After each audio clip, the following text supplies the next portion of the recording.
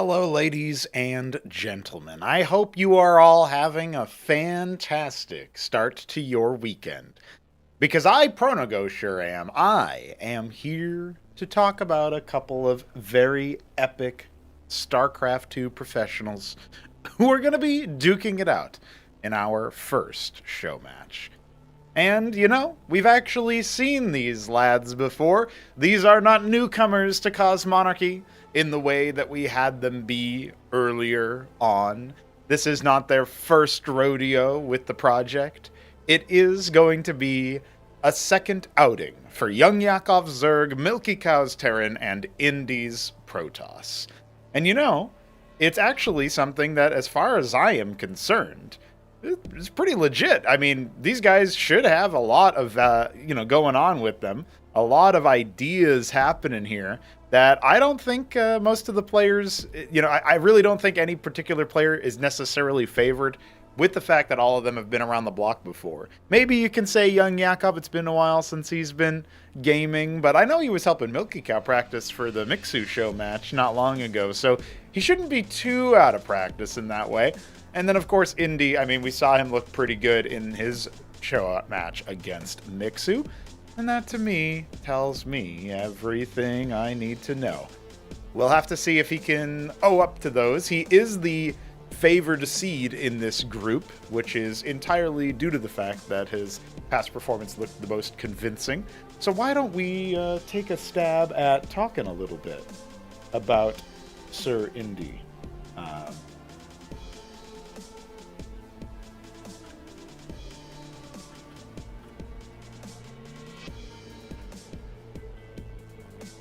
We'll have to wait and see how Indy goes, because he was actually selected as the first player, but he is currently updating pre-release. So you know how that can go sometimes.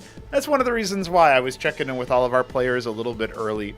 We'll see if he can get everything ready on the technical side of things. But I hope that you guys will welcome him to Cosmonarchy. Welcome him back to Cosmonarchy. He's certainly a man who needs a little introduction if you're from the Polish scene in StarCraft 2.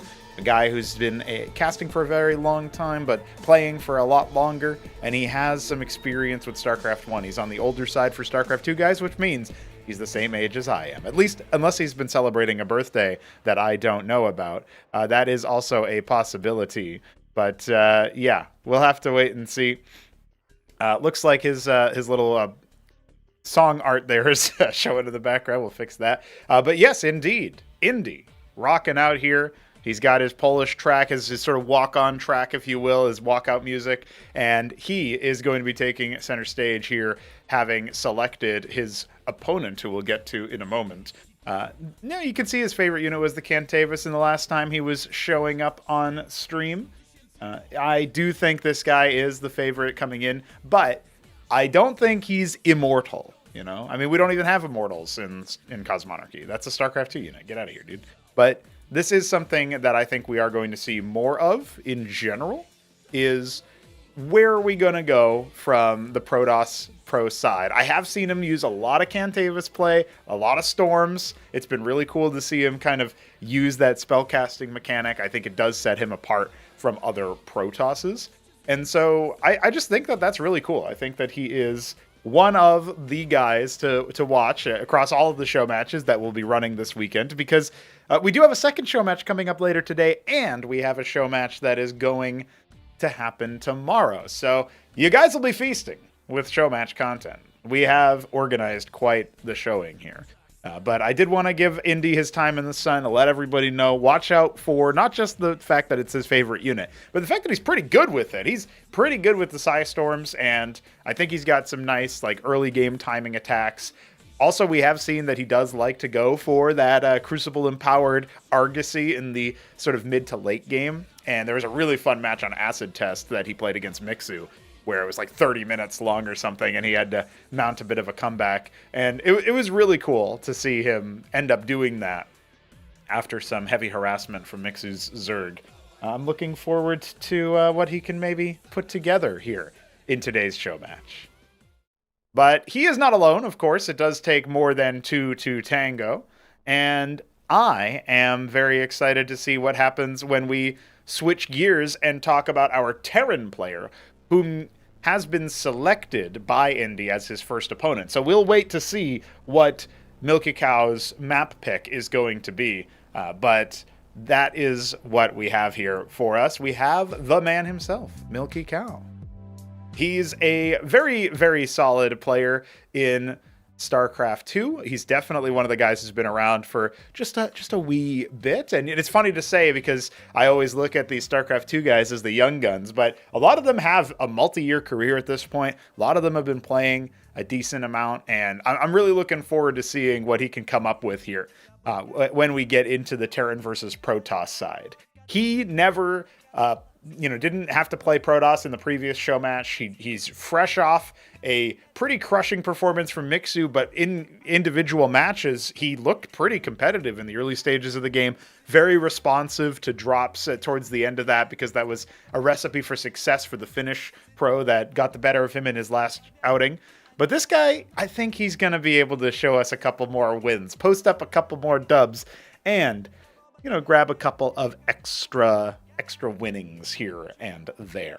So looking forward to seeing milkicow on the proverbial server, because this is not, I guess we have Crown Link, whatever. It's kind of a server, but that's not where we see him. And on the battlefields of Cosmonarchy, which do include some ported maps. So I'm looking forward to that.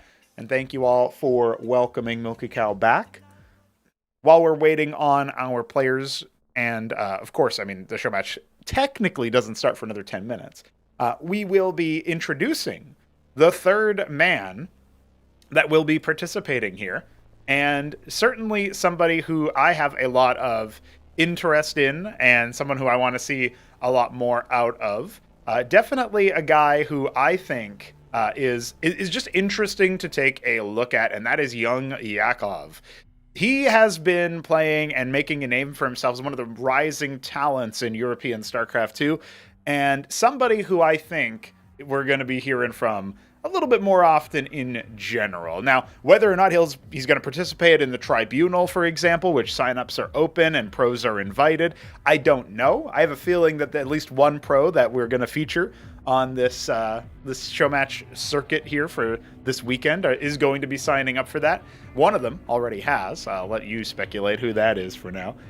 And I do think that Yakov is going to be able to post up a couple of dubs. He did get the better of Trigger in his show match against that, but that was the same show match that HonMonO participated in and crushed everybody. There was one match on Maximus, though, where YoungYakov got into the macro, got into tier 2, started leveraging Sovralefts. It looked pretty good. And I really like the idea of, his sort of macro style playing out. If he's not able to get some more cheesy stuff going on, some more aggressive stuff going on, clearly he's got the chops to expand a lot. And at this stage of familiarity with the pros not really knowing exactly how to time out attacks or anything, that's going to be a style that has a lot of legs to it. So, welcome back, YoungYakov. Looking forward to seeing you in action. Legend, obviously, because he left the music field as any, and so of course I just picked the Zerg theme done by an Ozlix. Shout out. I hope that you guys are excited for this first show match. We do indeed have, we are just waiting on the map selection from milkicow, and then the first lobby will be hosted. I should also mention that Neblime has pledged to join me for the casting. However, we do not know how soon that will be. So at some point, you will hear an Aussie, and Vilius will think he's Shambler, and I can't believe it. Unbelievable. So I'll take this opportunity to thank the homies that have donated towards the show match funds. That was Biddy B and Godwheat and Shambler and Three Crow, as well as Hit 'em Up once upon a time. And that is because he sent in some money for an Atreus buff. So I put it towards the show match. You know how I am, guys. You know how I am. Maybe I should join a cast. Well, we'll have to see. We'll have to see what you think. Do you want to join for this cast, or do you want to join for the second round, match number 2, where we're talking about, a very different crowd? Obviously, we'll introduce those players when it comes down to it. But we're talking about some of the StarCraft 2 guys or we're talking, and HonMonO as well. So it's Ouya, Sziky, and HonMonO. What a match! What a match! I actually think HonMonO has a puncher's chance of not necessarily dominating that group in the way that he did the first time around, but I do feel like he's going to do something really wacky, and the other guys haven't done a lot of practicing in Cosmonarchy. So, I don't know. That's all I'm saying. That's all I'm saying. But we are just right now in a holding pattern, getting ready to get started. Weekend Wage is on the horizon as well. Next week, on the 31st of January, we'll be running another Weekend Wage, and we already have funded that goal. Don't let the poll down there confuse you. However, we are raising money for the next Weekend Wage, and I think once we do that, we'll open up funding for another round of noob tournaments. So, in a way, if you donate towards Weekend Wage currently, you are also donating towards another newbie tournament. So, just saying, just throwing that out there. Something that I think we can do just in time for Alexander's birthday. You know what I'm saying, guys? Now, it can't be on the day, because I got things on the day, but, you know, the day before. That's a possibility. That's a genuine possibility. And the day before his birthday is a Saturday, so maybe more people could show up. Although I will point out, Hit 'em Up's birthday, we had so many people pop in, 16 homies, plus the, admin's crew, showed up to hang out. Admin and casting crew and Nebline was there. They showed up to hang out on the Hit 'em Up hash, and it was just on a random Tuesday. You know what I mean? Like, we clearly got pull. We clearly got pull. Go ass says Hamster. Hamster's happy about that. Oh yeah, technically Ouya is in Clan Ass, Anti-Shambler Society. So, I don't know what Shambler did to Ouya. Probably just complained too much or something.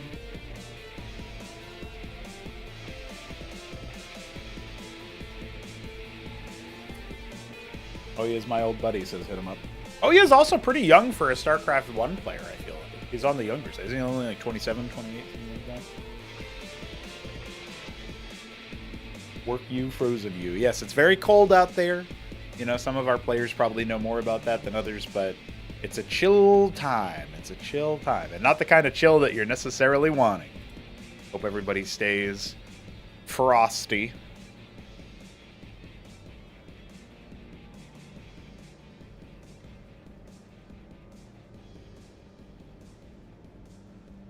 I'm definitely looking forward to what kinds of antics Indy and milkicow are going to get up to in their first match, precisely because it's something that I don't think I haven't seen how Indy plays PvT, and I haven't seen how milkicow plays TVP. I've only ever seen their versus Zerg, respectively.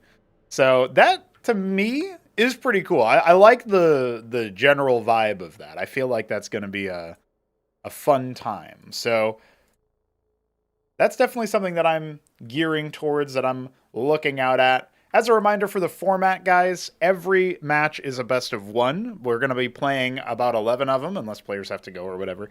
But typically, the format intends you to play 11 matches. That's what the prize purse is geared towards. Each match is worth $10. Our players get a $10 appearance fee. So that puts us at about $1.40 there for each setup. And yeah, at this point, we are looking at Indy with the first opportunity, Indy and milkicow, first opportunities to earn some cash money. Oh, I have a message from Nebline. Let's see what he says.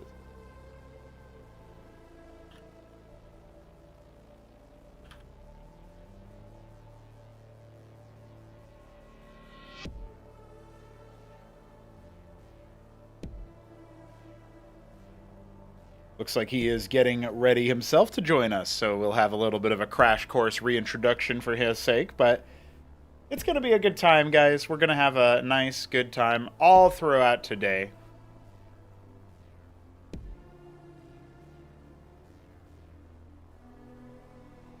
I've just about got my casting overlay handled as well, so we're good there. I gotta tell you guys, the cold was not a factor in my head when planning these, and the snowstorm is not a factor either.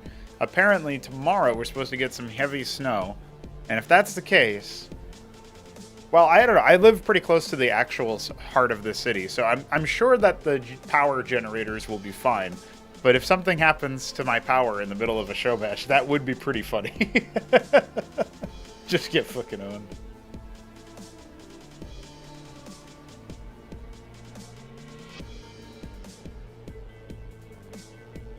Hey, YoungYakov is popping on the stream. We like that. We like that.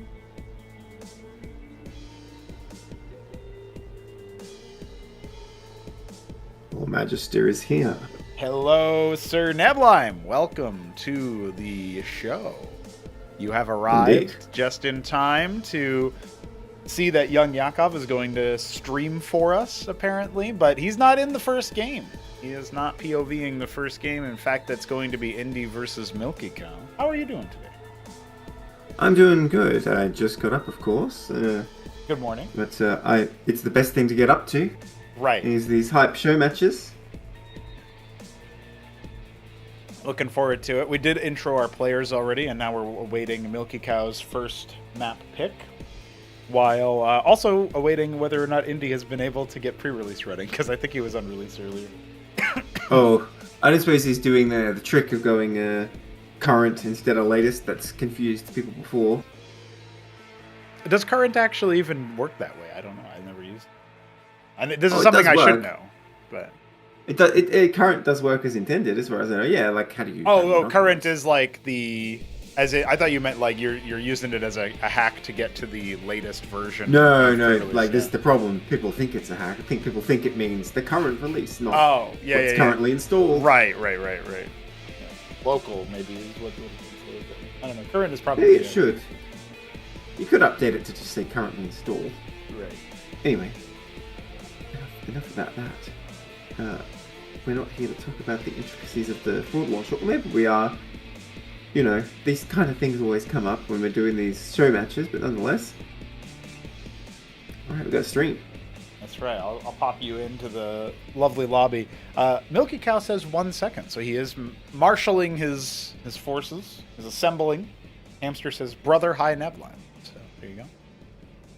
Nice. Yeah, hello there. Oh yeah, Hit him up and I were talking about him popping in for a cast. He wants to badger the StarCraft 2 pros for not making unit winning game. Oh, excellent. Which group, this one or the other one? No, this one. The next group does have a StarCraft 2 player, HonMonO, but the others are Oya and Sziky. Phew, that's going to be a tough. You'd hope they wouldn't need to be told, but you never know. Sziky, he's learned a lot since then. But there had been some games where you could kind of be like, wow, you have a lot of minerals.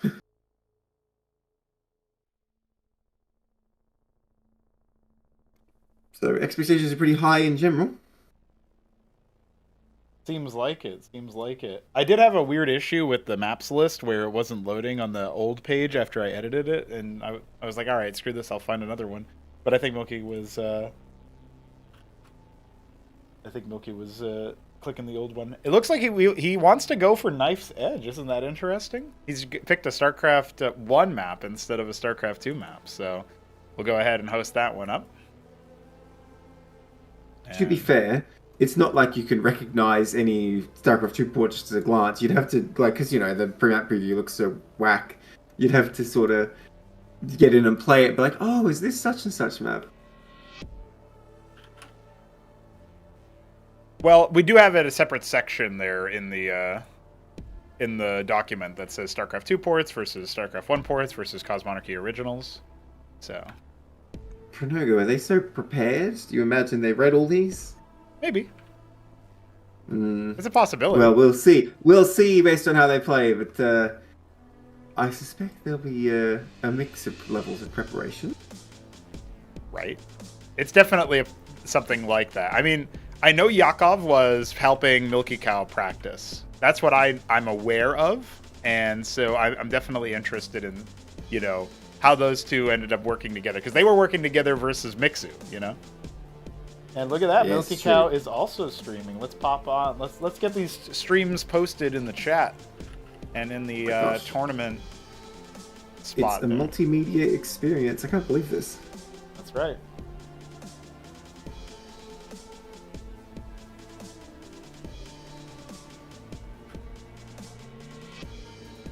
Let's see if we can get Yakov yet. That's right. Yakov is also going. We love it. Love to see it. Looks like he's doing some ladder right now, but he'll be popping off that ladder game. He's got to warm up, you know? Yeah. Ah, Sziky's playing in a StarCraft 1 tournament. Yes, he's playing in, I believe, the BSL, whatever it was, the non-Korean, I think, non-Korean championship, something like that. Is it all of BSL non-Korean? Yes. Oh, no, it's not. But it's supposed to be like including China, basically. Oh, they're keen. These players are eager. Let's go. All right. Well, we are happy to do it. We are happy to bring the action to you. Guys, we're ready. Indy versus milkicow. Indy selected milkicow, and milkicow selected Knife's Edge. Let's get rocking and a rolling for our first game. And we'll see. We'll see what's behind door number 1 here for these pros, getting their camera hotkeys set up. Has Indy played on Knife's Edge, I wonder? I'm not so sure, but milkicow is somebody who has played on this map numerous times, including to practice. He played it as a bit of an FFA map, actually, for one practice game, which was always funny. Indy is our purple Protoss at the 3 o'clock, and milkicow is Mahogany, Auburn, Terran. Go up to medium. Low latency without me in the lobby. Oh, I spoke too soon, did I? Yeah, it's nice. Just a little bit hitch here and there, but I'm sure it'll be fine. If it still does it now, I'll probably set it back, ironically, because it's probably just, one of those things that is every now and then will show up. Now, it looks like both players are banking a lot of minerals straight out the gate. They're both going to go for an expansion first. That's crazy. They're both doing it? That's right. Oh my god, you're right, they are. Oh my god! Okay, I'm intrigued by this. I don't know how much they play, but I feel like both races can easily kill this of the other if they went for a production structure. But they're both keen. They both say, no, I'd win. Well, this is going to be a macro game, I guess. I guess so. Milky was up against Mixu in that show match, and I think it was Shopdog who said it. Just wanted to play macro, and he kept getting bullied in the early game, and had to force off into an awkward situation, and eventually got overwhelmed by the Zerg later on. It wasn't just a over in 5 minutes type deal. Although some macro games are over in 5 minutes in StarCraft too. What am I saying? But these guys were having a serious romp of it in the show matches before, where they were doing some more aggressive stuff. Even though Indy went Nexus first, this could be an aggressive Nexus first, which sounds like StarCraft 1 terminology, but it really could be. Well, it's StarCraft 1 Nexus first, just like a normal opening, to be honest. That's right. But yeah, we saw milkicow sort of pull it off against Zerg, but that's a different matter with Ministry first, I mean. That's a different matter than in TVP. But I do like the 3 gateway follow-up. I think, you just got to spam out those gateways, as you know I'm a fan. Now, the stockades, on the other hand, I'm not so sure. Obviously, once you're, committing to a Ministry first, you're thinking, oh god, I better make units pretty fast after that. But nonetheless, I'm not sure how I feel about being locked into stockades. But it might well play into Indy's hands, or vice versa rather. Indy might well be playing into his hands, because if you just mess up a bunch of gateway stuff, I feel like the bio is actually going to be superior once it's in sufficient numbers. Now, he's just going to be turtling behind an anchor here. But, I don't know how I feel about this, because Drax could come and harass this pretty hard. But it isn't a Drac, it's a Legionnaire. In fact, it's many Legionnaires. Indy is 4-gate Legionnaring right now. Interesting choice. This cannot break through against Bio, I don't think. I don't really see that happening as long as milkicow picks the production up. Can Legionnaires get through there? No, but Legionnaires can technically get through anywhere, although the rallies are off. So hold on, Milky's actually gonna have to lift this, and it might be the perfect time. Well, no, he decides against it. I wonder if he's hiding these Mavericks, or does he think that there's going to be an air harassment? I'm not entirely sure. Maybe he was worried about vassal play or something like that. But he puts one anchor, one unit inside a bunker. Classic StarCraft 2 technique, just so that it looks like it might be full because there's an animation there. Not so in StarCraft 1 or in Cosmonarchy. Indy just looks at that and says, "Okay, I'll take my base number 3. Why don't I?" Oh my god! At 3 minutes 45 seconds, he's taken our third Nexus. I think he correctly saw what was at the front and realized it was Ministry first. Even though he didn't scout it at all, Yeah. he was able to realize, like, oh, right, you've only got, like, a couple of units. And yeah, again, you're like, this is a very StarCraft 2 game. This just like, they've transposed StarCraft 2 straight into Cosmonarchy. Oh, it's 3 minutes? Shit, my third is late. You know, that's StarCraft 2 in a nutshell. Oh, look at that. He's getting the seed as well. I am liking what I'm seeing from Indy. He clearly has some ideas about what he's doing. Now, I hope milkicow has more depth of strategy. He got a lot of gas. He's going to get tier 2. Oh my god, dude. What is this game? It's a 3-minute third base versus a 4.5-minute tier 2 on 2 base. Both of them going expand first. Wow. All right. I'm ready for it, boys. Let's see it. The Legionnaires and Hierophants alone are not going to be able to break through this. Second anchor on the way as well. There's plenty of Mavericks to jump right back in. Oh, I guess he's just spinning his shield. Oh no, the stockades are slowed. If only they actually slowed production, that'd be cool. No, it doesn't, but it does slow their movement when they lift off. So that's why they can be tagged. If he kills it, does it drop a corpse? I suppose I know that it doesn't. I believe it does. We'll find out. Because it looks like he's going to kill it. That does more damage than I would have thought to a stockade, you know?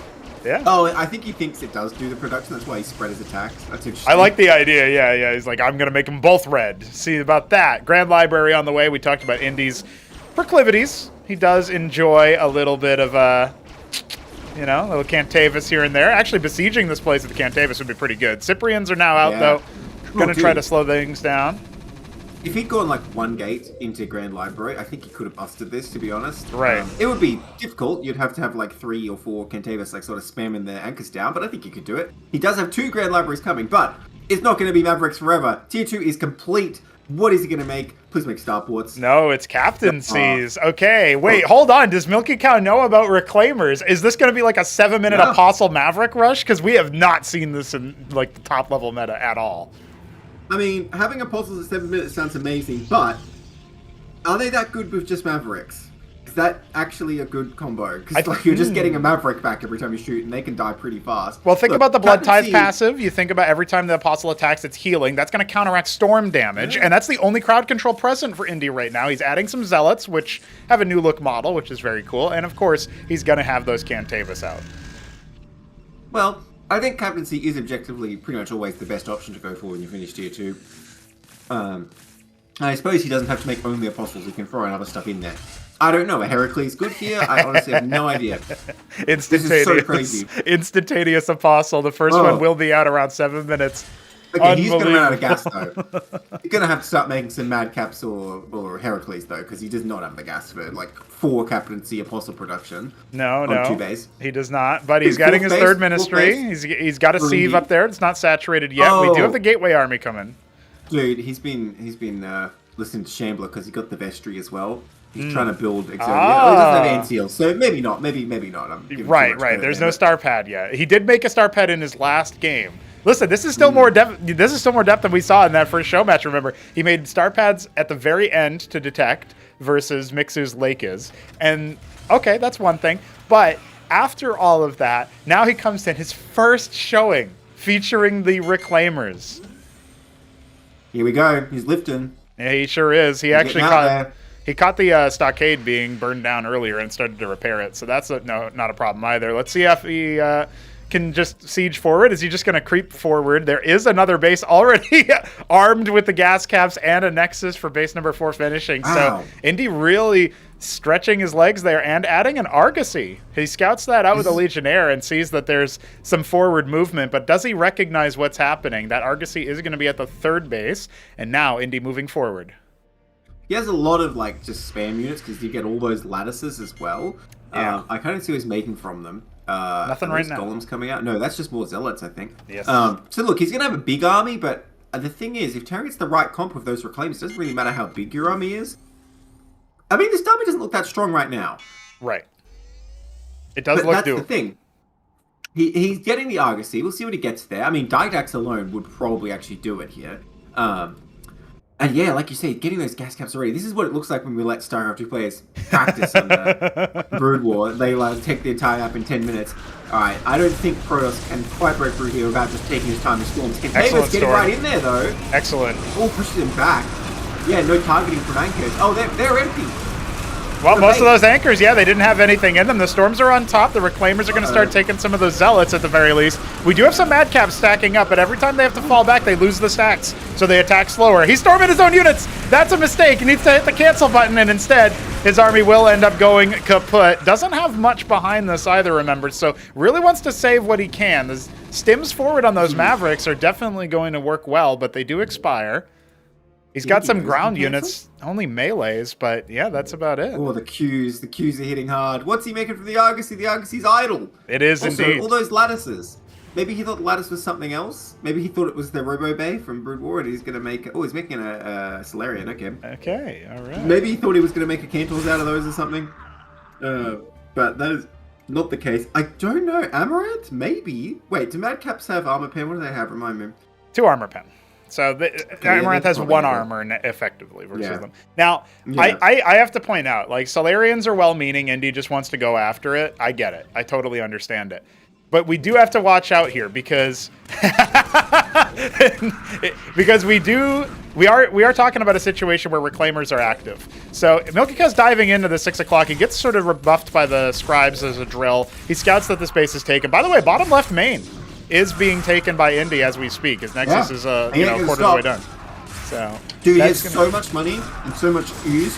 He could get just like a couple cannons each base. I know people tell me I'm so wasteful of sack defense, but come on, man. That's in right. This situation, your army is being shot out of position, and look at this. He's going to get punished for it here. Oh, no, don't let your apostle die. Okay, no, he does come back. Oh, boy. I don't know if I like this situation for Indy. His army is too spread. The healing from the Shamans and the Apostles is way too powerful here. And he's stealing the Zealots as well, some of the Amaranths. The Solarian comes online, but there's no crowd control with this. He needs to right-click those Apostles, and he needs to get out of dodge. But the Madcaps are fully stacked. The Madcaps are fully stacked from the previous fight. He chews through all the Stewards. The Solarian has nothing. But he can't claim it because there's no other enemies. That's the funny thing. GG milkicow has done it with the 2-base 7-minute Apostle Rush. And Indy, his multi-base gameplay, not quite sufficient there. Yeah, I gotta say, macro actually kind of fell apart for Indy. He was banking so much, and queuing so much as well. If he was sort of just making basic units like he was, but spent all the insane amount of money he has, I think he could have done like a 360-degree surround and smashed him. That's right. milkicow came in and knew what it was about. He knew the comp he needed, prepared it, and off he went. Yeah, that was pretty intense, man. I am impressed, and I do want to see more from that. I want to see what that evolves into, but we have to wait a little bit before we get Indy back into the driver's seat. milkicow taking game number 1 does put us at a Milky versus Yakov matchup next, and Yakov will be selecting the next map while I get our overlay ready to go. So, guys, that was a pretty exciting first round. I'm pretty happy with that. I like the way that this is looking. We do need to see a little bit more from Indy, but I really love the ideas on both sides. I got to be honest. Well, you know what that shows me? I think Indy is like pretty comfortable with like the game as such, but it seems he doesn't have much like meta knowledge. Like you say, as soon as you're doing what he wants to do, making the Kentavis, milkicow clearly either someone showed him or someone told him apostles are really good because he didn't have any hesitation, and he like was able to adapt so well. I don't know if he sort of saw the fact that Protoss wasn't pressuring him at the front or what, or he was just always going to rush for tier 2. Because that 2-base tier 2 rush is kind of crazy. I do think there are a lot of things Protoss could have done that could have bashed down the door. Also, if he made Didacts, if he had like 2 Didacts in the big fight, I think you can win that. Because you can't just stasis so much of it that it's going to be hard for Terran to engage. And, you know, the cloak actually helps more than you'd think in combat. You know, it seems like at face value, it's like, oh, you decloak on your attack, so is it even useful? But actually, it's kind of huge because it messes up the retargeting all the time, especially if units like Mavericks where, you know, they don't do much damage per attack. Right, and on top of it, you also have to factor in the idea that every time you are having an attack that does take a while to reset, like in a Cantor shell, they're actually recloaking between attacks sometimes. It depends on your other comp, but yeah, absolutely can be a pretty big, win there. Or you micro back or whatever and wait for them to recloak. Can Tavis decloak when they cast a spell? Cantavis, yes, they do. That would have been OP as hell. Oh yeah, He doesn't know what pre-release is. It does look like he does not know what pre-release is. You send him a screenshot of the launcher settings as they should be. Yeah, I'll do that right now. The launcher doesn't have any localization, does it? There's no. There's no different Okay, language just in or case anything. that was an issue. Wait, where's Indy even from? I don't even know. He's from Poland, but the other two are from Russia. So Yakov is having that. Okay. We'll have to see if he can do that. But yeah, so that'll take a little bit for Yakov to get in here. As a result, it will take a start to download. Hit him up. Says no one allows me to greet, so none of you are allowed to greet. Yeah, I mean, look, man. Next game, someone else plays against these guys. They're going to be like rushing because like, you can kill that. You can kill that. Right. This ain't StarCraft 2 where you're like, oh, jeez, how many town centers do I open with first today? Honestly. Well, it seems like every StarCraft 2 comp, there's always that game where someone just goes double town center first. It was like a brilliant risk, you know?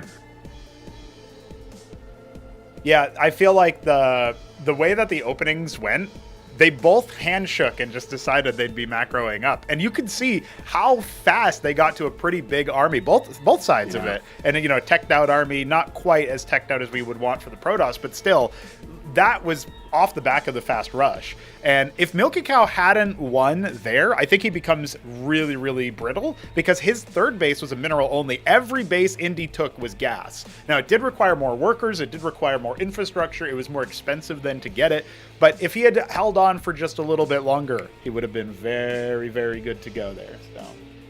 Well, I'm not saying this to bash Indy. I'm just pointing out like how much money he had. He could have had like an army twice that size, I think. In a way, the Argosy was kind of just a complete waste of money. And the second one he was getting, because he didn't really utilize it, right? If he wanted to just make the 8 tier 1 structures and double down, plus the 2 grand libraries, I mean, you can just have like the Protoss version of Zerg, where you just fill the army, the map with your army. Right. Well, also, there's another factor of like, if you were to add a Crucible by those Argosies, that might have helped. I also think that versus that composition, you know, you think about one of the big issues with going up against Apostles is the fact that they just take the corpses of their units and your units and they reclaim them. Well, you can use things like, Auroras are a little bit dicier for this, but you can use Heralds, you can use, which you had access to from the Grand Library, you can use Pariahs, which consume the corpses of the enemy when they, hit them. So these are both ways to do it. The Herald is really good because when it dies, it consumes all corpses in the area. So it's a great anti-apostle technique there if you, can figure out a way to get enough of them forward as your front line where they are falling, yes, but in the process, every time they fall, they take all the corpses in a very large area around it and say, nope, you can't reclaim that. You can't do anything with that. And that's a little corpse management thing that, corpses as a resource, not really something that's common in RTS play, but. Yeah. Well, Herald Positron would destroy that, but it's like very all or nothing. It's like either you kill the entire Terran army or you lose the game. So correct. Maybe. I think the Cantors would be pretty good, like they usually are. And one of the best things is actually Architects, because you can kind of just find a nice choke point to shoot through, and you kill so much random crap every time you fire, because it's just like Mavericks. They die real fast. Shamans don't really help against that either. So if you can get there and you have like a decent-sized random chaff army, plus a good number of Architects behind there, it really can handle that pretty well. There are options, we agree. There are options. Like I was saying, even Didax, just plus basic stuff, I think could have done it. Stasis, that's a big one. Yeah. You need to strike with very good timing, because the Stasis does not last as long as Brute War. No, it's 8 seconds instead of 40 or whatever it is on StarCraft 1. It's really a miracle that StarCraft 1 is balanced with their spellcasting. They're not exactly balanced units, but it's a miracle that the matchups remain with play on both sides, despite the way that the spellcasting works in those games, really in StarCraft 1 especially. So one of the things that I was also thinking about, Yakov is in, is that we will we're going to have to see how the meta unfolds. But I feel like with StarCraft 1 showing us the way of like, you can have really busted looking stuff and not touch it for a long time, and people just figure it out if they care enough about the game. Well, maybe that's how it is in every game. You never know. Well, all the busted spellcasters in StarCraft 1, you do have to tech quite a bit to get to. Indeed. Well, we won't have to be teching for very long, or will we? Will we see even more tech? I don't know. This is going to be an interesting one. Do we get the handshake, base expand first, Do we get Yakov, trying to do hatch first and then getting, 6 stockaded by Milky? What are we going to see here in this next game? Yakov has not played in a show match since he played versus Trigger and HonMonO, which, Nebulon, you remember being, that being a very one-sided affair where HonMonO did practice, the other two hadn't, and, obviously HonMonO just walked up and cleaned house. So, however, Yakov did defeat Trigger in a 1v1, so it must be said he was the only other player to win a match in that show match. But with Yakov coming in here, having helped milkicow prepare for his TVZ match against Mixu, there is experience in this matchup, where Indy, that was, I believe, his first ranked, versus Terran match. Yakov will have versus Terran experience because he helped milkicow prepare.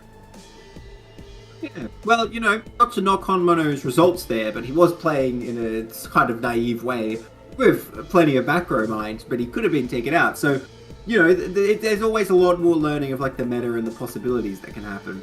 I want to point out, by the way, I feel like Ministry First can be fine against Zerg if they open Hydra, because we saw how you do it with like the SimCity and stuff. But I think Quaz can kill it with the correct play. Zerg should be winning that. So we'll see what he tries. Now, is YoungYakov going to pick Zerg here, or is he meant to be random? No, he's just, I think he joined the lobby and had to get up and do something, I'm guessing, because, once he selects Zerg and he needs help, he says, with his stream, XD. Okay, let's find out what his stream is experiencing. Let's find out. Maybe we can pop in and see symptomology at the very least. Oh, okay, he's probably trying to get it to capture the game, is my speculation. Oh, well, he just popped it in. It's just he needs to control F the OBS thing probably. Let's see if we can type in. I don't know how to say that in Russian, obviously. So. Beaver. Quick hamster. Go to twitch.tv/YoungYakov. I mean, in English, it's fit to screen or whatever, isn't it?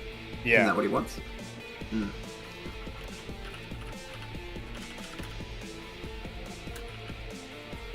Yeah, why is Hamster not in this group to help us out? The Discord chat, I mean. Should have got him in as the official translator. It's true. Well, I did just try to send a message real quick. We'll see what he says there. But it looks like he's going to be showing it off to his homies. I have no idea if what I even sent was intelligible. No, it definitely wasn't. Cosmonarchy is all about ruining the weekend with all this awesome stuff. Oh, he's gone. No. Who's gone? Oh. Yakov. Yeah, he probably had to hop out and check. He's probably going to go into like a single player, check that it's working properly. Some games do have this weird thing where they'll show the menus, but not the in-game. Yes. So. Staratham says, my Saturday about to be ruined. Yeah, that's what you were talking about. Yeah, I agree, Crankendow. I agree. Improved, elevated even. We are indeed waiting on the debut of Yakov. Cool to see him. His background is even like legit giving me like Orthodox Russian vibes, you know what I mean? It's like he's got the carpet on the wall type deal. It's pretty good. I thumbs up on that one.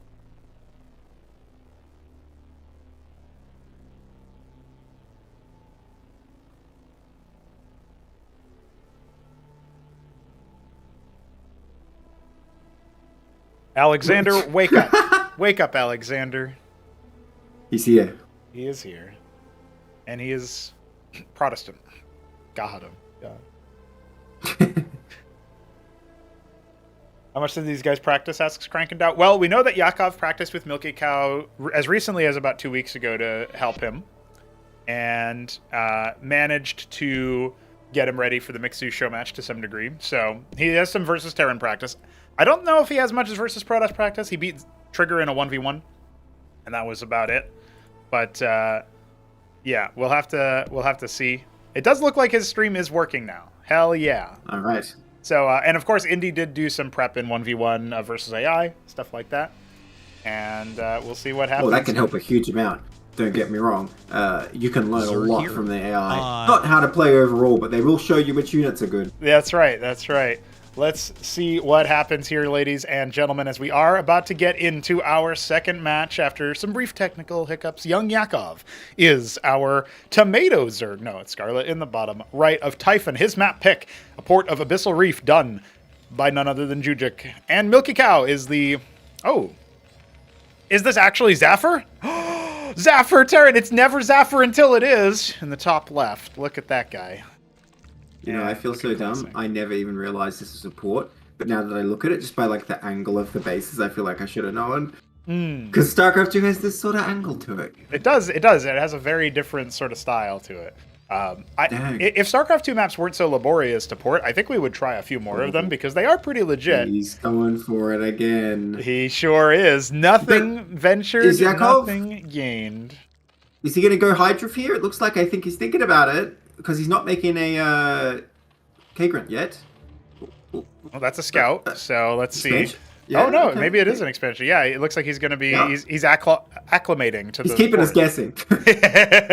No, this is an expo with gas, so I wonder what is because he would have already had the minerals for it, obviously. But I wonder what is expansion then Lavos? Yeah, it could be. Zork is opening. Ooh, that's kind of legit. All right, well, Ministry's down. You know, this map has those little minerals to help you wall or, you know, body block incoming attacks. Obviously, you can deplete those, and many do.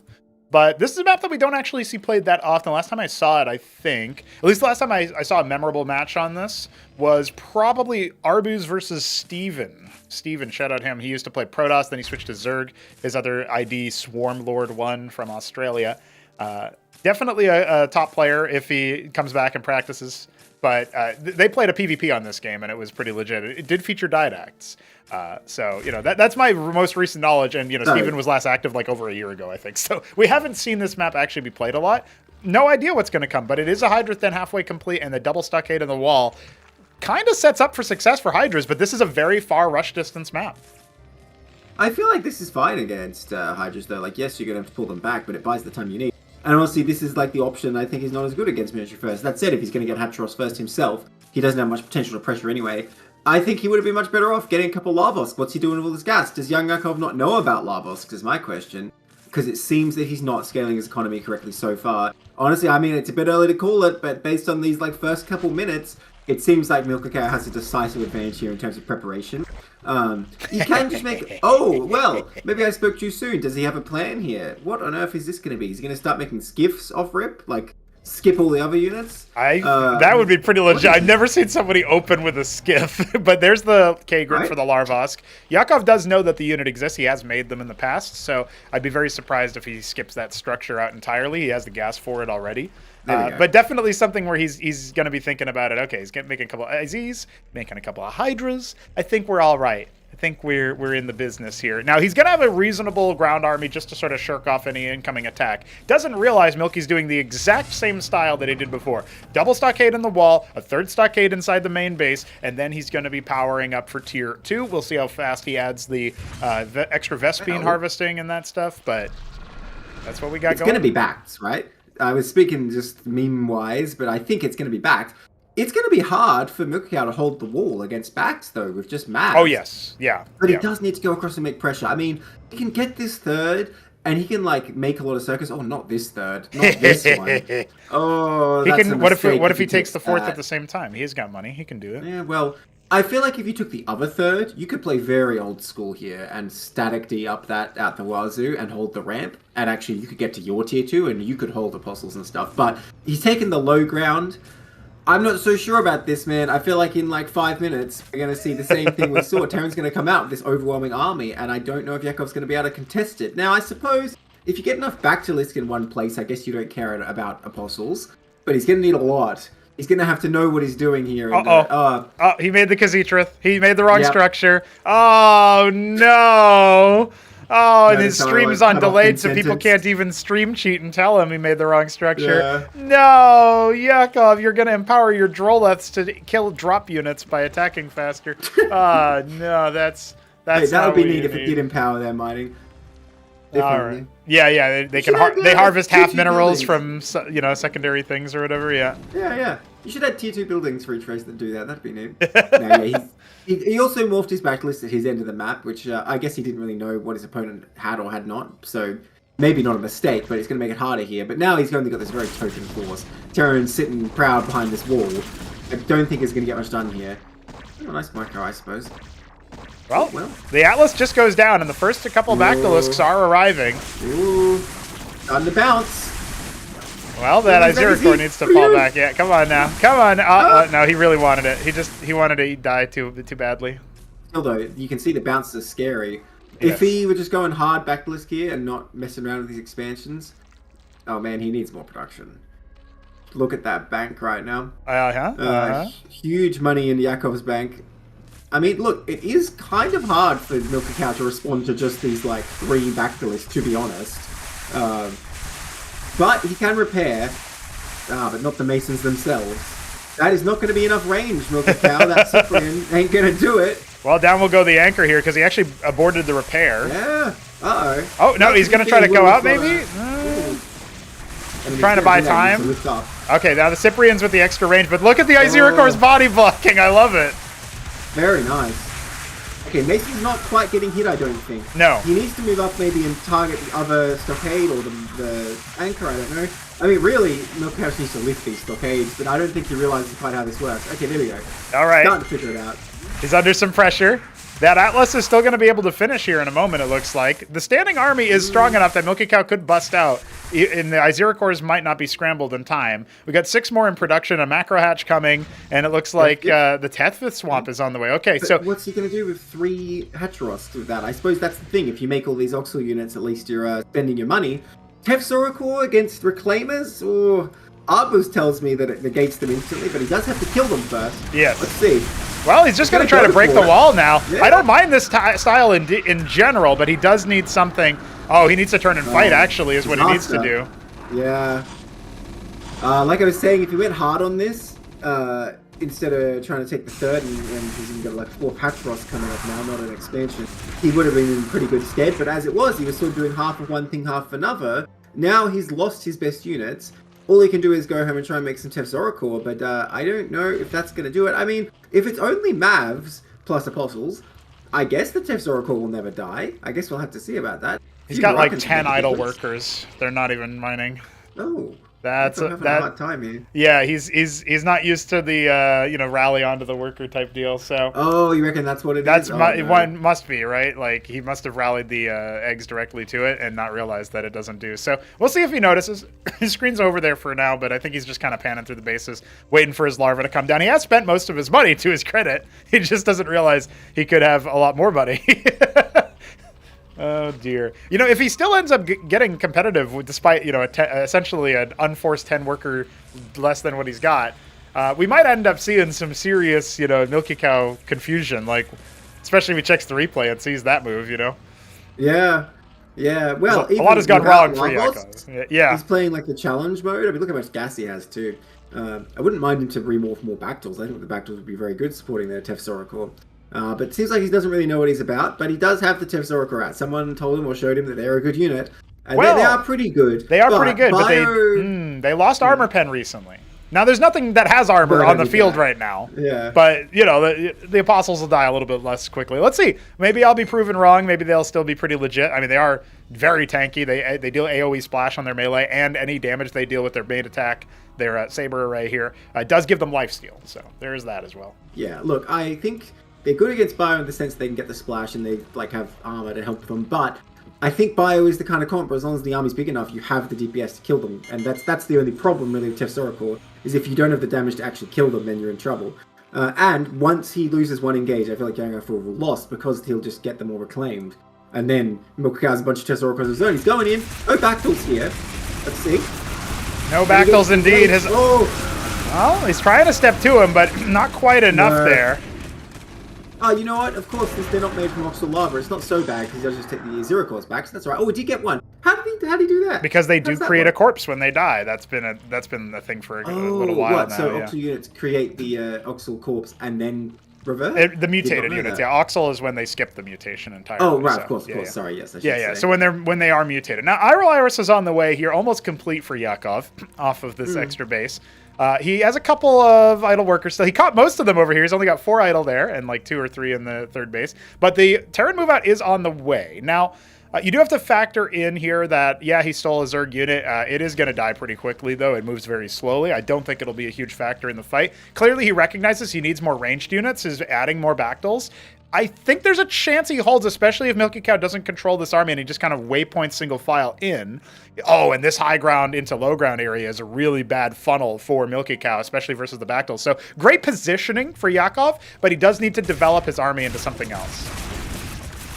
Yeah, well, if he gets the right engage, and again, I feel like if he just invests in Bactyls, which he has a lot more of now, it might be enough. He's got his one Tefzor Yeah.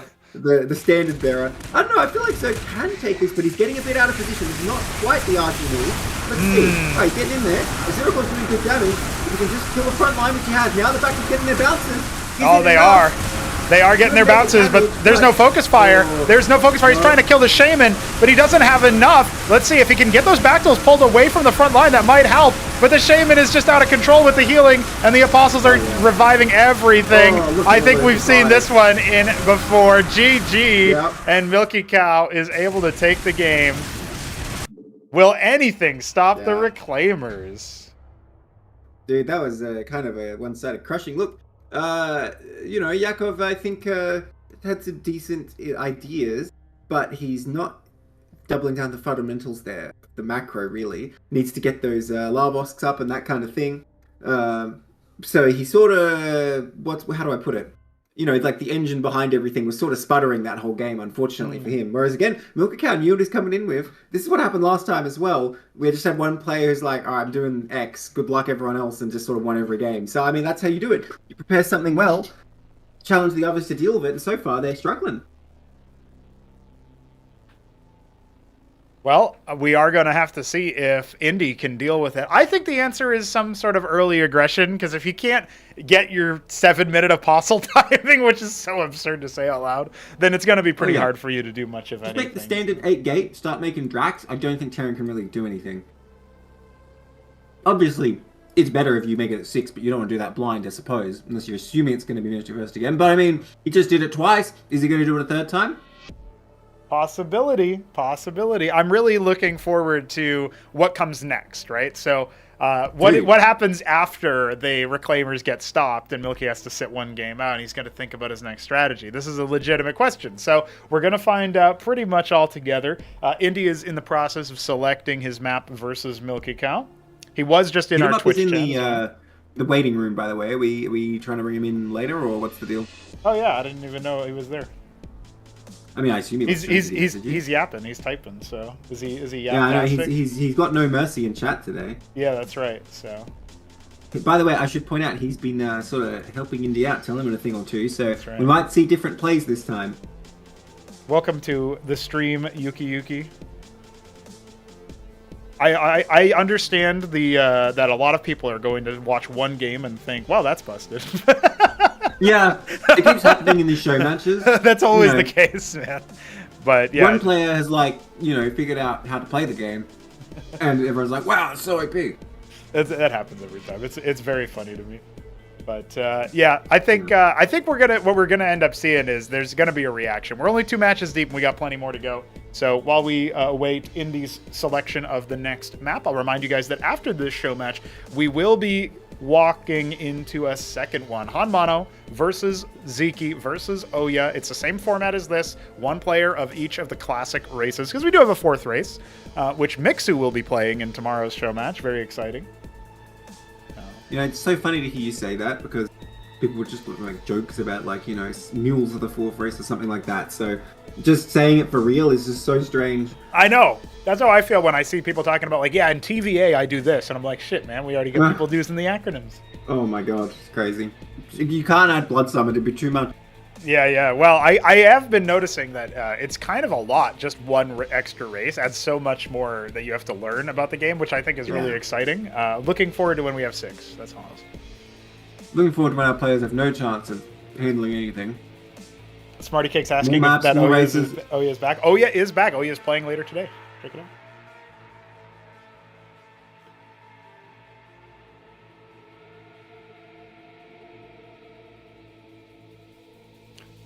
Yeah, we've had various game states with the Reclaimers where they have the limited timed life.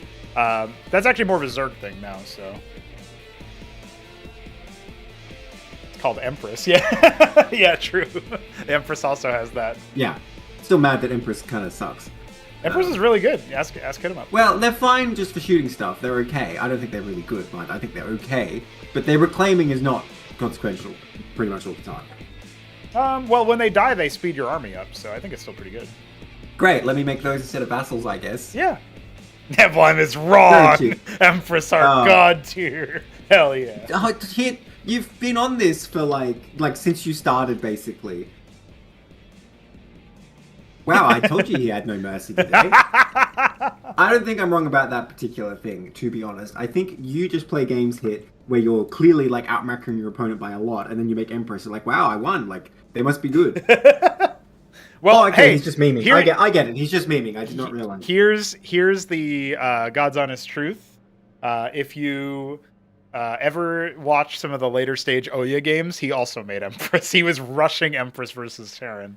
So he thought they were pretty good too, which isn't, I don't do arguments to authority or appeals to authority. I'm just saying he also, it seems to be convergent evolution among top Protoss. That's all. I think they're not bad. Confirmation bias proves they are strong. Nah. I don't think they're a great unit. Like, they're not the kind of unit like Uptecton, like he's talking about, where it's like, damn, I made an Uptecton, now I win, They ain't that kind of unit. No, that's true. Uptectons are still pretty strong, for sure. I mean, look at me with the Magisters. Hit him up doesn't like her Magisters very much either. But that's the kind of unit Empress are. It's just like, oh, well, I made all these units shooting you from long range. What are you going to do? I think it's the same damn thing. I will say, since people were talking about Apostles, I have recently... How much was supposed to pay you hit? I have recently adjusted the Mind Tyrant to require energy in order to...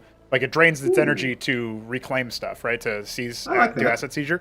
And glad we nerfed that Protoss reclaiming. You can see that in action just now was really strong. Yes, it was really good. Oh, okay, we're going to go to Blackwater Bastion, according to Indy. So he's made his selection. He's meditated on it. So let's get it rocking and a-rolling.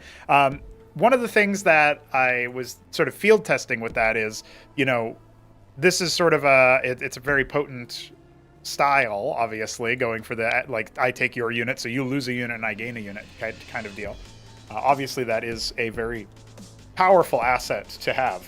But on its own, I think that's sort of mechanism where it requires energy and then, you have to regenerate the energy out of combat is a pretty interesting and appropriate thing. So what I could see happening for the Apostle in the future is like each proc of its attack drains 5 energy to heal, because the heal is pretty good actually. Maybe I can buff the heal even, but it's pretty good as it is.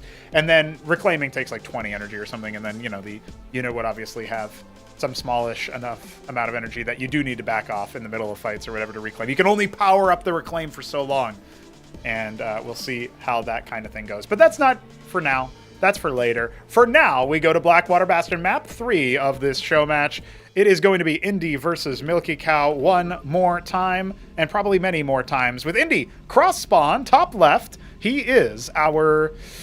Oh, this is a tough color. I'm going to say Beaster Brown, Protoss. And in the bottom right, we have milkicow, the maroon Terran. Much easier color. See, normally I'm rooting for you to screw it up, but I'm impressed. I am pleased you got that. See? Well, I got that one, and you know what else? I have, I did guess Zafir correctly, so I feel like I deserve some credit for that one. Zafir, it's never Zafir, but then it was. Yeah, there you go. Well, it looks like it's going to be a ministry. It is, yes, but can I just point out that Milky in the thread that we're using to organize all this, he wrote ZZ. Yakov took a while, so Indy fell asleep, which makes sense totally. Yeah, he did that. What a guy. Just wanted to throw that out there. Everybody behind the scenes can see it. It is indeed going to be an expansion for both players, so they are not abating from that style. So what will milkicow get away with this time? This is a big mistake from Indy, and I feel like he was told in stream chat. Like, he just needed to rush. So, I don't know, man. No sympathy if Indy loses again. But hopefully he has a better idea of how he's going to sort of macro up and what he's going to make. And again, this makes me worried for everyone who's not milkicow, that milkicow has come in with a strong build here, and neither player is adapting so far. Okay, to be fair, for Yakov, he had the one game. Right. But Indy's not really adapting so far. So, I am very dubious about this. He must have some different plan, I hope. Or maybe he's just thinking to himself, like, I just got the wrong engages, or, the map. Could've but I been. want to see what Indy's bringing. I want to see what he's going to do here. He did not get a second gate, so already that indicates he's thinking something. Maybe Yes. he's going to Grand Library straight off, but he did stop. No, running gas. he ended up just getting the second gate later. That's what he was thinking. Dude, he pulled off gas for a minute, then he went back. I don't know what happened there. Anyway, Neblime is a Protoss player, by the way, so he will Yes, he will be giving some critique. By the way, when you win as Protoss, when you win as Protoss, does that mean that When? you're going to turn Not if. into an Ascosi player? That was no, the original I'm going to plan? go Terran. Terran's Ah, next. Okay, Terran's next. Yeah. Because you only Yeah. won the one time, and it wasn't Acropolis, it was Ascensions, that kind of vibe. Yeah, exactly. Okay. And some will say that that was barely a win, but I want to say that Hamster is formidable enough that I'll take a win against an exhausted Hamster as a legit win. Right. Even if it had been best of 5 instead of best of 7, he would have beaten you, which is probably where people are saying that kind of thing. They're like, "Oh yeah, he basically won." But, if the format was different, I would have won. Yeah, I've heard that before. So. Hit him up pointing out though, this is all academic because I'm stuck as Protoss forever. Look, man, I don't have the time to win a tournament. The only way I'm going to win Acropolis is if something terrible happens to the scene and it's like dead and like I'm like one of the only good players. We go back That's to the only having way like I'm gonna pull this $100 prize pools or something. Yeah. And so it's I all don't wish Neblime's that upon the funding game. too. It's been Oh, no. Hit him up's wrong. If I lose the gauntlet, I'm free from my vows anyway, so... And I don't have time to play in a Tribunal number 4, so gauntlet is still a possibility. Right. Well, it's unfortunate because so far the sign up list is mostly class 2, class 3. So there are no. Maybe I should sign up anyway and just like play and like lose because I know I'm not practiced. You know what? I will sign up after this. It just on the understanding that I have not played in a couple weeks, I'm just gonna lose. Okay, understood. Except for when you win, then you're gonna be like, huh, okay. Now, the Drakadon is the adaptation, and we do have an Ardent Authority coming up. So there already are some different tech choices being done by Indy. He's dialing this one in, and he is going to start pressuring the stockade wall. So a little bit of initial adversity for milkicow to deal with. You can see him trying to step forward. I wouldn't mind trying to, get a little bit closer if you can. Try to maybe pick off those Cyprians, but as those end up coming in, the Mavericks start to storm out. Yeah, I don't mind this at all. As long as Indy can do stuff at HonMonO's doing this, you're just going to get some value here. Just be a little careful, but it seems like milkicow is not aware that he can sort of chase these with stim. Although it might be a losing game. I don't know. It depends on the micro. But there's only 3 of them. I mean, like 12 maps run at those with stim. There's not much they can do. Pretty spooky, yeah. Akantor's going to be better here. Got a second Ardent. I don't like that. I would really rather he teched up to Unitary. Because like I was saying, I feel like Architects are very effective against big reclaimables. But I guess if it's just Maverick plus Apostle, Akantor's are probably going to do it. Well, yeah, I have a feeling it's mostly going to be that. There were some madcaps added in here and there. This is a situation where with that third base coming for Indy, he's clearly throwing down the gauntlet and saying, you're just doing the same style. I know what you're about. And milkicow, to his credit, is expanding faster this time around. He had a little bit of excess minerals, and he is getting his sieve a little bit later this time around. But Tier 2 is on the way now for him. And so we will be seeing the same style. Might come out like 30 seconds later or whatever, but not as dialed in as his first game. Indy's better prepared for sure. Yeah. Akantor was. I'm just thinking, what do you get out of captaincy to be good against that? Olympians wouldn't be terrible. Sirens are probably good. So you just suck the Akantor in somewhere where it just get killed instantly. Maybe. Because, yeah, if you have, like, a lot of Akantors in one place, what can Bio do against it? Just make Akantor Solarian? Yeah, Nightfox might have a point there. Akantor Solarian probably not bad. Yeah, if you can use the Solarians to right-click the Apostles and then the Acantors chew through everything else, that could be really legit. I've summoned Shambler to join the Tribunal as well. Oh. So it's going to be the rematch, me Yeah. trying to avenge myself. No practice Shambler versus no practice Neblime. Right, here we go, Mavs coming up. And this is what I was talking about. These Drax can't really do much here, but you are whittling down the health of the Mavericks. There's no Shaman out here yet, but he does push him back from getting any pressure.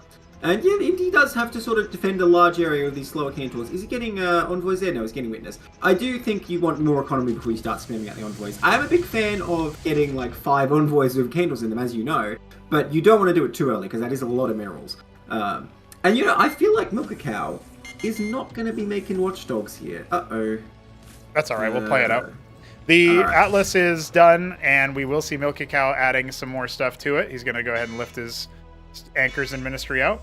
I still haven't seen a player ID, so we'll just play out until then. Well, that was it said your idea is 4. Yeah. It didn't give me a name. New It always system. gives me a player name after a certain point. Yeah. So it might be one of those false alarms. We have seen those before where it Well, hopefully prints it's out just the us anyway. error. Yeah. But we have all the captaincies coming up online here, and it does seem like with the Vestry add-on, we are going to see the Shaman add in with the Apostles. We've got the Drac Cantor, and extra gateways added to the third base. Looks like a base number 4 coming up That's at 12 so much o'clock. gas, man. He really is just like as many apostles as I could possibly make. Yes. Seems to Yes, work. exactly. They're Yeah. pretty good. They are pretty good. Yeah. My question is, does he have a plan beyond that? If apostles can't win the game, is he doomed? It's a possibility. Well, you know what? Another thing is the witness is parked over here. It is watching what's happening right before our very eyes. And we do have the Apostles coming out slowly but surely with that 5th captaincy finishing. So, there's going to be plenty of advance warning here. That's for sure. Well, we need to see Indy with some higher tech. He's not. I don't think he can pull this off of a Cantor unless milkicow is just only making stockade units plus apostles forever. And look at that, we have 2 more captaincies come up. So both of them are sort of stuck. Okay, frustration stage, not a fan, but I guess if he gets the mine turret, that's a pretty good stopgap. And then he can get tier 4. So if he's just going for the tier 4 here, and that's the cheap option, I do like it. But if he's going to make like pariahs, I really don't like it. Well, the Acantor is crawling across the map, and on top of that, milkicow is in a situation where he's going to be going up against not just tier 2 Protoss and then eventually tier 3 Protoss, but Obtectons were talked about in the chat. He was informed of the Obtecton earlier. I agree with Hit that against this, you get like 1 Obtecton, it's basically over. Like, there's not much you can do. So that would be pretty strong. And yeah, the frustration stage is the cheap way to get to the tech you need to the Ancestral. Now, this is the problem for milkicow. He needed to sort of push the enemy across the map, but the Drax kept him back. And now once the Acantors get here, you don't have any room to micro. I mean, this might end right here. He's coming out here, but now he realizes, oh no, what are those? Right. Sentinels might have been able to hold this off, but there's no time for that now. Indeed, Oh my god, they're indeed. just going to crawl one in here. Yeah, he doesn't have any God. money to spare anyway, so it's not like he can spend it on anything else. Don't engage, milkicow. This is going to be a slaughter. It's going to be pretty bad here. It's going to be pretty bad. And it looks like with the Apostles trying to get a bit of an arc, that's actually pretty good, but we got more Draconids to be meat shields. Oh my god, the splattering. He's trying to step to him, but it is not working out. The Acantors just dive forward, and Milky knows what's up. GG. That was a crushing way to answer that. People still think it's OP. Change your minds. Well, who said in chat, was it Nightfox saying the Cantor alone beats this? They were right. Whoever said that, it might not have been Nightfox. I guess you don't need higher tech.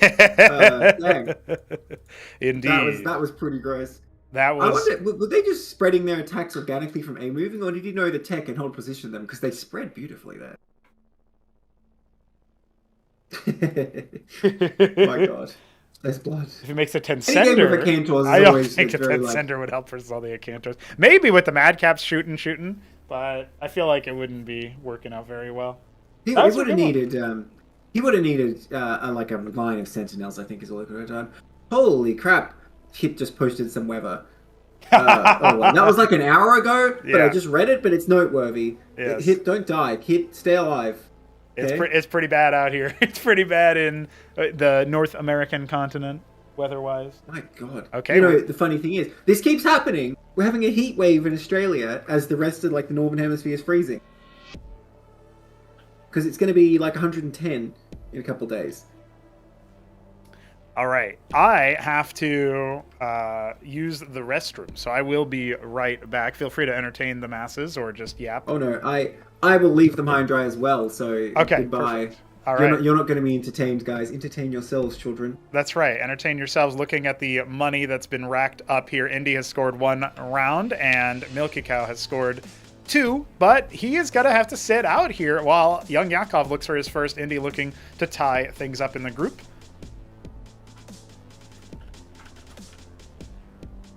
And I will return in a moment.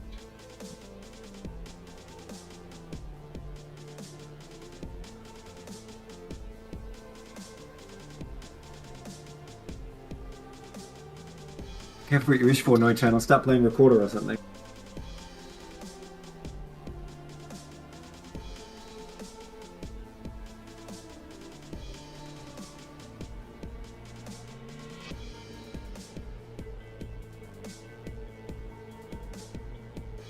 Crank's saying, just rush the apostles even faster. That would solve the problems.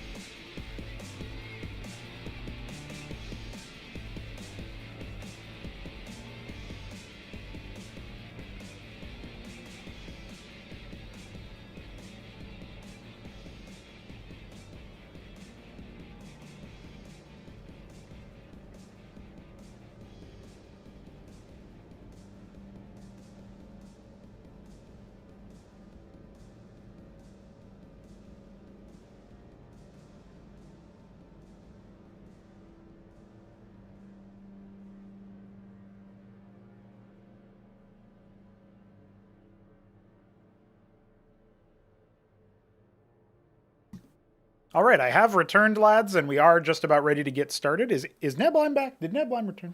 I am. I can't believe Prinogo is a Dragoon now. So sad. Would that this has not come to pass? Yeah, what's the There is no honor in defeat as long as the spirit. There is no remains shame in defeat as long as the unconquered. spirit is unconquered. Yes. All right, let's see it. We want to see some retribution, some redemption for our fallen Zerg comrade here. YoungYakov is going to be duking it out versus Sir Indy. And let's get that on your screens now. We are on Demaloon, Yakov's pick. Indy will be in the top left. Oh, thank you for the follow. Tony Bravura. It is indeed a fucking crow. That's me. Yakov in the bottom right is the orange Zerg. No, it was Pumpkin. He stole Cannoli's color. Will he steal Cannoli's playstyle? Hatch first. Nav time. Now he every unit button is replaced with Navfracor. What's wrong with this? Oh, it seems like and Cannoli's like, I see nothing wrong with this. By the way, I play on an island map. Did you see that Monazite is in the map pool? Yeah, I did not. Island map in the map pool for Tribunal. So just saying. Again, we got to see what the island meta is in Cosmonarchy. I think it's unlikely that all races have a chance, but we got to find that out, you know? Yeah. Well, Escosia apparently are the worst off, but... I believe it. We have a dark... By the way, this is 4-screen Protoss. Indy is going for a proxy. Man, I don't know if he just decided to do this spur of the moment, but he already could have had a gateway in his main, you know? This isn't really quite the same thing as it is in regular StarCraft, because you already have the Nexus power field, so in a way you're sort of delaying your production. Now, having it closer to the enemy definitely is the thing. Definitely will give you benefits. But for my money, I think you're always better off getting one gateway and then adding more close to the enemy base. It's like they don't scout it. It's like suddenly you reinforce and stuff like that. But what if there was like one of those temples on the map? What if 3 gateway? All right. Yeah, sure. Make a 4th and a 5th, although the pylon is not placed properly. Let's see what's going to be. Is it going to be Hatchros first? I mean, sure, if it's Hatchros first, I guess these Legionnaires going to get in here. Let him cook, says Hit. This literally would have been maybe stronger if you just made him in his main. I don't know. But nonetheless, the Quas pool is out. No Quas units being made yet. He's thinking about it. Okay. Quas list coming out. All right, good. Now, I think that's objectively the right move. Here is one panic. If he starts harvesting gas, he makes a Strider. It's going to be stuck back here. Just saying. Just saying. Because the rally will be down here. The rally will be down here. But yeah, this is going to be Zealots. Zealots is really good here. They have high armor. They do lose 1 armor point when they lose their shields, but it takes so long for Quas to do that to them. So this is actually going to be a pretty good spot. Now, if the Quas walk across the map and just go straight for the workers, there's no eco here. So he can't actually make a lot of units out of this, right? He's got Zealot Legionnaire. Zergdin, I mean. Yeah, is he gonna wait too long and like his scribes is gonna die? And he's like, oh, and like wait a minute. In a base race, he's actually pretty well off because he has this sort of enclave over here near where his units are, and that Nexus is gonna take a long time to go down. I mean, there's a few Zephs at least to help out, but the Quas aren't gonna contribute much. Would he win a base race? I don't know, because Rilla Rokos can constantly pop out. Oh, he was so close. He's pulling back. Yakov, game theory. The drill's good. Made, which is probably a good move, but it's not going to be enough for what's here. No! He thinks he's in the bottom left! Oh, well, this is disastrous for YoungYakov. Just getting pulled this way and that, it's not going to last much longer. I think this game could end any second when he realizes he's lost absolutely everything. Mixu Zealot Legionnaire, quite interesting, by the way. But yeah, every worker on the main dying. There's 1 left at the natural. He can make Rilla Rokos forever, but he did not kill the enemy workers, so that won't be enough to win the game. Even these few reinforcements killing like a few of the few units he has. Here come the Quas. Where did Rilla Rokos go? Oh, they're dead. We know exactly where they went. We know exactly where they went. Yakov is gonna throw out the GG. That's a tilter. You know, I was just thinking, Nebula, you know, these games are going on like. You know, we seem to be on track for the time because we do have another show match after this. And Indy's just making damn sure. Well, we had to keep Milkicow from falling asleep, didn't we? Yes, this is true. So, just with that alone, we are 4 maps through. We're entering into that like sort of halfway territory, and Milky Cow will rematch Indy with Milky selecting the next map. Oh, Jujic is right. Hit him up is also right, I guess, ultimately. Because it was a proxy, and he saw the units come from some random place, and his army didn't meet him on the map. He's like, wait a minute, was I wrong about where his base is? That's why he didn't think he was in the top left. Right, right, yeah. It was crossbar. He's just confused. You know, this is what happens when you don't get a whole lot of prac, and that is going to come back to bite him. Yeah, that is a brutality, a fatality even. But it's not over yet. It is not over yet. Let's see what Milky Cow ends up selecting in the next round, and we'll go ahead and get our scores updated.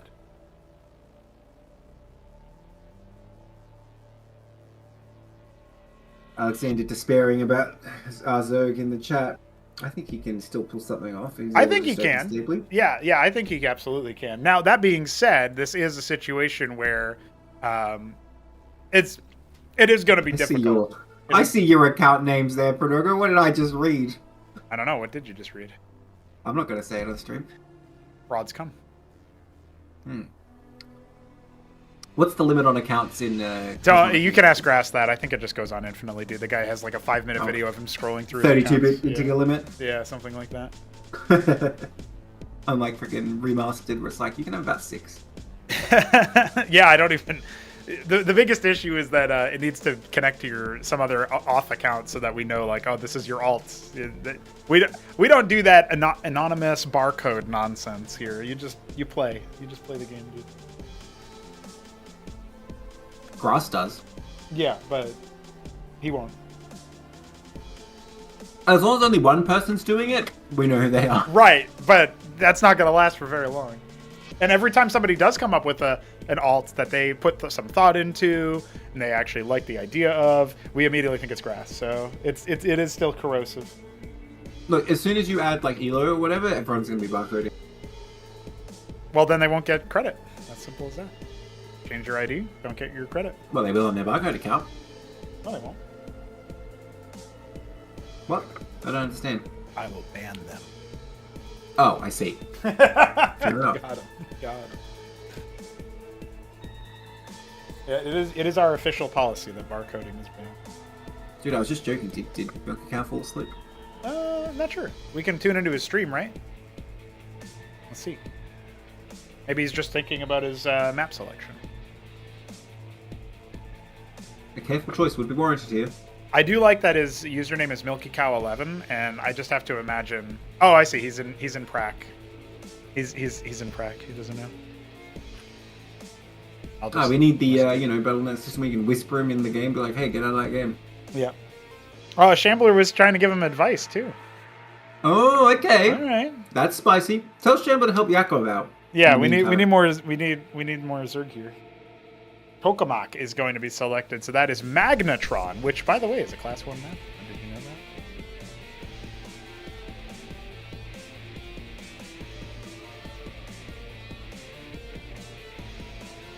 All right. The practice is over. I can't believe, Milky's been owning so far with his ridiculous build, and then he's like, I lose one game, I must practice and learn everything. Very cool. Yeah. Very cool. The competitive spirit alive and well. All right. Magnetron is loading up, ladies and gentlemen. We will be moving on to our 5th game. And I think the downtime there actually was longer than the previous game, but that's just because Indy had the special. And he is the Cosmic Cobalt Protoss in the bottom left, with Milky Cow rocking that Scarlet Terran in the top right. This is a port of Tokamak. This was Trigger's favorite map, so I ended up porting it for his show match, and it served us well since then. It has some interesting ideas to it. It has received some changes, which I will highlight when they appear on the screen. Nablime, what do you think of this map? Do you have any thoughts? Well, I mean, there ain't no original map with this kind of tiles, Right. The installation tile set, like we talked about, these StarCraft 2 players don't even know how amazing it is to be on the freaking installation roof right now. But it's pretty cool. It is. I haven't actually played it much, if that's what you're asking me, so I can't comment on how it actually plays. But any installation map, I'm just like, oh, so cool. Right. Yeah. And that ramp. Mm-hmm. Yeah, the ramp is pretty legit. The north-facing one, the south-facing one. It's just welcoming you. I know there's caution lines, but that's just caution. Epic.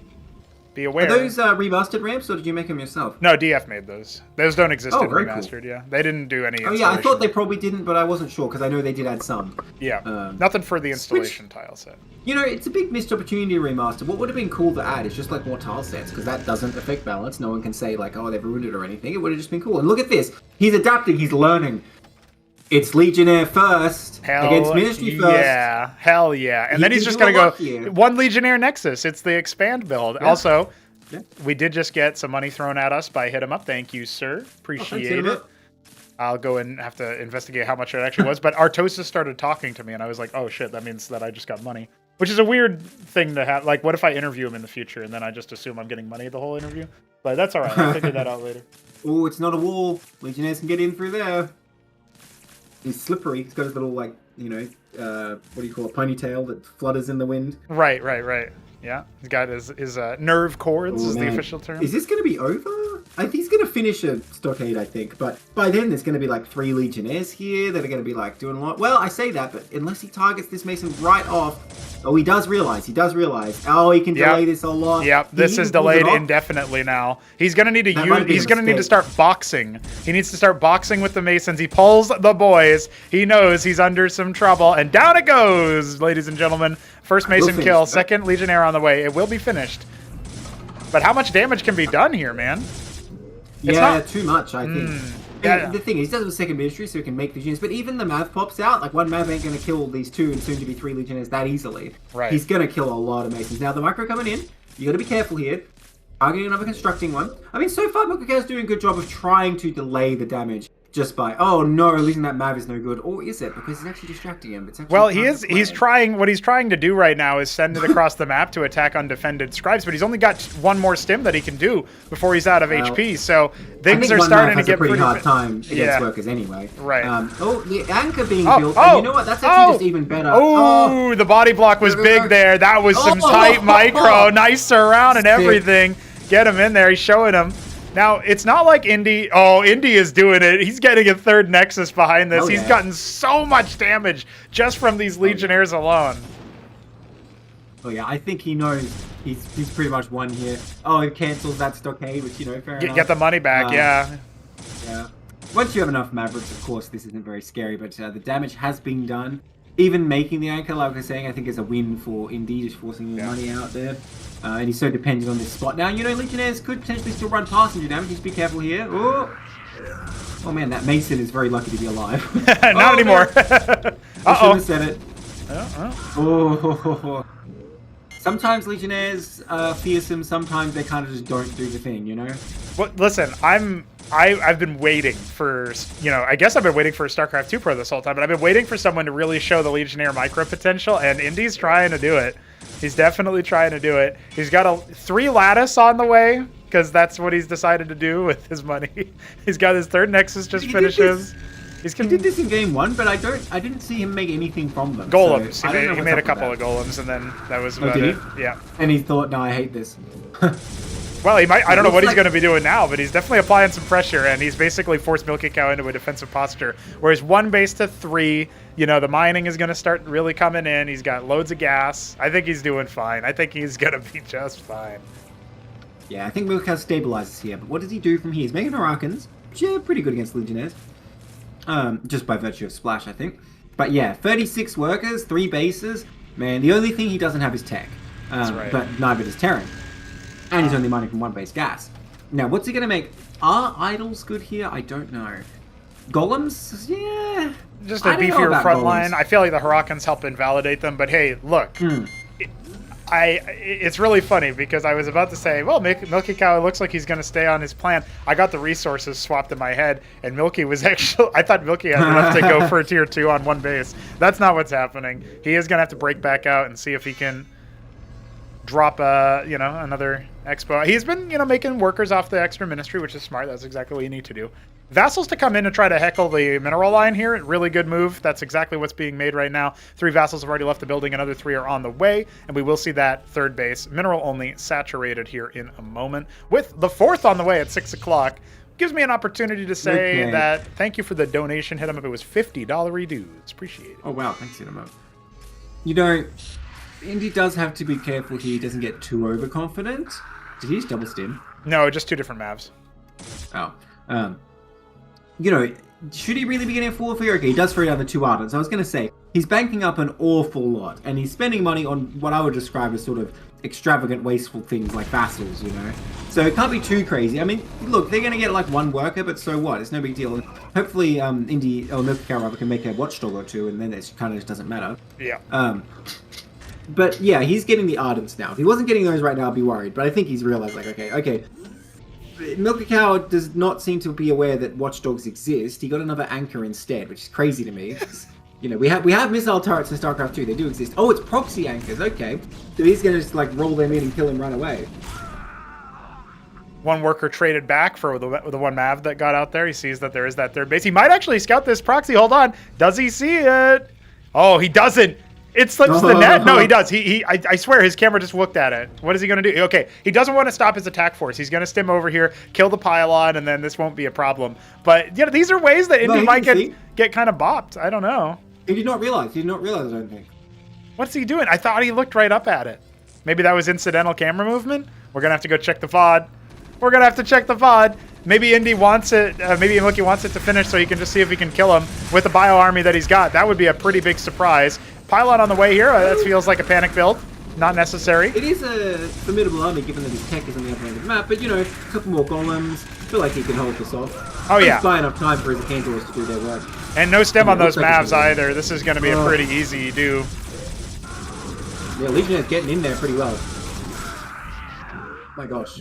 Are those the starting Legionnaires still alive? Some of them might be. Acantor's on the way, on the front line. At this point, Milky has indeed lost any potential, it feels like. Maybe the Mavs will spot the Ardents on the way back and be like, oh. Yeah, well, he's definitely aware of it now. Well, they can take that out. Wait, is he going to, like, depower this just at the right moment? He could. He's going to need to, but no, the defense is there. Oh, the Hurricanes are out to try to rend the Golem armor. Hold on. The Bio Army can still do something. He's seconds away from that Acantor popping out. I don't think he's going to have much more room after this, and Indy wisely pulls back as the Acantors emerge from the Ardent authorities. This has been a drubbing. Milky's held on at the very last moment here, but it looks like it's about to expire. His tier 2 is on the way. He sticks to the plan. Fulcrum coming. What does he want to do with that? Third Ministry? There's no time to get that Palladium, let alone afford it. Oh, he's afford the static expense, why not? Couple golems here. Sell it. Time to play dodgeball, ladies and gentlemen. Yeah. And so far, he's doing all right, but it can be really tricky.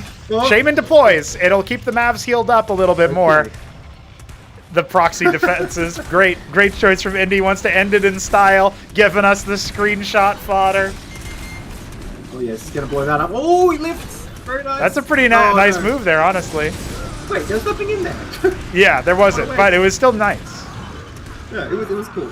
Oh, but now they're starting to hit. And more Acantors are on the way. Yeah, he's gonna move in with cannons and Acantors. No one can stop this. Oh, well, he's gonna take out those. No, never mind.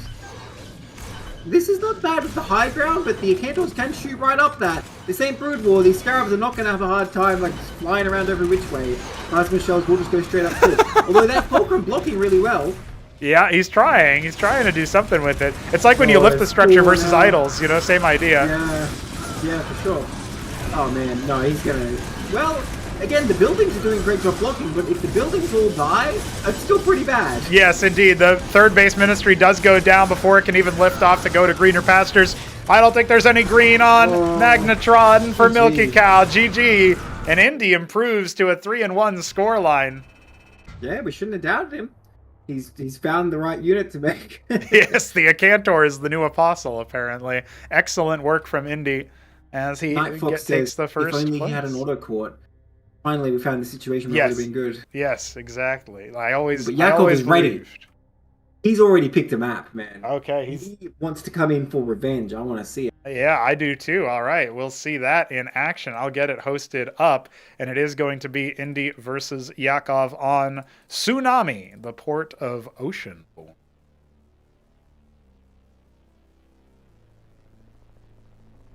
Love to see it. I'm really enjoying our players doing their strategies. I think it's already delivering in spades here. milkicow down at 2-2 with Yakov yet to post a dub, but he can change that right here and right now if he so desires, if he believes in himself strongly enough, and also if he plays well in the Oh man, RT. they're eager. They want blood. Oh, they're too eager. Pranked. Rejoin, I think. Yeah. Blizzard still finds a way to fuck you up.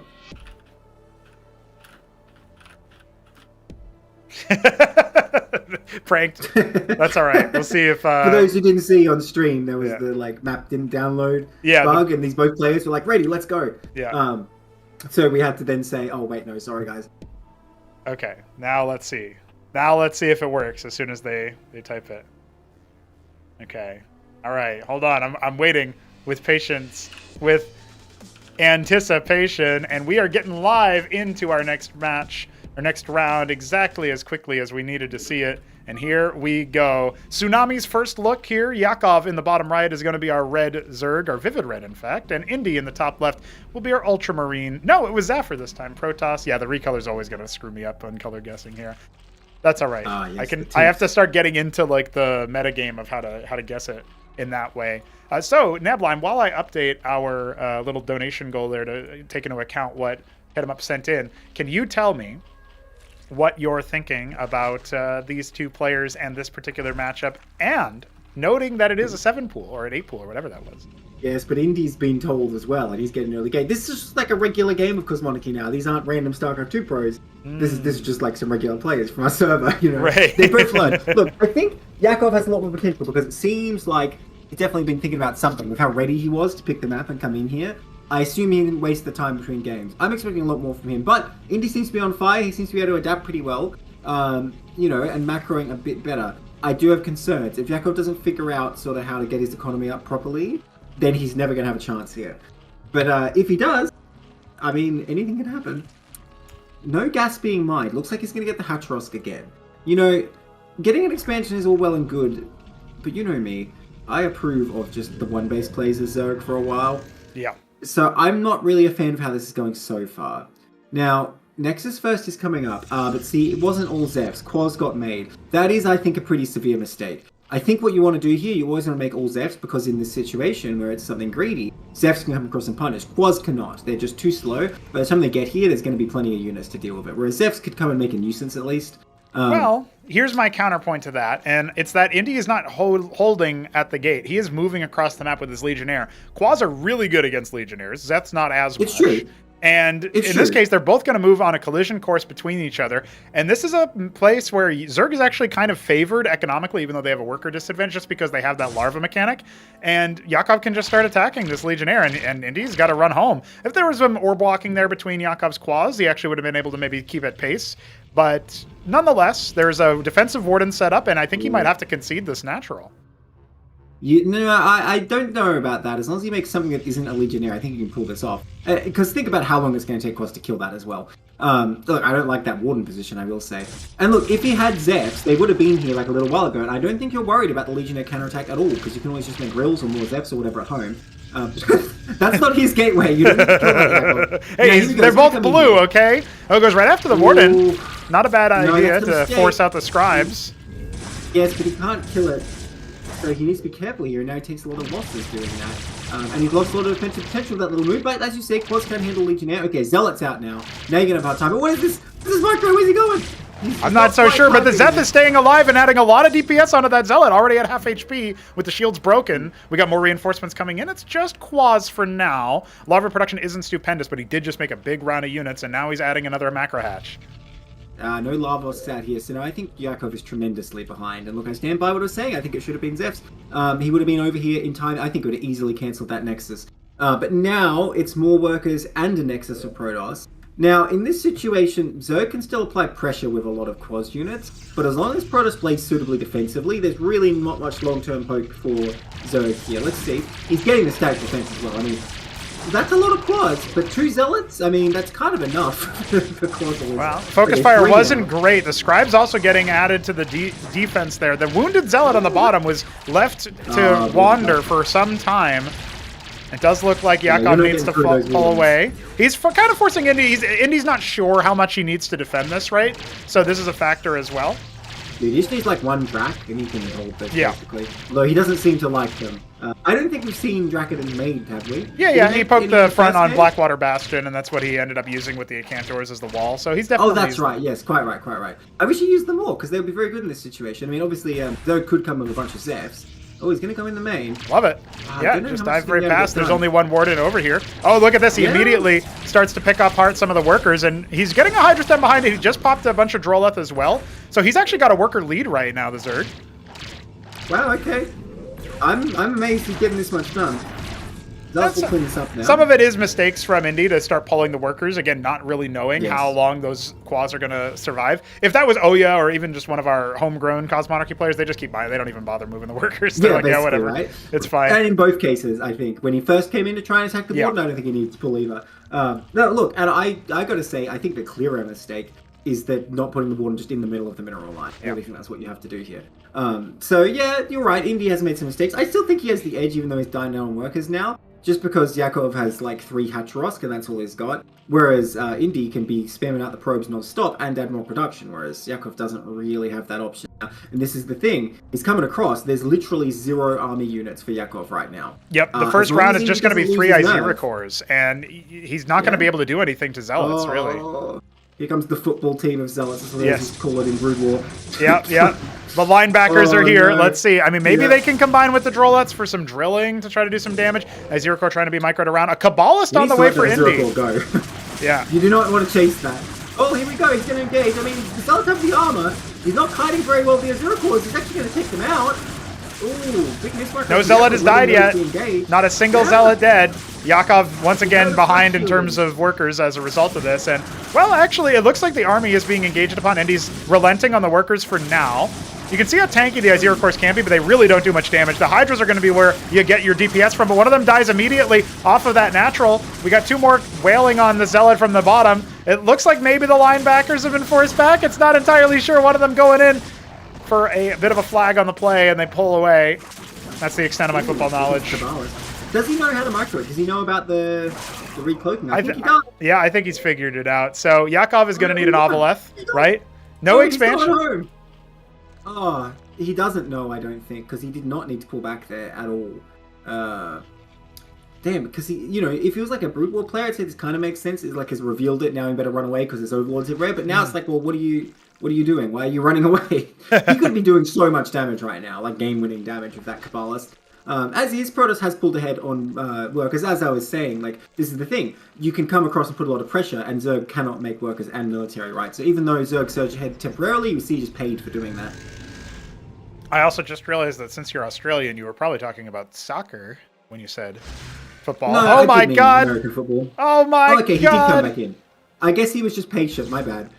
Sure was, yeah. And there are some combat units here, but Yakov is not reacting to this. What are you doing? This isn't Brood War, Yakov. You don't have the excuse that you can't hear it.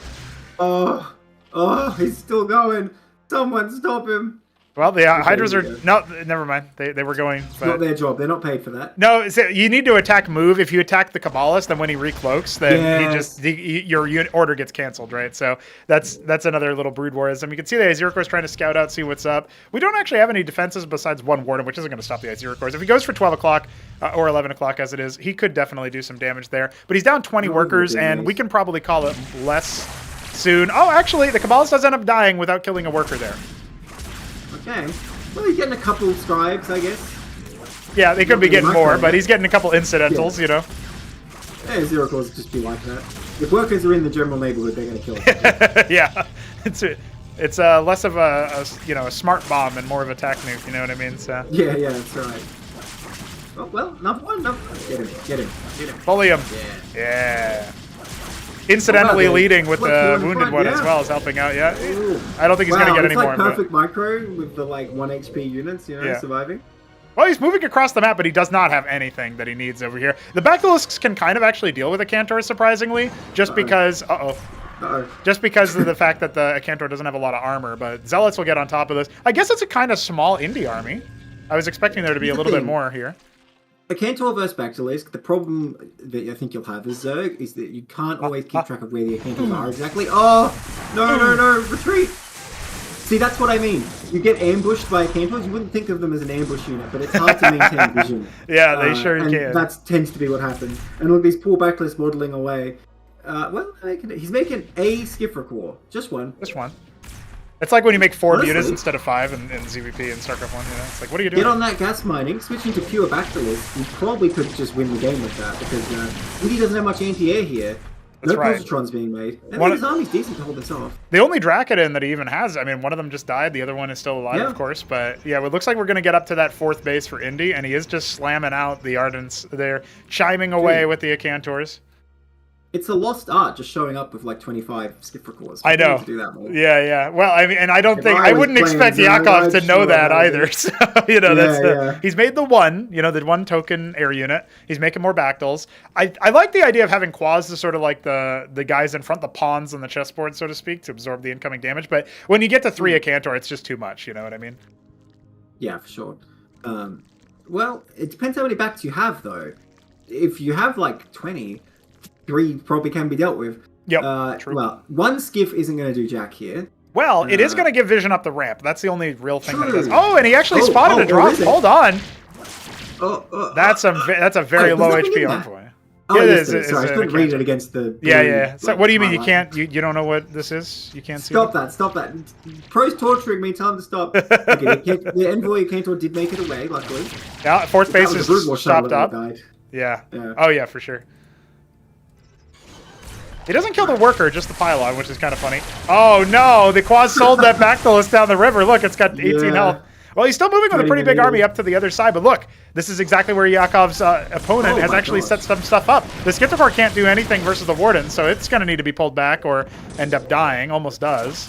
And Zealots are enough to push this away.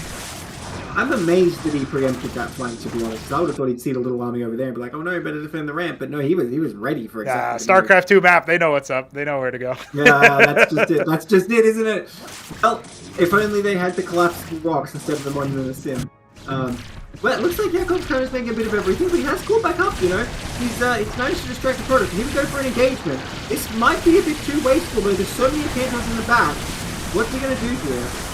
Well, it's a little bit hard for Yakov to connect onto the artillery backline, but it looks it's actually a little bit worse than it initially seems, because there has been a raiding party over here for Indy. He's attacking the unprotected 3rd base, but that's the fraudulent 3rd base. This is the real one, complete with a couple extra workers. It looks like that Envoy, by the way, did unload the Acantor at some point and didn't end up doing much. Utter chaos here. 7 skits have started. 4 Iziracore is going to be the first to make, but I don't think the Zerg can reinforce in time. I think Indy's done enough. Yeah, I think if he had like a huge skip army that could splash those tracks, maybe he'd still be in it, but that's not the only option right now. He's making them, but there's no time now. Is he mining fully from his riches? Because he does seem very low on gas. See, that's the thing. He's hardly saturated gas at all. I thought this was probably the case. Yeah, I'm not prioritizing that completely, and now he's stuck with minerals only. GG. Nicely done by Indy. Yeah, it has to be said. That was a more competitive showing from YoungYakov as well, which I appreciate, but definitely favored for the Protoss there. Ends up improving to a 4-1 scoreline, and it's milkicows' chance to potentially go one better on him, try to bring him back down to earth. We're going to need to see Milky's map pick.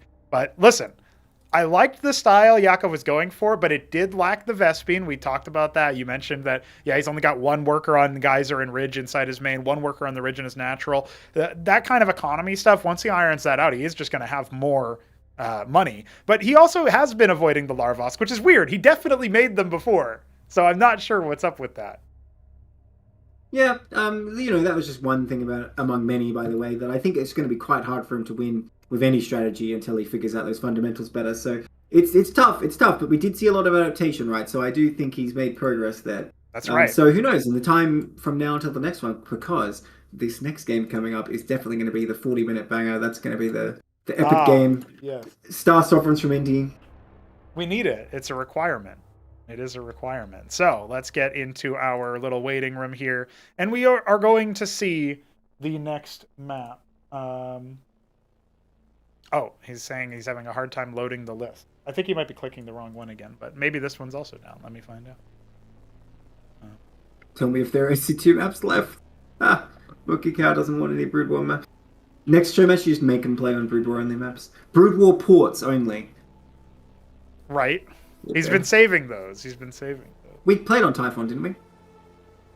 Yes. We played And Typhon, Tsunami. Oh, Typhon, just all of them, Tsunami, okay. and It's Magnetron. just Oneros and Guild Ball, yeah. That's right. Hello, Cabin. How you doing? Okay. All right. He wants to go to Gilded Wall, so that's where we're going to be going. And that is going to be a fun one as well. We did just get some updates to this map courtesy of the man himself, Jujik, who made this one. You know, put out that he didn't type Gilded Wall in chat, he only typed Golden Wall. Like, yeah. couldn't Well, bring himself Oceanborn to- was also something that was typed, I think. Or no, it was Abyssal Reef. That's what it was. Yeah. So Yakov did that as well, you know, shout out. Oceanborn is old now. We're getting old, Pronogo. Oceanborn's an old map. It is, yeah, it is. Well, we do have some more to do here. I'm looking forward to seeing where we go on the TVP meta, but I really want to see Yakov Zerg again because he's like so close, you know, to getting into that flow state. Zerg is just a really difficult one to do. We saw Mixu figure it out, but I think that was with a lot of action there. So, All right, Keen again. We've got the two kinds of lobbies. They both come in like ready, go. Or the other kind where it's like, yeah, you know, maybe Milkicow fell asleep. right, yeah, it's one or the other, but. Crank waiting for Tecton. I don't think they know Crank. Kit tried to tell him, but he's not going to make up Tectons now because he just had so much success with a Cantor. Why would he bother? Yeah, that's true. He's going to need to see something that will slow him down. Ladies and gentlemen, we are live onto Gilded Wall, where milkicow and Indy will be plying their trade. Can somebody dethrone this Polish powerhouse? I'm not so sure, but I'd say milkicow has a chance, and then we could get some ZVT in action afterwards, because YoungYakov is waiting in the wings to duel the next player. Indy, in the bottom right, is our Alice Blue, Electric Blue Protoss, and milkicow in the bottom left appears to be, oh, you know what? This one also has a recolor. It's just a brighter than usual. I'm going to say Beaster Brown then. Golden Brown on Golden Wall. Hell yeah, milkicow. Hell yeah. And he's going Stockade instead of Ministry. Yes. I was wondering if he's physically capable of getting not Ministry first. It turns out yes. After being punished, he's like, okay, fine then. I'll make a freaking Stockade. Fine. I'm sure that's exactly how he sounds and is grumbling into his microphone right now on stream. But yes, he's going to have to defend himself. I bet you he's going to make a Ministry after just the one anyway. But I think that's fine. Again, it's looking more like a game between our regular players, where, you know, maybe a Drac gets made, he goes to pressure 2 Stockades. Okay, well, depending how aggressive he's trying to be, Protoss does have to be a bit careful here. Like I was talking about, you can actually just stim forward with the Mavs and potentially catch stuff. So we'll see how well Indy can adapt to this. I hope he doesn't make Legionnaires. Obviously, if he's thinking it's going to be Ministry first, that would make sense, and maybe you have to do it blind. But it's not going to serve him very well, I don't think, if that's what he does. It's going to be that expand after the Gateway. This time it's a Zealot as opposed to a Legionnaire. So Indy already changing some stuff up. He doesn't want to just run right in. And, you know, it's good, right? He's expecting that his opponent is going to play to the fact that he was countered last time. Whereas, ironically, if he had gone for the Stockade Wall Ministry first, the Zealot timing, it moves slower, it trains longer, it takes longer to get it up to the enemy's base. And so, actually, milkicow might have been safe with that opening. But he's got a Maverick and a Huracan, he's got more infantry coming up, and he will be expanding at a reasonable time, just earlier than 2 minutes or a little bit later. I like this. I think he's in a really good spot comparatively. And so I'm really interested in seeing what comes next, guys. This is going to be an interesting one. By the way, Golden Wall is kind of a gimmicky map where it has some aspects to it that are very different. Gilded Wall, much the same. And it is something that you got to watch out for because these players know what the map's layout is like. So they will be able to make some changes and adjust accordingly. Yeah, interestingly, there was only one gate until now for Indy, by the way. I was wondering if he wanted to just like tech Ardent immediately because he does love his candles, but he's throwing down the gates now. I think he thought better of it because he does have to hold off this bio pressure. Although he should have a Drac out, yeah. And this is dicey for Protoss, but it's definitely enough to hold it. Just takes a while to whittle down. Now engaging with the Zealot needs to be a bit careful. Does pull it back. The Drac sort of is tanky enough. Needs to be careful though. Will get picked off if he takes too much HP damage. Okay, there we go. And yeah, now Terran is just sort of like going to be burning units. I don't think he can get anything else done. But hang on, was the Gateway producing? Oh, yes, there it is. One Dracodon is out. Yeah, so this should be more than enough. There's not that much bio here. But you can kind of see, like, Milky's piecing it together. He's like, okay, what are my units actually, able to do? He could be stimming a little bit better with regards to his Mavericks, but, you know, the Huracan takes a lot of shots before it goes down. Yeah, you know, it's not bad. Now here's the Omega Brain play that somebody will figure out when they figure out that Masons and also Talos crucially can repair bio in the same way that like clerics can heal mech. What we need to see them do is go for like bio rush with Talos to repair Huracans. I think that would obviously just be really good. Yeah, well, you know, we can sort of see the issue for Terran here. Well, there we go. He is learning. Phalanx is what he wants, I think. Now the Rogues is up. I don't think Kabbalists are going to do that much, but maybe he's sort of not prepared, gets flustered. Does he even know what has detection for him? We do, yes. He had to make it versus Mixu's Zerg because of the Lakers. So he does know that Starpad exists for that. Whether he knows about the deployed Shaman, I'm not sure, but that's a very expensive unit to try to whip up. I would have said the Lodestone is the best option against the Kabbalist, right? And he might not know about that. Yes, yeah. Well, in this situation, I'd say, yeah, put a Lodestone on the low ground and then just wall the rest, you know? He's not getting in there. No, Draconin, what are you doing? Ooh, way too ambitious there. Now he has to run for his life. The Huracans are helping Protoss out a lot. We march at this pace, says Ahmed. Extra Warden's coming. Getting the defenses. Is there time? Is he just dead? Well, let's see. Milky Cow's hesitating a little bit. He's macroing back over, putting down the Palladium for the Phalanx. I think if he pushes across the map, he can get a lot done. The Wardens take 35 seconds to make. It's a pretty long time. So we're only halfway complete with pylons. I think those extra pylons are actually a great move. Is he even going to attack? He might not. I think he might not. No. Man, if he just moved across, I think the game would have been over because there's literally 3 military units for Indy. Like, okay, here comes a few more. I don't think he would be able to stop that. But now he's pretty set. With these Wardens, you're going to need quite a few Huracans to get in. Is he going to try it now? That would be a mistake. I think he sees and he's like, you know what? No, not with the ramp. Or don't do it. Don't do it, milkicow. That definitely would be a throw here. And just checking to see if the third base, because you got to think about this, right? Like, Indy's obviously going to be in a situation where he knows the map as well. Now, he's putting down a pylon in case there's going to be some back entrance, but there is no such thing happening. Milky just dropping his extra production here. A Ministry for base number 3 because he knows that his opponent doesn't have it. Now, look, the Kabbalist is here. The Kabbalist is here, and it will be able to do some damage, but a Phalanx is starting. How much does the Palladium have? Can one Kabbalist reasonably kill it? Oh, probably not, then. Tier 2 just began, but we do need to see some micro. Micro! Yep, Yes, okay, he pulls it back. It doesn't die to the full surround. It could have been a full surround, and then he would have actually been in a rough spot, but... Well, no, then you just sort of spam move commands and it'll get out, no problem. Because you can't, you don't have to attack. Oh, he's dancing, he's killing the Mavs stim by stim. That's right, that's right. Hey, oh no!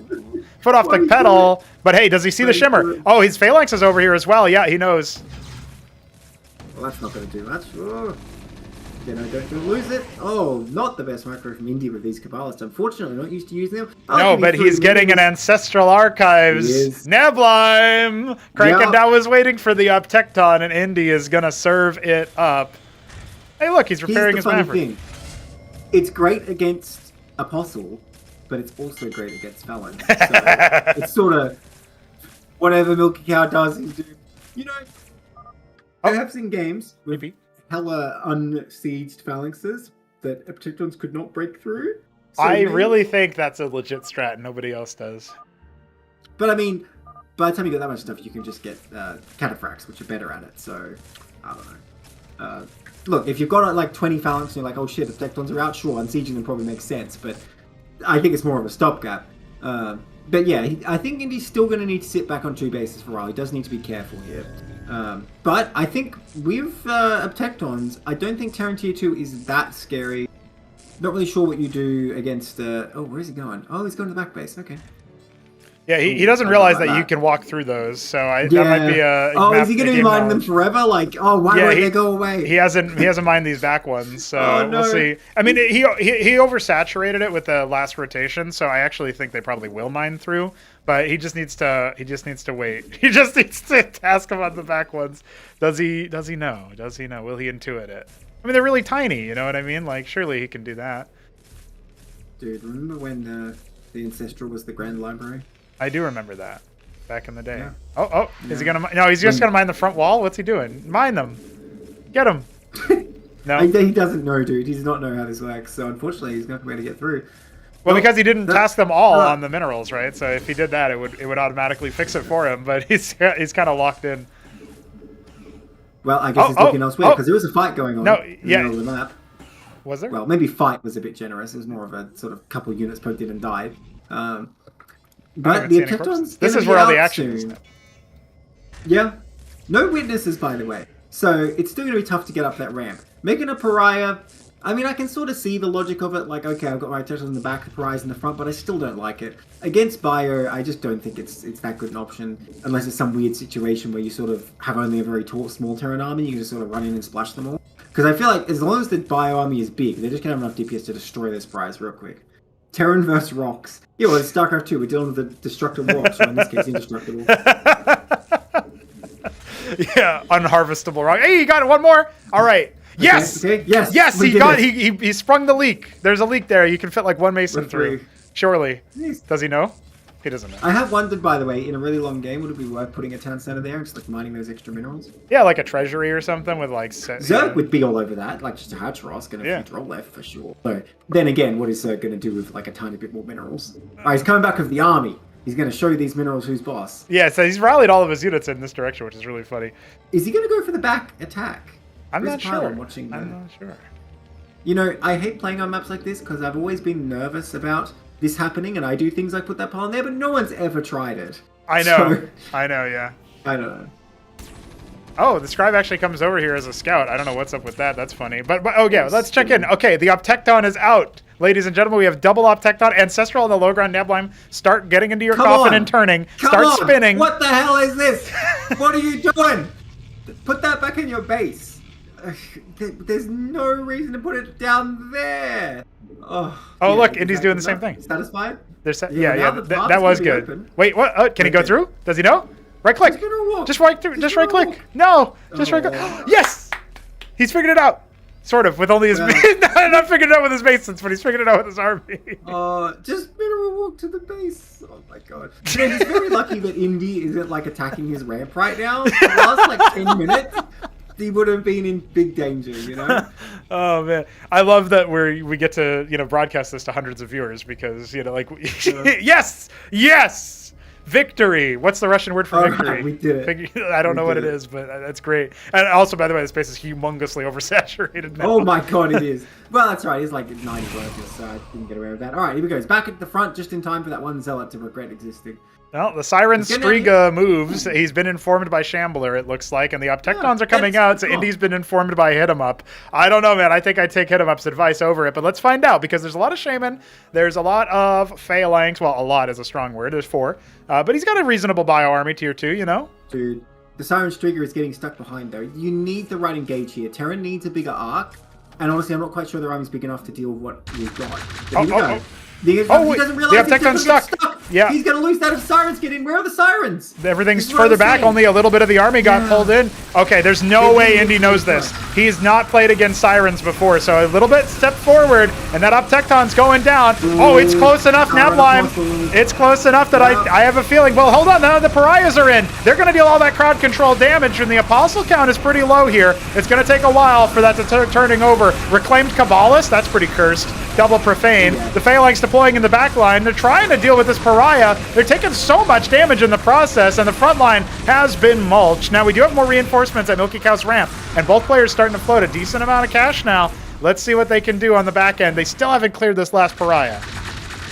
Yeah, looks like Protoss is crushing through there. Yeah, it's a shame, because, milkiCow sort of is starting to get the units he would need, but he did not get the right engagement there. And, there's only one apostasy now. Well, I mean, Protoss has to be careful now. Is he going to steal that Pariah? Yes, he is. Oh, no, he resurrected a Mav instead. There it is. And a Zealot, come on, yes. Yeah, had to steal a few more things, and then he was able. Yeah. See, this is what I mean. I mean, the Pariahs, they sort of did something there, but they were doing more tanking than I think actual damage, because they were just flying around. So I'm still dubious on if they're the right unit to make. Well, in this case, they were better, because Mavericks were mostly what he had. Now he's replaced them all. He's outmoded those Mavs. No healing, though. No Shaman. Now we're into Siren Striga all day, which, is pretty good against Obtecton. On the other hand, the Obtectons will hit all these units clustered ever, but they're sort of mobile enough, and obviously with the Sirens pulling stuff around, they're quite good at dealing with that, I think. Now, you can always be in a good defensive spot with Obtecton, especially when you have high numbers like this. So I think Indy still has a decisive advantage, but he can't necessarily A-move this army. He needs to be a little bit careful, because if milkicow gets the right engagement, he will kill all the Obtectons and potentially even steal them. So who knows? Now, he's just going to continue making Obtectons. Is he going to tech even further? Does he know about the Monument of Sin? The only way to know is if someone's glassed your base before. I really hope he does, because you did say this is the 40-minute macro banger. Well, we're 13 in. I did say that. Oh, that poor anchor. Those Mavericks, by the way, just like, hands on their heads. Like, what is happening? We can't shoot that, sir. He's pulled back all the way into his main base. I think he was trying to wrap around or something. I'm not really sure. No, this is not the engagement turn once.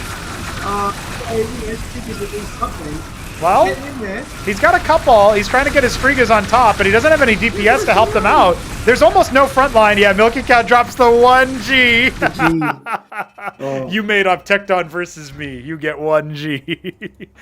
Dude, if he stayed out on the map, I feel like he had a pretty good army there. It would have been possible, but going all the way in his main is pretty doomed.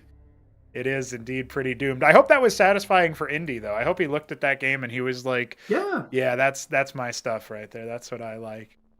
Well, to be fair, milkicow sort of played himself, spending so much time trying to get into the back. I feel like if he focused more on the top half of the map, it might have played out differently. Also, there was that moment where milkicow could have A-moved and killed him, but neither player realized it. Right, correct, yeah. So we are going to be going to Frozen Sylphid for our next game, and it will be Indy versus Yakov. That's a good report. It is indeed. It is indeed. So interesting choice. Does Yakov have a plan?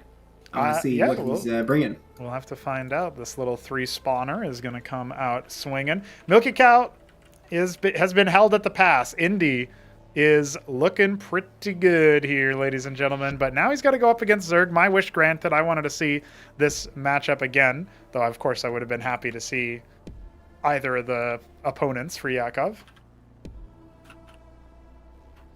Again, it's one of those lobbies where they're getting both in and they're like, all right, let's go.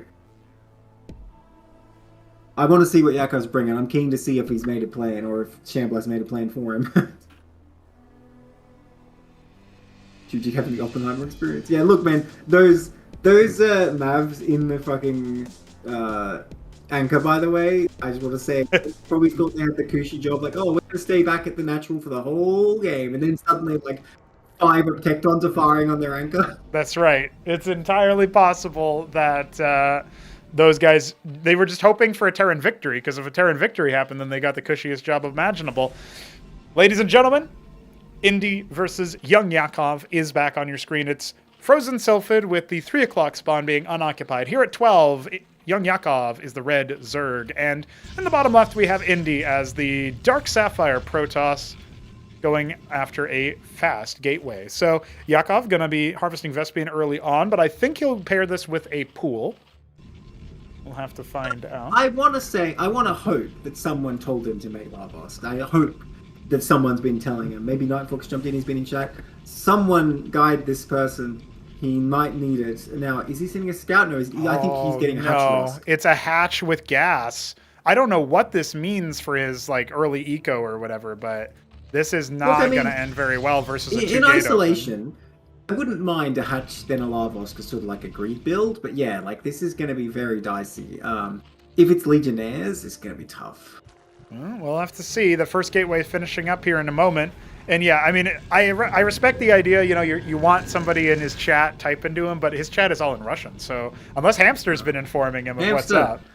Yeah, but it seems not, because he still doesn't really seem to know what it's about. We don't see a K-Grint or anything for Lavos. So much gas being mined. I assume he's going to get the Hydrift again. But it's going to take a long time to build. It takes a long time from when you start a Hydrift to get the Hydrift unit out. And he's being first scouted by the scribe. 3-player map, they said. No, it's right here. And he sees the expansion, I think. Did he see that? Did he sort of go close enough? No, I think he got deep enough to... Well, maybe, yeah. It's a possibility, I guess, because he did pull away. Sure. Yeah.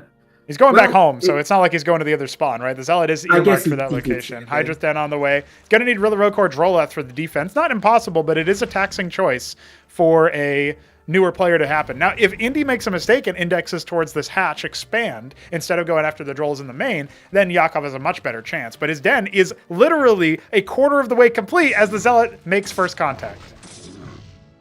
Well, here's the thing. Zealots are a lot easier to just run away from, as we're seeing, right, Yes. than Legionnaires. Yeah. So there is that, but yeah, they're much harder to kill with Rillarocors. That said, I think Legionnaires can handle Rillarocors with a bit of micro. Yep. But, see, this is the thing that's happening. It's just running in circles. Well, it's just buying time. There's more But where there that you go. came from because that was a 2-gate open. Ooh. We have the Nexus coming in Legionnaires here behind now. it. He's going to get purified. Oh, get him, Rillarocors. No. Don't get him. Run No, to the Kagra. no, Run to the no. Kagra. No. Go. Okay. Yes. He's Okay, they're safe. safe. No, They're he's safe. safe. Yeah. Does he I know love that that he's he's massing them up. He's banking them as more and more units are arriving. No Now, units have died yet. oh. That's about to change, but he's doing pretty well so far. that's right. This is too many Protoss units. Protoss need to be careful. Oh, he gets back onto the Kagra though. I feel like he must know about the mechanic or something, but could just be incidental. I think he does, but either way, they kind of aren't worth that much anyway, as we're seeing. Like, okay, you kept him alive for a little while, but then what? He's gonna get another Hatchros. He really does know what to make levels today. A lot of his Zero Cores coming out. I guess a lot -1, -2. Yeah, it's gonna be -2 that's here, easy. unfortunately. But he cancels that one. That was good. Yeah, he's canceling them now, so he only lost the one fully. Problem is he doesn't have the units to actually push this attack back. Yeah, I think this is game, actually. And this is the thing, when you can camp that second Hatchros, and it's the only production Zerg has, it's actually a huge deal to disable that production. And we're seeing that now he doesn't really have much. Drolls need to get pulled. Oh yeah. Hydras are starting to be microed around, but no, there's no focused damage onto this, and it's just a little bit too late. Little bit too little. Yakov is going to have to throw out the GG. Man, he watches Indy and Milky duke it out for 15 minutes, and he gets in here for 2, or in this case 3, and then he's bopped out. So that's another one. We did not get to see the longer game that we wanted. It wasn't like Typhon, unfortunately, but Indy keeps stacking the cash. And he has officially won the majority of the games that we will be playing in this show match.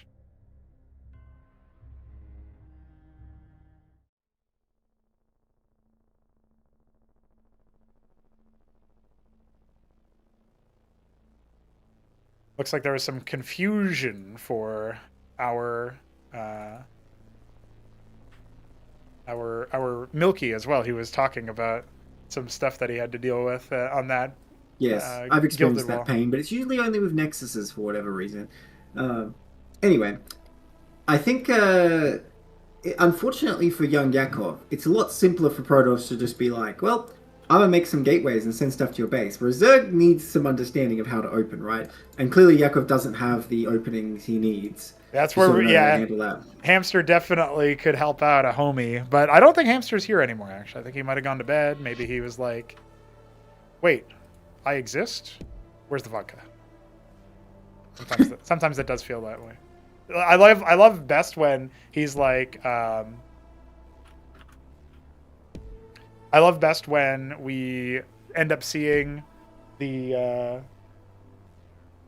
like Hamster will go for a gaming session and then he'll be like, GG, I am out of beer. And that's like the best moment.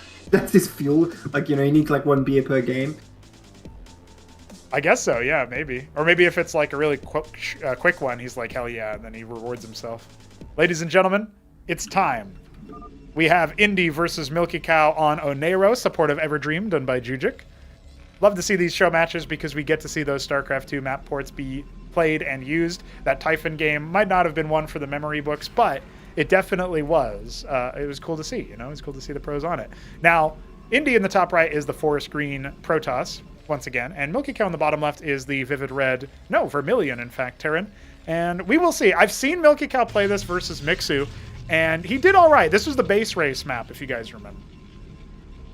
Oh, yes. Indeed it was. That was something. We only hope for that again. Yeah, but versus Protoss instead, we'll have to find out. Well, milkicow has experience of Tectons. Will this leave a permanent scar on his psyche? Let's find out. He'll go back to StarCraft 2 and he'll just start embracing the nearest Colossus and say, thank you for not being an Uptecton. Thank you. I appreciate you. Well, will we will we see the Star Sovereigns? I don't think Indy even knows, so I think it's unlikely. But speaking of like scarring you, you know. Oh yeah. I You're feel not like the that same wouldn't after- scar somebody as much as it would make them switch to Protoss, right? Like that's We'll just quit. yeah, well, or Artosis it out, yeah. You're not the same until you know, after someone's recalled the Star Sovereign into your base. Yeah, that's true. Most of these players haven't even had the recall experience. They've only at best had the more straight away. Whoa, I think that's off center just by a little bit. But it's okay. He can lift it. It's fine. He's Gerald. He can do that. He's all right. It's only a think momentary, somehow- embarrassment. That's all. By some miracle, you haven't cast any of my games where I keep putting Nexus off center, but I kind of just say like, oh fuck it, just let it stay there. You're Well, right. if you don't notice it until it's like halfway complete, then it becomes a more complex thing to think about. Like, is this game going to go True. on long enough for it to matter? But Well, you know, I always oversaturate anyway, right? So I'm Yeah, kind of I just guess, making it yeah. make sense. right, yeah. It's a handicap because you're so good. Yeah, I'm just winning so many games right now. Can't win if you don't play, Neblime. Now, one thing that's a little bit different about this map is it looks like these are mineral-only bases. They're not. They just don't have the aquifers revealed. Double aquifer down here in the low ground. So that's something that might come into play if we get into another macro game like on Gilded Wall. Anchor in the front. Not a great choke point for him to hold. I feel like it would be better used further back. But Indy's still going to be poking around. I mean, if he targets the Mavs there and sort of run away from the Hurricane Jury, he could have engaged there. I guess more coming out. I shouldn't overestimate the tankiness of Legionnaires. They do kind of just drop like flies sometimes. They did get an HP buff somewhat recent. So they're not bad. Yeah. But this anchor's going to finish. He's going to with a rocket in the anchor. Do it. You know what's so No, funny really about the do show it. match is Protoss almost always ends up looking pretty damn good, right? And then after Protoss looks pretty damn good, we end up in a situation where in the legit top level play they struggle, and I like that because it's like it really does reinforce the idea that they're the noob race. Well, I think it's just always the case that it's a strong strategy for Protoss to just make a bunch of gateways and attack. Yes, You know, that seems pretty strong in Cosmonarchy, so it's not hard to master, and like, you know, someone's just like, make a Cantor.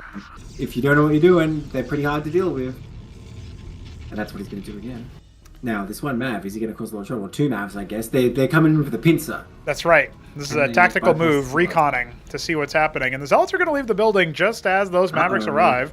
We do have nothing else in production for military, so they could actually conceivably do something. But they're just hanging out at the third bases right now. Oh, well, there's a couple of scribes at best. Now, this is dicey because you can just keep using shields there. Honestly, I don't think Indy realizes he can be quite aggressive here. Although, then again, you don't want the Mavs to come out and stim and take you out, so who knows? He's actually pulling Does back. pull back a bit. Yeah. Whole army except for one Legionnaire. Now, the two Zealots from before are going to see this interloper wall sawing in to scout the Arden Authority. Now, I don't know if Milky knows what the Arden Authority does, but I guess he probably saw that it was there when it was proxied on Magnetron, and then Cantors came out of it. So Yes, he roughly he knows did that indeed. if he remembers the name of it, because it wasn't finished yet at the time. So And he's delaying his Cantor, though, to get that static defense, which I do not think was necessary this time. I guess he's worried about a big bio push coming, but does not look like it's about to happen. yeah, he's got the Legionnaire here for scouting as well, and it looks like milkicow might actually poke out of his own base, but I mean, when you see the two Wardens be put down, and you also have the fact that the Arden Authority was already complete, that rescout with the Maverick actually did see the structure, you're probably okay, and there's the Tier 2 coming. milkicow just going to be doing the same old thing that he did last time. I think he needs to do something else. I don't know how he's going to defeat the Cantors here. I mean, again, if he gets the same Siren Striga out, it's not terrible versus Cantors, but you need to have the right engagement, and so far Milkicow hasn't really shown that. He hasn't really sort of gotten out of the map at the right time. And I never noticed these double aquifers before, but okay. Indeed. Someone needs to take that base, goddammit. Pretty powerful, It's 7 gas per return off of the aquifer instead of 5, as it is in regular geysers. So you go Rich from having gas, 10 to finally. 14. Yeah. basically. StarCraft 2 could never. I am working on implementing rich minerals, but that takes a lot more code than you would think, because Oh, sweet. Yeah, well, it makes sense because they're only the one type of mineral. In their Yeah. game. Oh, here we go. He's coming in. Mavericks, as expected, are going to be dying in great numbers. Where's the Cantor? It's almost out. There it is. There's already one down there. I just realized. Yeah, okay. So he does wisely retreat. In fact, it's a bit unfortunate for Milkicow. He sort of came in and threw a few units away for not much. Well, But he does keep established some some tempo, right? And so he's going to have a really good spotter for when the third base comes out. If Indy doesn't ever go for a third base, he's just going to know that the military is going to be pretty big. Now, what does he do to protect against this or to invest for this? The Atlas is done. It's more captaincies. He's really sticking to that tier 2 bio. But I think, honestly, I would really like a, I feel like I wouldn't really like a starport, but if he went for like 3 starport Gorgon, that would definitely rock the Acantors. Not much anti-air yet. It's not like the Gorgons should be able to kill everything, but when your opponent is not aware and it's investing into Acantors, you could just kind of show up and be like, okay, how much anti-air you got? Oh, not enough. And just kill everything, you know? I do like starports, you know, Panova. You say you don't really like them. I do. I want to see them every game, so I'm disappointed he's not showing any flexibility here. Mantles, I don't know. Are Counterfracts actually good against Acantors? I imagine they can handle them. What's really good with them is they just kill the front line, so I think that helps for sure. It's true. It's true. But yeah, even just phalanxes, as we discussed, would be fine here as well. I mean, that's the thing. The captaincy units are never useless, but we've seen the Acantors really can just overwhelm them as long as they get a good engagement. Being chased down. There's a couple of extra Mavericks got slipped from the pack. There's actually not that much here. milkicow does not have that much here.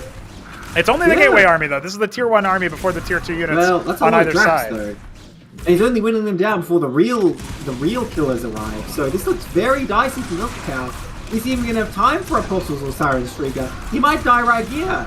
Well, the Shamans are going to go down quickly. He's going to need to pull back. The Masons in Cotton Translation, that's going to cause Indy to look for that third base. By the way, Indy's still not taking a third himself. So as more units start to come out, including the Apostles, he's going to need to try to consolidate his defense. Not really that many units left. It looks like Indy's just going to drive forward, looking after that anchor, which only has the 1 Mav anyway. Couple of Madcaps are up. We got more Madcaps and some Sirens on the way. Unfortunately, he just suicides a couple of them in without even really thinking about it. He's got a split force of just 4 bio units over in that spot, but I don't think Indy... Let him die. I don't think Indy is going to be holding back anytime soon. Yeah, I think this is over. I think this is actually kind of a punish for the fact he's going tier 2 and getting a third base so fast. But nicely done by Indy, and again picking up on what his opponent's been doing. I think just tactically snapping his neck. Right. Sirens are out, but they're just going to make it worse at this point, aren't they?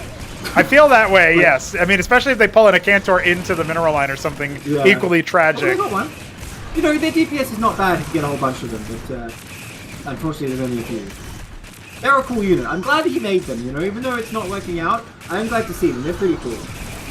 Well, he's got some Strigas out, but yeah, the Acantors are starting to crawl. When the Acantors are in your main base... That's pretty deadly. Let's kill it, though. The Strigas, man, they're no joke. They can pull some stuff off, you know? They sure can, but his structures are all being blown to smithereens. He's lost his stockades. He's lost the last of his Sirens just about. He's trying to use his own structures as a safe point. He kept an eye on his opponent for the whole time, but GG, 2 base, committed attack from Indy is enough to get him his 7th win. Yeah, nicely done by Indy. Very solid there. That was a really solid game from him. And, you know, milkicow not showing much flexibility here. Did the same thing again. The only variation, the only adjustment he's been making is that he didn't get Ministry first and he's adding, like, Sirens later, but really not showing anything fundamentally different. Where I feel like Indy, you know, he was told make a Cantor, he's been doing that, even he made it Optect a different game. He's feeling much more flexible, much stronger. Nightfox says Yakov's playing StarCraft 2 between games. No wonder he's not having much luck here. Yes. Yeah, well, he was warming up with some ladder there as well, but I don't mind the idea. Warm-up's one thing. Can I play Protoss? Oh my gosh. I mean, I don't actually know what the call is here. He was expected to play Zerg, but he has an idea he wants to play Protoss. What do we think? I mean, in the spirit of... He's won no maps, so I think we let him. If he'd won a couple maps, I'd say no. So, but I think we let him. We'll find out. He wants to go to Serenity, which is a very aggressive map. So he's just going to make 4-gate, which is a good build. Don't get me wrong. I think it's a great build, even better than it is in StarCraft 2, to be honest.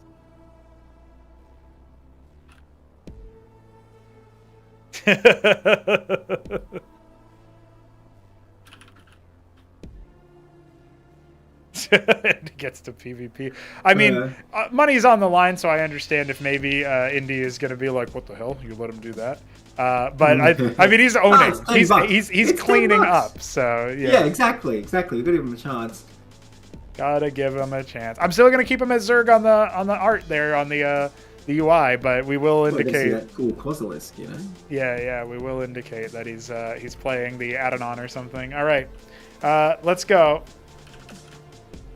We're gonna see if Yakov can handle Protoss. I think at this point he's probably just like, well, I'm probably not gonna win, so I might as well just have some fun. Let's do it up, ladies and gentlemen. Indy in the top left is our Cosmic Cobalt Protoss yet again, and Yakov in the bottom left is our Pumpkin Protoss. A Zerg player turned Protoss. This is the fate of all Alexanders. Well, where's he going with that scribe? Where's he going? Oh, and he's coming back. Where's he going? No, he's coming back. No, he's going back. Okay. Now, listen, if Yakov dies in 4 minutes again, what is he going to say? Can I play a Skozy next? Like, what is he going to do next? Do they know Skozy even exists? I'm not sure. That's going to blow their mind. Like, by the way, 4th race. So, I don't know. I shouldn't have expected anything else. It was kind of disappointing. One of them is just like, what if I make lattices or something? Because, you know, there are options other than Gateway. And one option other than Gateway. And it's not as good as Gateway, but it is there. It is there, and it can be good. It can be.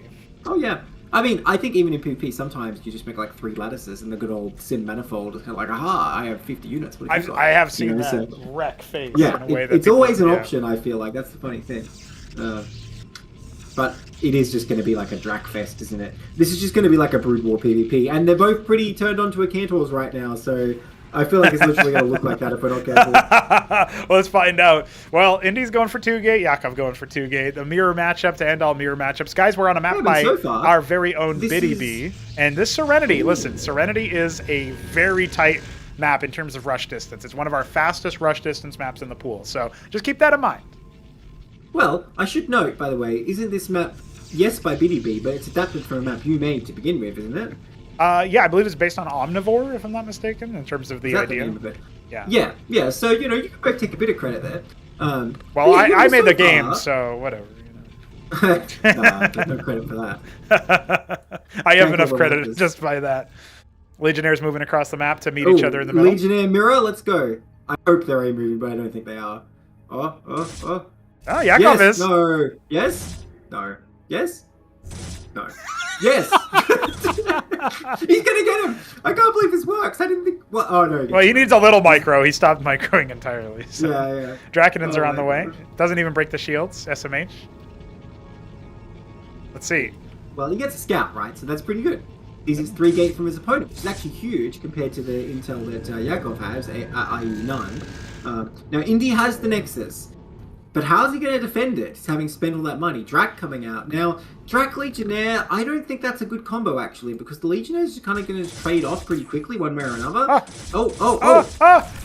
Nice. Sniped! Fancy Zealot moves. Yeah, the Zealot is not here for a good time. Oh, no. The Legionnaire. Oh.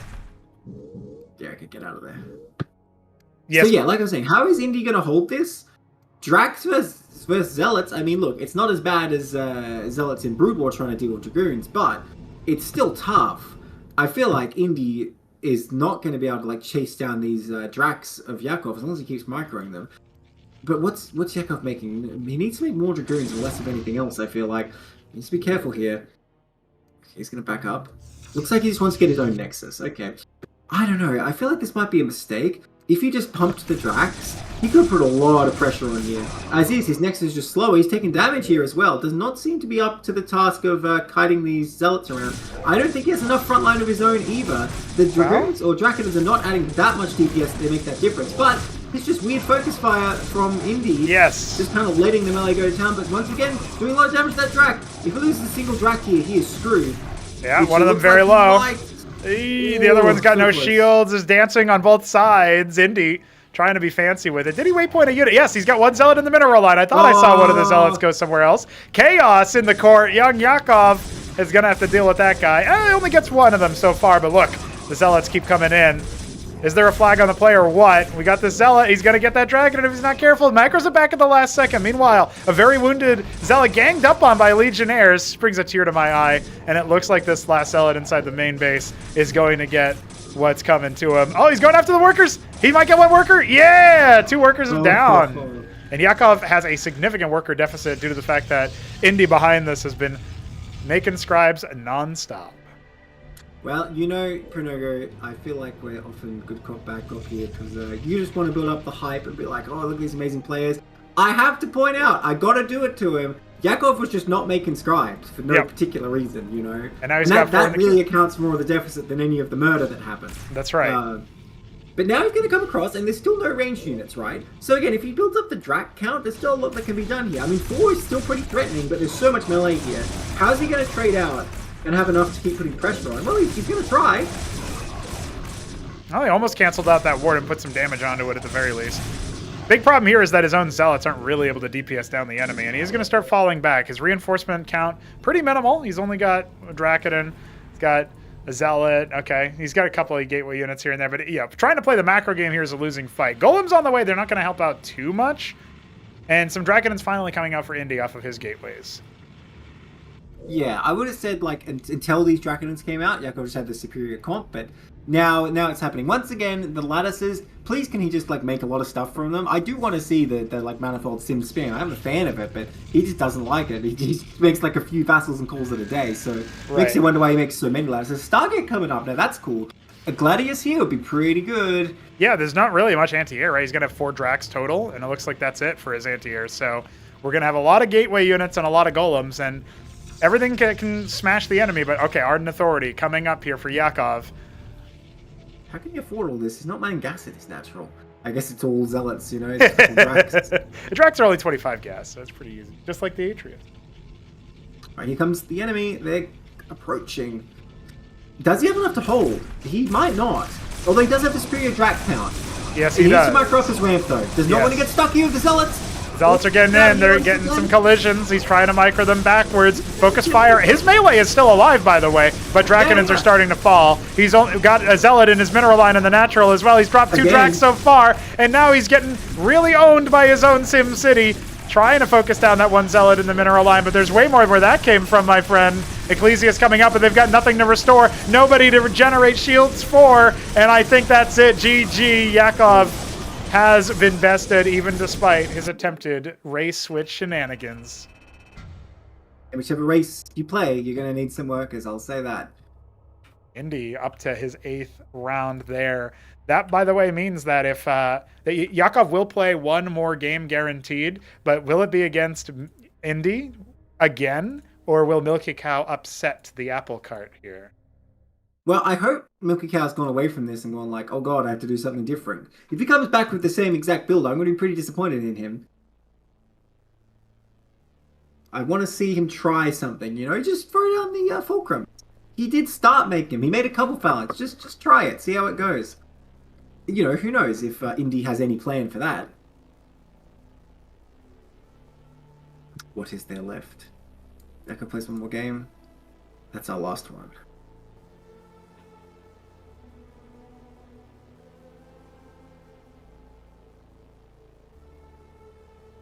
Protoss match so they can't be OP, says Jujik. Thank you, Yakov, your sacrifice will be remembered.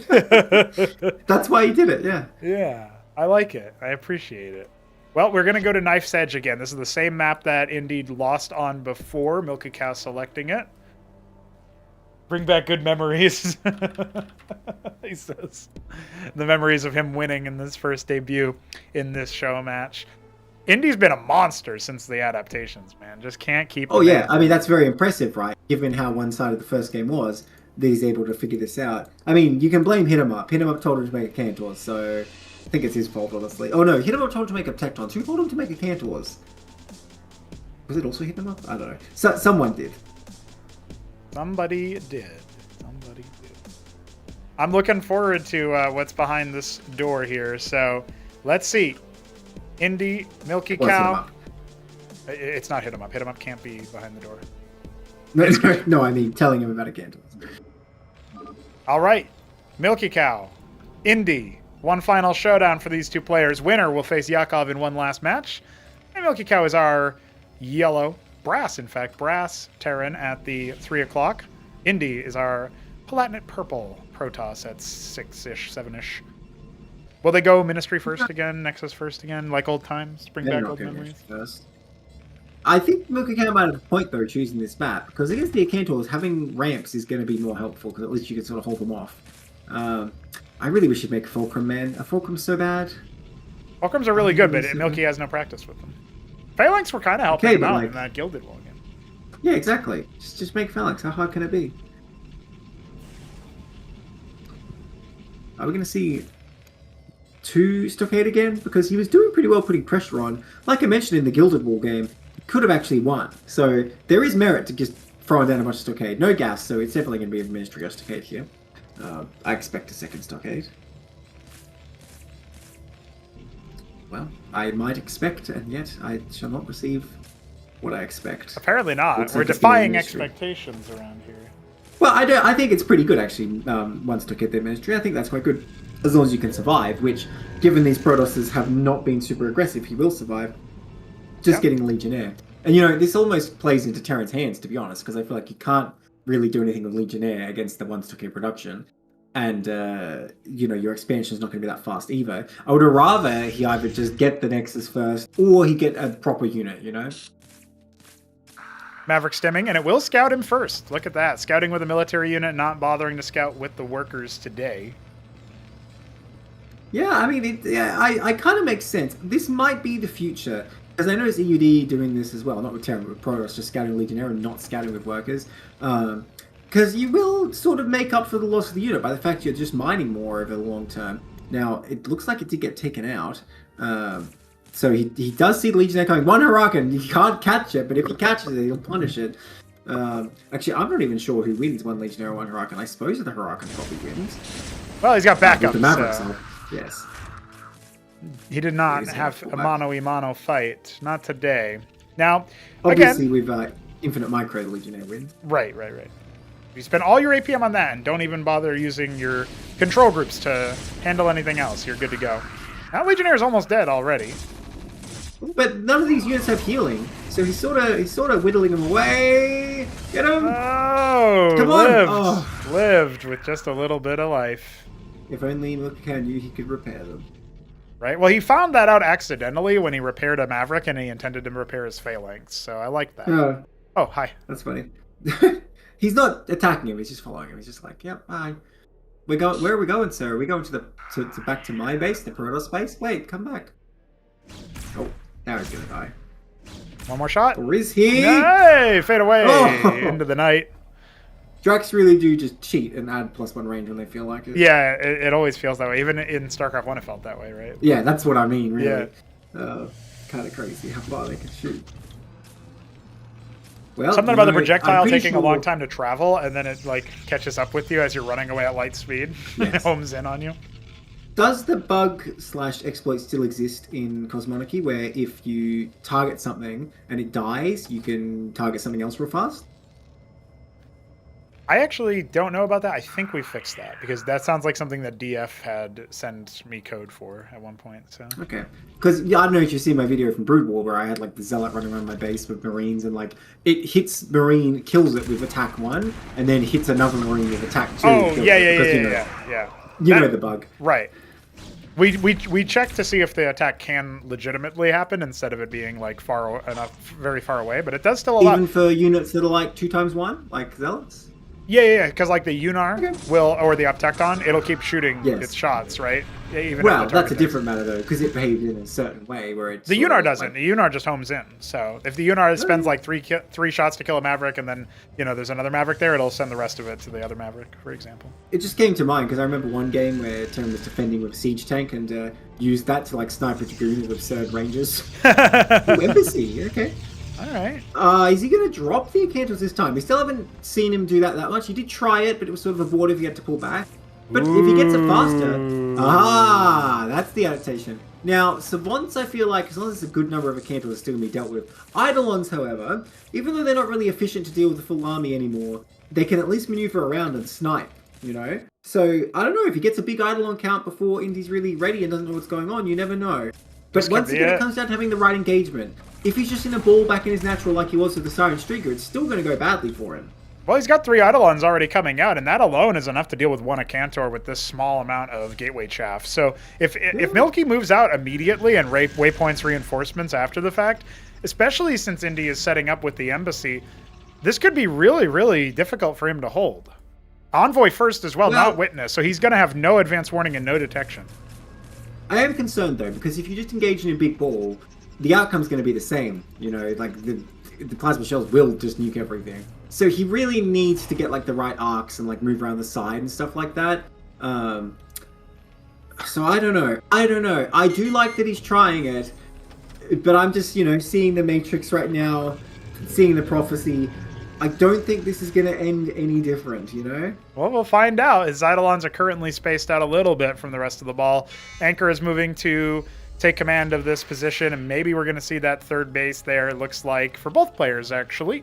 But Milky's already got his ministry almost complete, and he's sending in some Masons to the bottom right. Yeah, I'm intrigued you took that base and not the mineral only, but I guess you do need gas for those Eidolons. 5 o'clock will be spotted by the Huracan, come on. Yeah. That is pretty important. It might prompt the move out. Now, he's making a second envoy, by the way, so he's definitely trying to prepare for that mass drop star, which honestly is kind of perfect for Eidolons. Here we go, the engagement's starting. So far, so good, but he does not want to go up this ramp. He needs to avoid this. Oh! Yeah.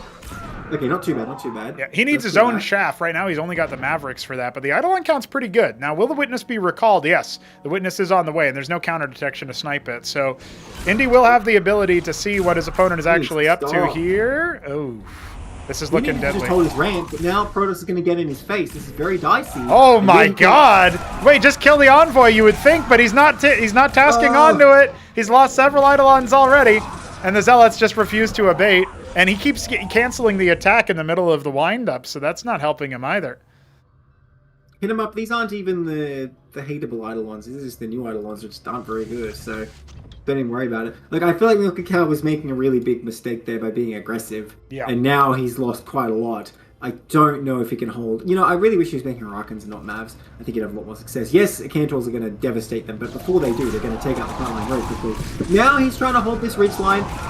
I mean, I think he could stay still and shoot a bit more than he is. He's doing decent damage now. Yeah, no more Zealots. Yeah, he's just spread out wider. He's moving back and forth, but he's not spreading out into an arc. And, you know, you've seen his core structure of this blade, they sort of seem to lack that. He's doing nice pickup, though. That was very slick. That Cantor was like 1 HP. Oh! That was insane. It's so close, but now he pulls back. He's trying to dodgeball. Really, he just needs to send something over to absorb, and that time he picks the Akantor. The others are still in good health, but the Draconans are mostly dwindling. Funnily enough, okay, great. Bring the Masons to absorb the shots. It's not a bad move here. He's a hidden worker, so he can definitely do this, and he might take all this out, actually. If he clears the field once and still has his Eidolon count, he's looking real good. Watch out for those man, you can't get overexcited about that. He deploys it. The Witness is in the front line. We got some Zealot reinforcements. Feels a little bare for Indy. He doesn't actually have that many units coming out, and the Eidolons are still in enough number that they can deal with this. Now the Shamans being glorified body blockers. I'm not so sure I like that, but they will be allowing a little bit of healing, so it does actually work out okay. Look at him trying to body block. Oh, no. Nice pickup, though, with that Envoy. Indy's microing his Cantors very well, but he's playing a very dangerous game. If he gets his army cleared, he is in the world of trouble. He sure is. If he keeps the pressure up, who knows? It's like one good Cantor hit away from the game ending, right? Yep. He's been sharking around looking for the victory. 4 more Eidolons coming out. Milky now is going to have his extra base under attack just when he tasks them on to the harvest. But look, this is where the Eidolons get the value. This is where they're going to be able to shoot down the ramp with extra range, even making it even harder for the Acantors to do anything about it. He's only got a couple of gateway units over here. The Masons can defend themselves to a limited extent. Dude, where are the Huracans? If it was Huracans this whole time, he probably already cleaned this up. But here we go. Now the Eidolon's getting the shots in. Oh, I think we're going to clean it up this time. Picked up again. Really needs to start that Envoy. Nonetheless. Oh, that could have been bad. Okay, the Mason's actually cleaned up over there, I think, by the way. Oh, no, I'm lying. Not far off, though. So dangerous. Finally on the field. Now, if they can get in front, just absorb a couple key shots. You only need to stop it. Nice. Gets the the witness there. Yep, just in time too, because his shaman just got destroyed. He does have some clerics too. They will absorb some shots and try to heal with bonus armor. Doesn't really matter for the Acantor, but that envoy goes down with an Acantor in it, and there's only a few more left. They are going to try to body block, but the Eidolons are starting to falter. Oh, fall back, fall back. All right, he's still got the count though. He can take these out. How can they escape now? There's no envoy. I think he can clean these up, and he might be able to hold his third too. Can milkicow pull this off? It's a possibility. So we're starting to add in a little bit more tech for Indy, but his worker count only recently started to eclipse that of the Terran, and still the Eidolons are reigning supreme. However, they needed to stay away from those shots. That's 4 Eidolons, a whole production round that milkicow just lost. He's got a lot of minerals in the tank. He can absolutely make some more stockades now. Still using the Masons to body block, but that is 3 Eidolons going down. The micro trainer needs to pay off. Oh, he loses another 2. Oh, reinforcements though. The macro is on point, I'll say that. He's been multitasking. Way more Cantors here now. He needs to retreat to the high ground, I think. Maybe this one to the south he can hold. I mean, he's microing pretty well and getting good value. Just needs to be so careful! Oh no! That's like half his army right there. Once again, getting stuck together in a ball. Now he really doesn't have the DPS behind this. I don't think he can hold now. Because yeah, the Hurricanes are finally here to take some shots. Poor cleric. She didn't deserve that. Well, here we go. Can he get around the side? Somehow oh wait, hold on, Indy. All of his Acantors are stuck together, and even the Hurricanes are doing the damage. He's only got 1 left now. Dude, Hurricanes are so good. Again, what a shame he wasn't making them the whole time. Yeah. You know? And he's managed to get that 3rd base online, so maybe he can maintain. Now, in the meantime, there's a 4th base for Indy. The prostration is up. No ancestral yet.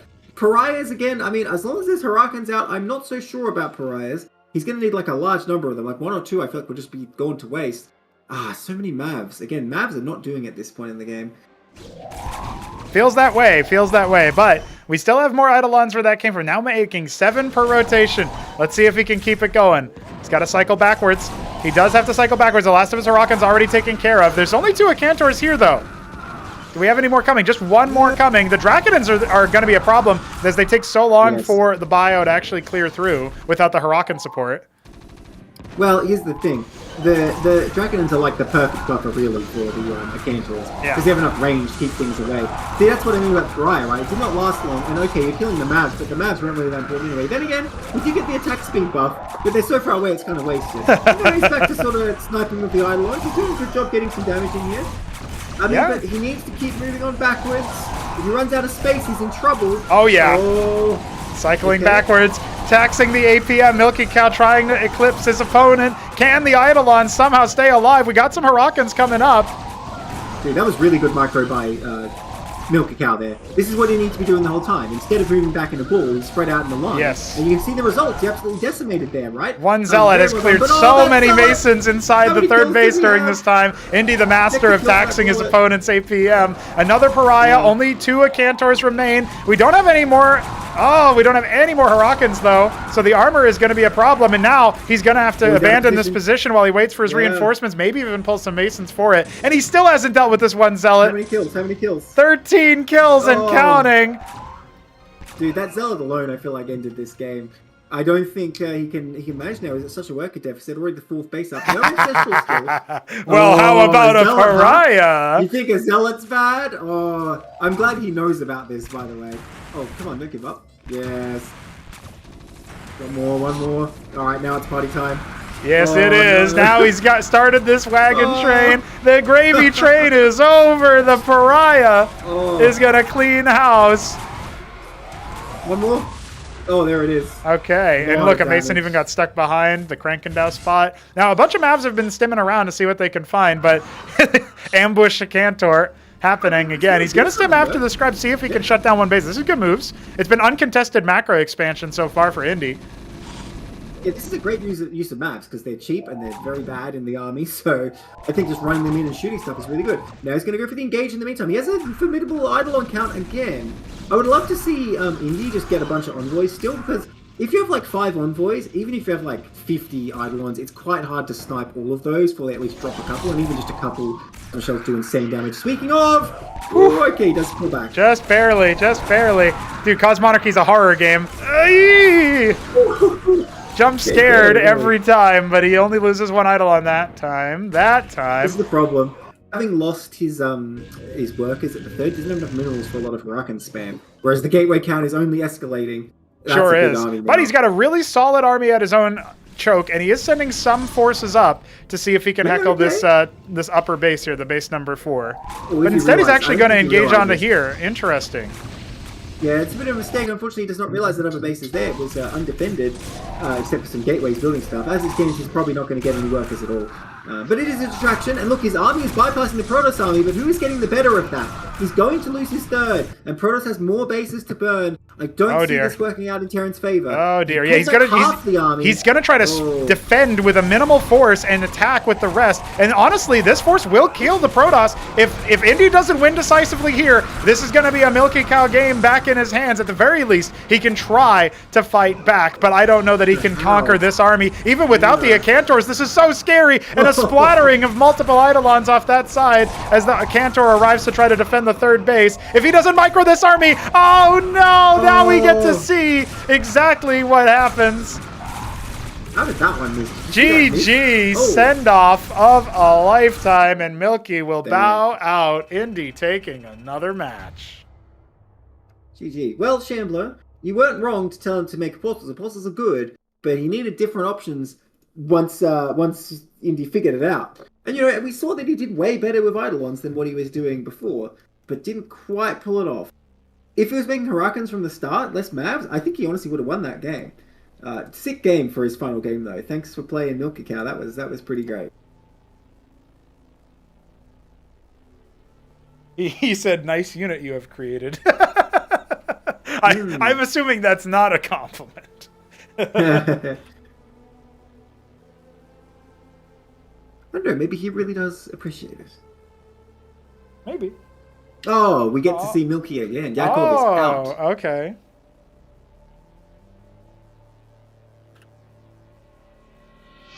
Well, in that case, we'll see if Milky says any map. Well, I guess I'll let Indy pick. Any map. All right. Oh wait, hold on. time. Any map? Oh, okay. No, never mind. He has some requests. 4 spawn map. That's what he wants. Okay, so I was gonna say infinite velocity if it's any map. big map. 4 spawn. Oh, do what's it called? Battle Spectre. Well, that's not 4 spawn, really. That's cross spawn. Yeah, that's why I want it. You've got to show off that Cosmonarchy tech that we can do that.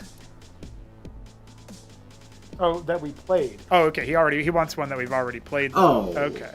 Have we played it for? The only one is Blackwater, so I guess that's what we'll rehost. There you go. All right. Well, you know, I'll take it. Next best thing, I guess. I do like Blackwater. I feel like what we're going to end up seeing, by the way, is Quasar Quartet being like the new Blackwater in many respects. It has a little bit more flexibility for army movement, but I really like that map. It's good. Well, I think Blackwater is already sort of outmoded, but it doesn't mean I don't like it. So, instead of Yakov, we get to see Milky Cow try again. Is he going to pull this off with Eidolons again? It was so close. And like I said, if he just made Huracans, so I feel like, I hope he doesn't give up. I hope he tries it again. Or he could still make Fulcrums. I mean, that option is still on the table.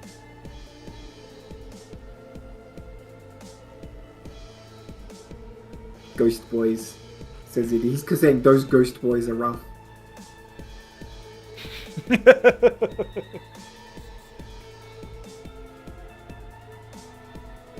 lot of advance happening.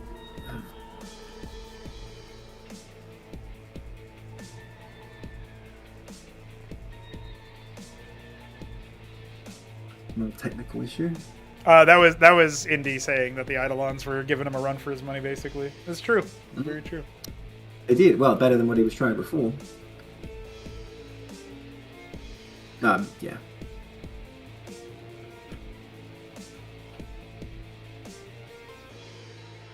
Trying to organize that next round here because we do have another show match after this. It's starting in a clean, cool 20 minutes, by the way. And HonMonO will be selecting the first opponent. Whoever he selects will select the first map. I do wonder, by the way, if he made Savants, yes, they're going to die to the Acantor, but if they're set up on the reach lines, can they do the damage before they do? I don't know. They're nice and spread out. Oh yes, Indy didn't know. Indy didn't know he was expecting the game against Yakov, but no, you must face your nemesis once again. Yeah, he said, "Oh no." He's keen though. He is keen. There's a colon D. There's a couple of rounds thrown out there. Listen, Indy has scored a lot of rounds here. He could be on for his 9th game here, which would be stupendous. Good amount of money. Yeah, it is, yeah. It's very good, yep. So, if milkicow wants to avoid that, getting eclipsed by his opponent, the red Terran in the bottom left of Blackwater Bastion is going to have to go up against Indy, the Dark Sapphire Protoss, who is not going to be going Nexus. Is he center gating? Ooh. He's going straight to the middle of the map. I think he's going to center 2 gate, just like StarCraft 1, dude, just like Brood War. Look, my feelings on this hasn't changed. I still don't think it makes sense to just not make them in your base. But okay, he's going to do it. Now, what is he going to make? If he makes Legionnaires, I have my doubts. But, hey, it worked the other game. That game on Demiloon was just like, I don't know. You couldn't predict that it would play out that way. Here we go. He's just moving around. He's deciding a good spot. Okay, this is a 2/3 gamble. So he's expecting his opponent to be on the left-hand side of the map. And if that's correct, which it is, he's actually in the best spot technically. But let's see what he wants to do here. Well, it was never going to be lattices, was it? Well, listen, DeWalt did proxy lattice and made a golem, and that was really funny. So, did he win that game? No, he lost horribly to Bonif. That was a show match. Fortunately, golems are not the first unit you can make. Guys, can you get a 3rd one? Look, again, I do agree that if you're going to do this, you might as well get 3 or 4. I do think that makes sense, but I still don't think it makes sense to make it in the middle of the map. Let's find out. Yeah, let's find out if he has the same meme where it's like, oh, I don't know where he is. Yeah, he doesn't actually scatter them yet, by the way. Yep. And he's sending his scribe home. Okay, look, if you're already doing this where you're rallying randomly, oh, he thinks it's cross spawns. He thinks it's a 2-player map. Well, yeah, I guess so. He didn't read the 4 spawn part of it, right? So I guess that makes sense. It's weird because in the lobby it says 4 slots, there's the file name has 4 in it, but that's okay. I mean, this is a foreign concept to StarCraft 2 players. They don't know about 4 spawn. What do you mean you can have more than 1 spawn? Oh, that's just mean. It's true, but that's just mean. Yeah. Is Maverick going to show up? Is he going to realize? Oh, no. Man, from out with a bang to out with a whimper, could this be it? Well, he's going to start fighting him.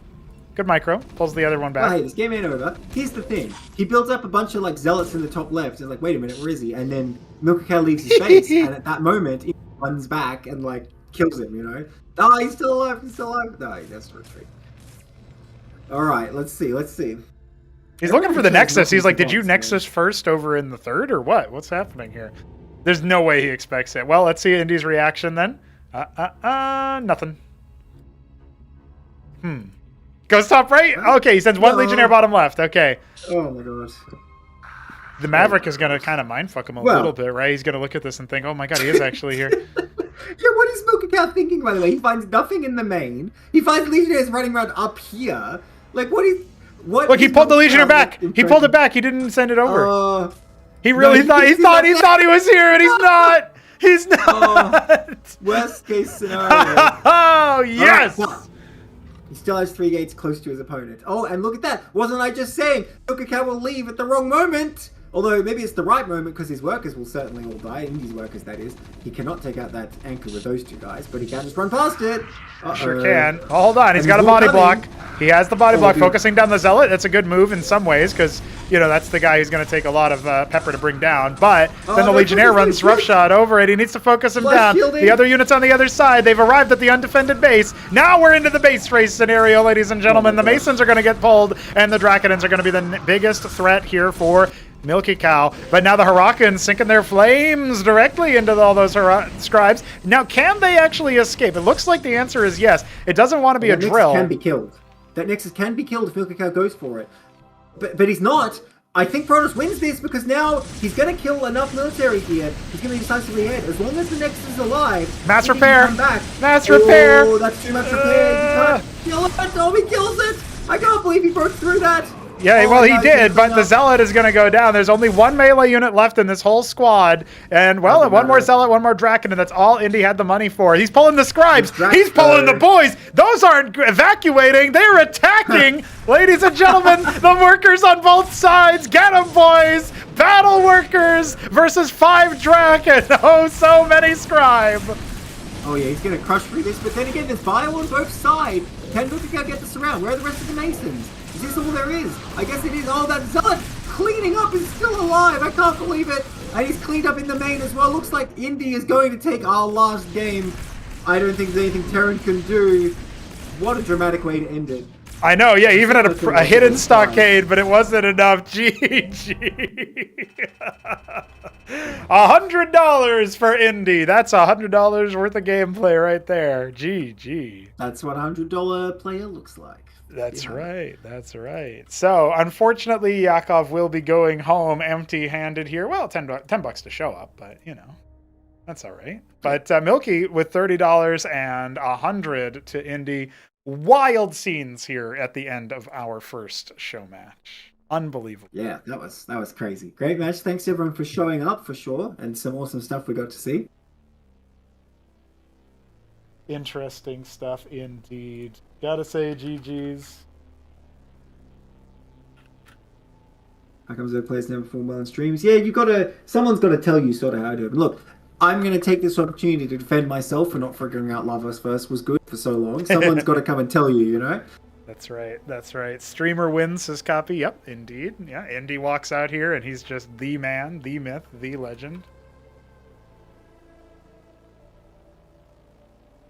And that is a wrap on our first show match, ladies and gentlemen. It was a really fun time. We got to see some really cool matches, and honestly, I'm really looking forward to what comes up next, because in my opinion, that was some of the most entertaining Cosmonarchy that I expected to see.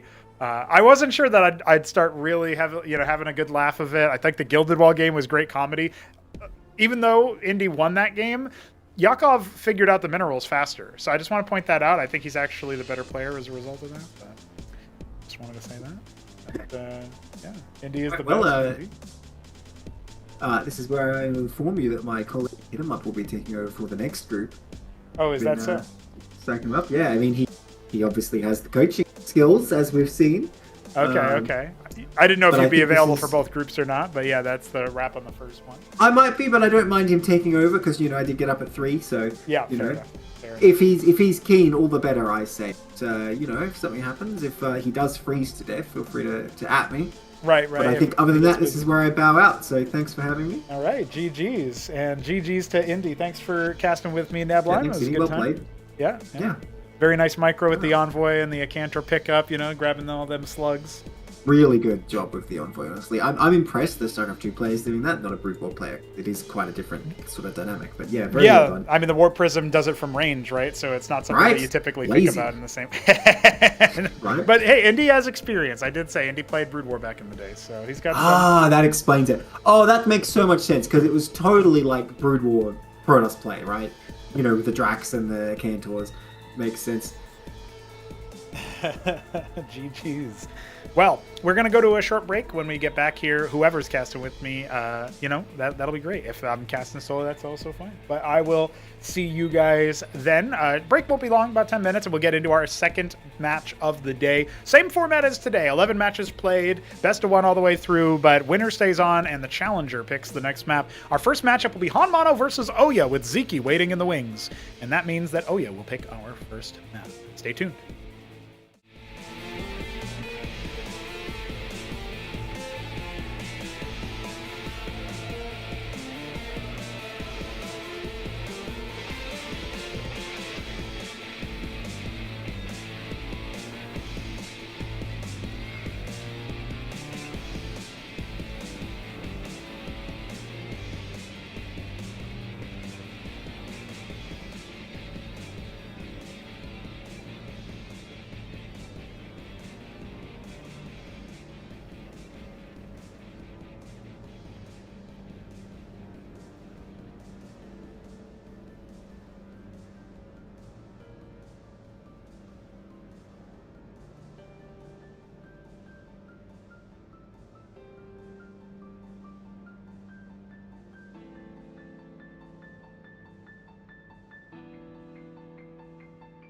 Is that a fucking crow? Ah!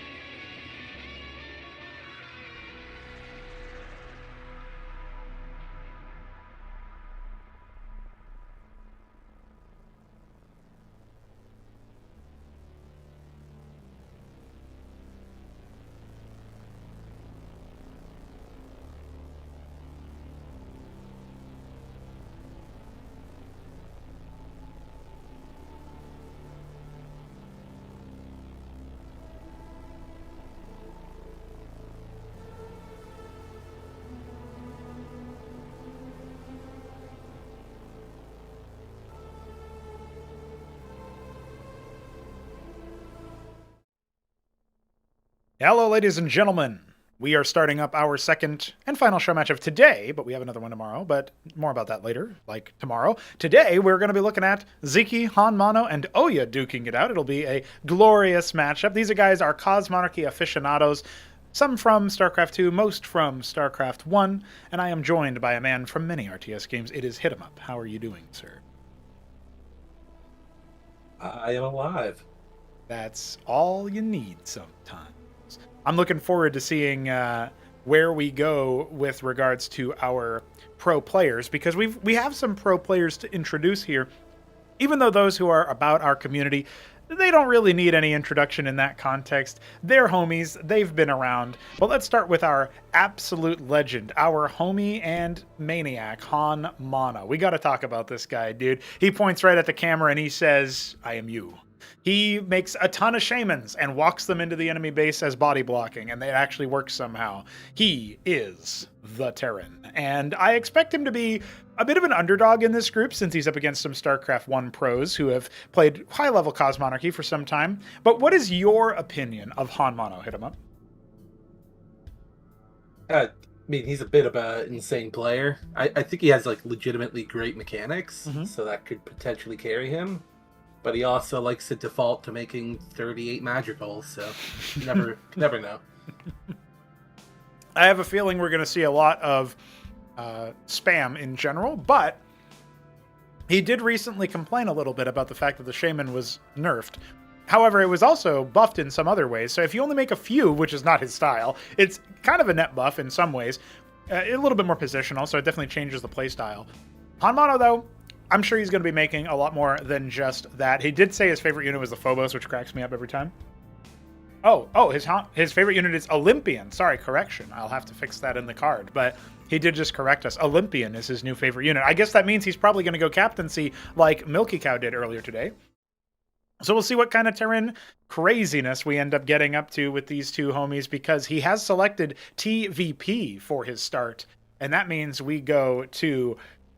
I think it's a pretty interesting little spot here that we end up going to our next player there, which I actually just realized I don't believe I have his music queued up. Hold on, hold the phone. But while I'm holding the phone, tell me what your opinion of Ouya is, because this man has been top level, and you've been saying maybe he's not so top level. Maybe he's only just all right. You know what I mean? So what's your take on him overall?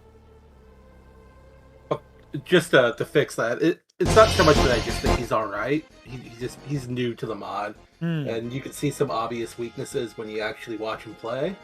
I do think that as a player, I would actually rank him above like the rest of the Brood War and StarCraft 2 pros that came over. Okay. He's much more malleable and like adaptive, so that works out better for him. But, this, like, him against HonMonO is going to be very interesting.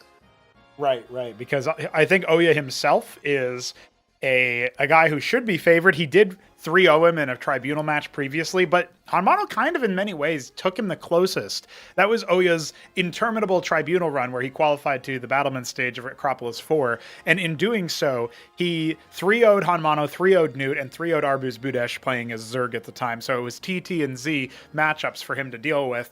That's just something that shows his dominance, but... Again, HonMonO almost had him with basically just tier 1 bio spam against things like Optectons. It was actually a ridiculous couple of matches that they played. And I do feel like you're right. HonMonO could actually be making an interesting game, even if Ouya ends up clutching it out at the end. We will see.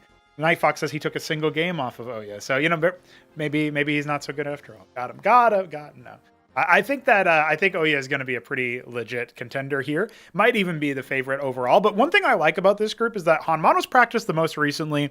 Sziky somewhere in the middle of him, and Ouya, who's been cooling off for some time since the new year. So in some ways, the strongest player on paper of this group has the least practice. Sziky, probably second strongest on paper and has had the second most practice, and was already starting to overtake Ouya's ZVP.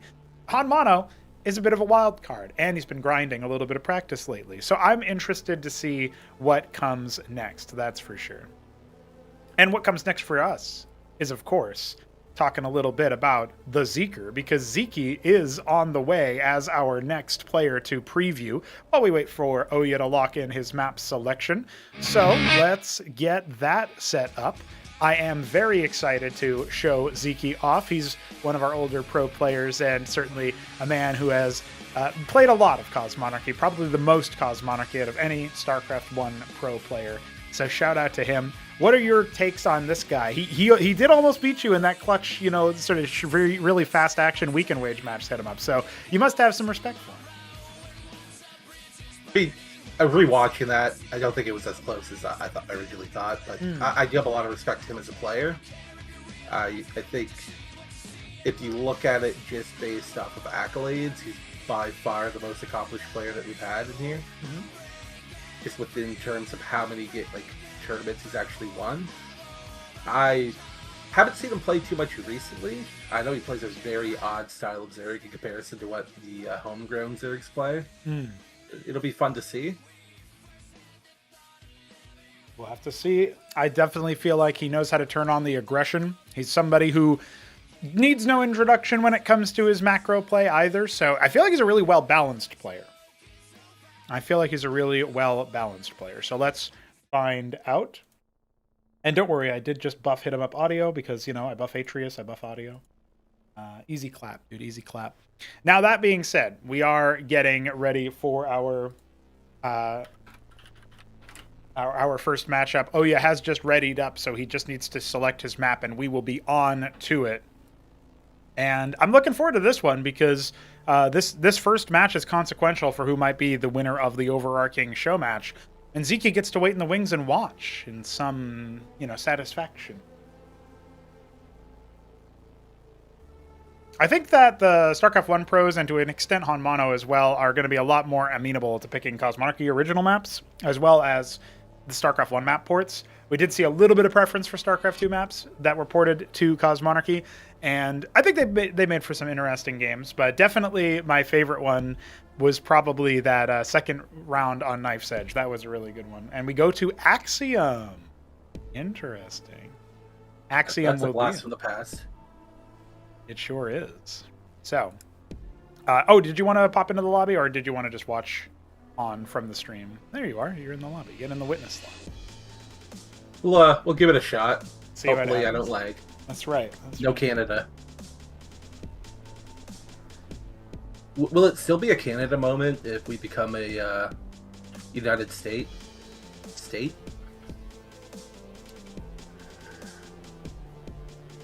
Let's see. I don't think Canada itself can be just one state. That's my concern. Don't you need Ontario and Vancouver and the rest of Canada after that? Those are the only places I know in Canada. I think they'd belittle us so much that they'd be like, yeah, you're that big, but you're really just one state.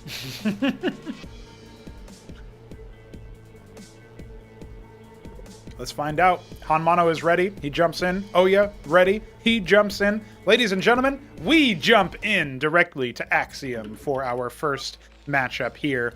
HonMonO, the Zunwaldite Brown Terran in the top right. Oya in the bottom left, the Palatinate Blue Protoss.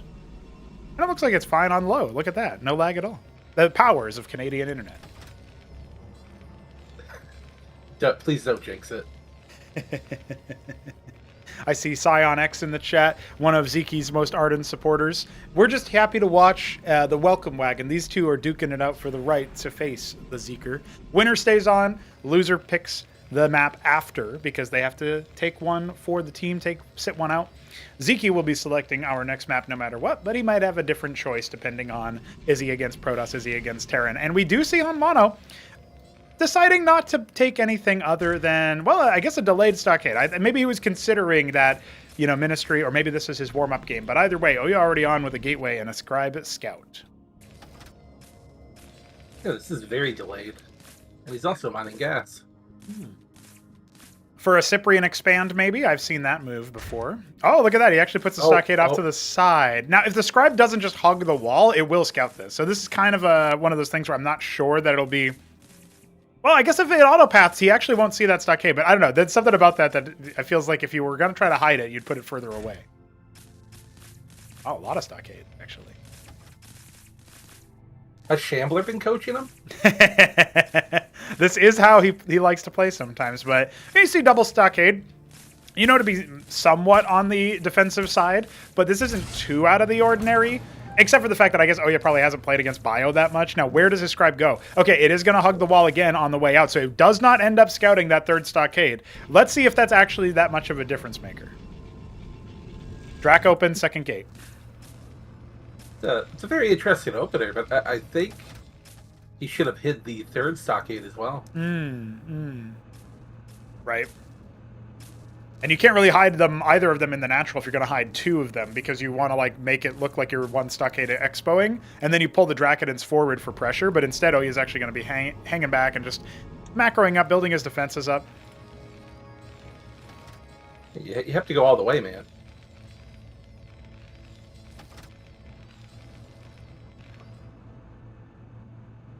With 3 Cyprians coming on the field already, I suppose. 2 Cyprians and a Huracan. Huracan Cyprian could be pretty legit versus the Dragons. We've obviously seen you versus Ayud's Protoss in Weekend Wage pull off a ridiculous Cyprian comeback. So. Look, Cyprians are completely underrated. We need more of them. Oya going for the Rogue Gallery. This is either a cheap catapult into Tier 3, which Oya has done with the Fast Prostration stage, or it is his nod towards the Kabbalist play. We'll see which one it is, but he's scaling it up. He's getting his expansion, and the bio's already kind of halfway between the middle of the map and the natural. It's an interesting position for HonMonO to be in, and he's probably expecting some kind of Protoss movement. I kind of like that he's forcibly separated part of his army, so that in case, you know, the Protoss army is wrapping around him off to the left-hand side or whatever, we're in a bit of a different spot. But let's see what Oya has in mind for his map pick here. I can give you like a little bit of information on this as well. Like the Rogue Gallery that he's making, if you watch EUD play Protoss, he's been doing a lot of weird Rogue Gallery plays. Since he got them from watching and playing against Oya. So it's probably a Kabbalist. Yeah, it is indeed. Already on the way. Now that Zealot's going to take a lot of early damage. Huracan is the first to trade, but burning down almost to no health. Ooh, just barely staying alive. That's basically a paper tiger. And there's not that much here to defend. HonMonO has a very sick push timing here, but it's going to come down to micro. Early Hierophant damage. Scribes are already starting to take some damage. Remember, Oya can afford to lose workers. He's got that second Nexus, so that part isn't really that significant. What we need to see is reinforcements come in, especially reinforcing Huracans. What's that first Kabbalist going to be doing? Yeah, get that Nexus. Yeah, the Huracan's rending the armor too, so that's actually really consequential. He makes the Cyprians just focus it down. It's very close to popping. Oya needs to go now. He does. The Kabbalist charges forward. Oy, but it's just in a line. Oh, they're not actually fighting the Kabbalist, though. They just stand and fight. Down it goes, finally. This might have overwhelmed him. He's got a couple more units coming in. I'm honestly very surprised about this. This is very interesting. Wow. Let's see. Oh, no. More reinforcements coming. He's kind of idled. Watch out. The battle workers. Man, this is dire. The blind battle workers. 83 health on the Nexus. The Kabbalist might end up going down here. Gets another shot off. Oh, yeah, there it is. He fires one more swipe. Just tag the Nexus. There you go, buddy. Down it goes. There we go. Oh, and even getting a lot of line shots onto those scribes after the fact. So, even after this, though, I do think Oya is still in a very playable position. It is playable. He has some tech. He can just decide to one-base tier 3 it up, but he has no minerals to re-expand, and the Ministry just finished for HonMonO. So if he can go for his macro, look, he puts down a Cestus. He knows he can just play somewhat defensively here to absorb an incoming attack. Cestus also is localized detection. Prostration, there it is on one base.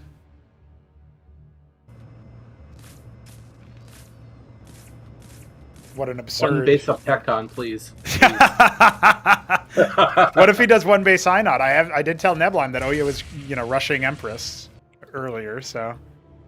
I just want him to do that to spite Nebline. Please, go Empress. He has no idea that Nebline was doing that, because Oya wasn't here watching the previous stream, so... I'm very interested to see what the path for HonMonO is now. It doesn't really look like anything in particular because he's not really scaling his production, nor is he teching. He isn't hardcore going for any extra, heavy on gas. We don't see any gas capping or anything. So nothing in particular telegraphs his next move to us, other than the fact that he's building an anchor and restocking his Cyprian count. He could just be setting up for a move out across the map to crush what Oya has, but I think he might wait a little bit.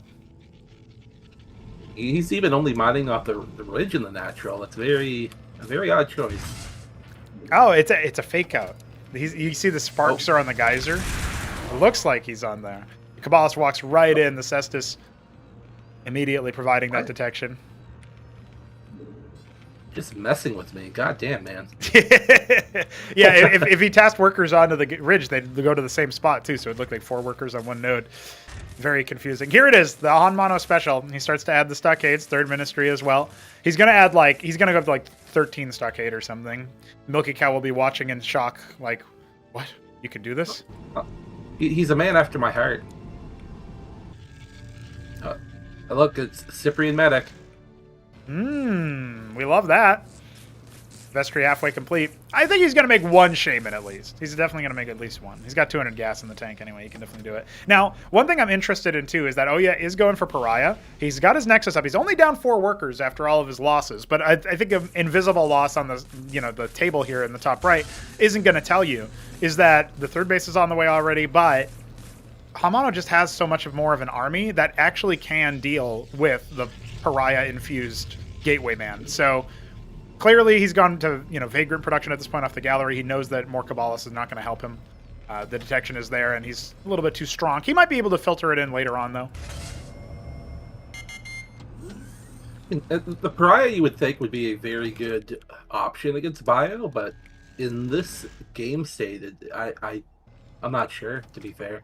Yeah, the Cyprian power is pretty high, and that's before accounting for the Hurakan armor end, so I have a feeling that the Pariahs are mostly just going to be focused down. But if they can do enough tanking so that the rest of the army can do a thing. My main concern is that HonMonO's army is growing. He's adding more production as well. 3 more stockades just went down inside the main base. We're talking about a situation where the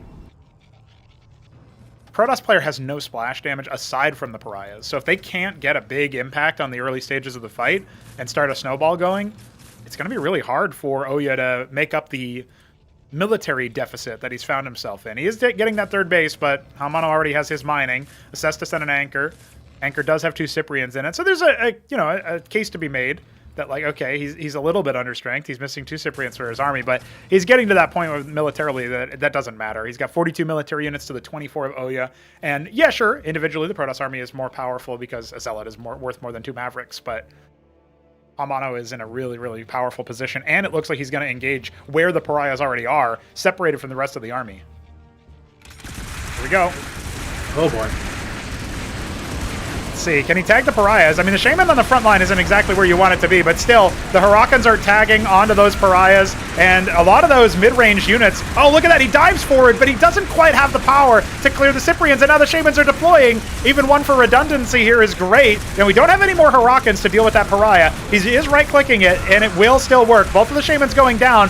Is the Cyprian count enough here to finish off what Oya has? He's filtering in more units. The micro was pretty good for him in the fight, but it felt like he needed to dive for that backline a little bit closer, a little bit quicker. Another Shaman arriving for reinforcement, and specifically for healing, and it keeps those Cyprians alive. Cancels out the static defense that was morphing there, and we don't really have that much left for Oya on the defense. However, even though he lost a couple of workers and did lose some tempo, he's still alive, and actually HonMonO is going to restock. This still looks good for Terran. That was a very, very good trade for the Terran. I'm still unsure as to why he's building more than 1 shaman after he's been told, but redundancy. I guess he's a stubborn player. Yeah. I think this is pretty good restraint from HonMonO, but he is up on a timer. Ancestral Archives has begun. Tier 2 on the side of HonMonO.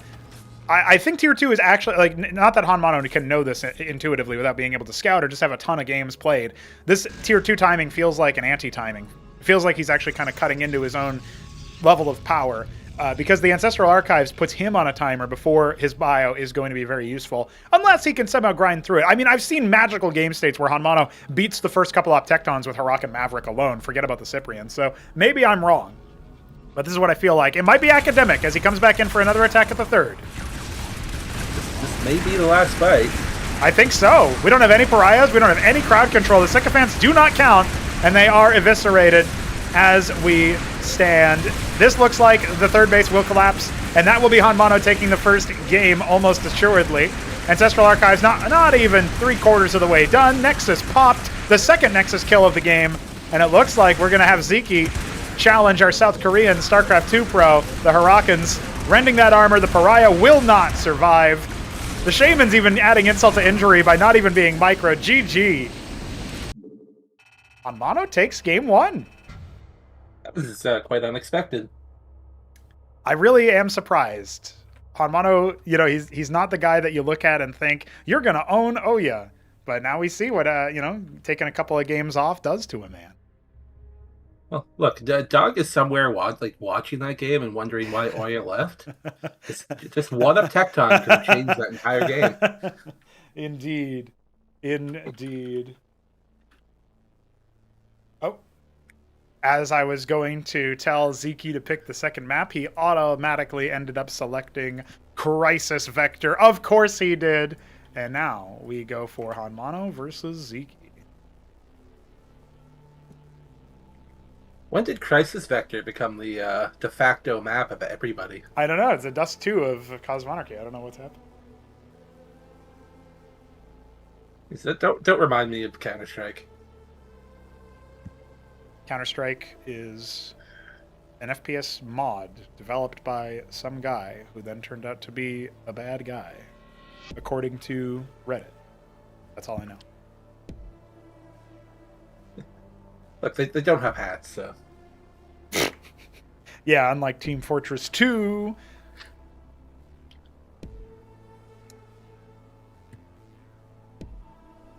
All right, ladies and gentlemen, we're getting into our second game. We are happy to see some action here because HonMonO is duking it out against Zeker. Sziky is just such a Chad player. I can't wait to see him do some gaming. We're into it.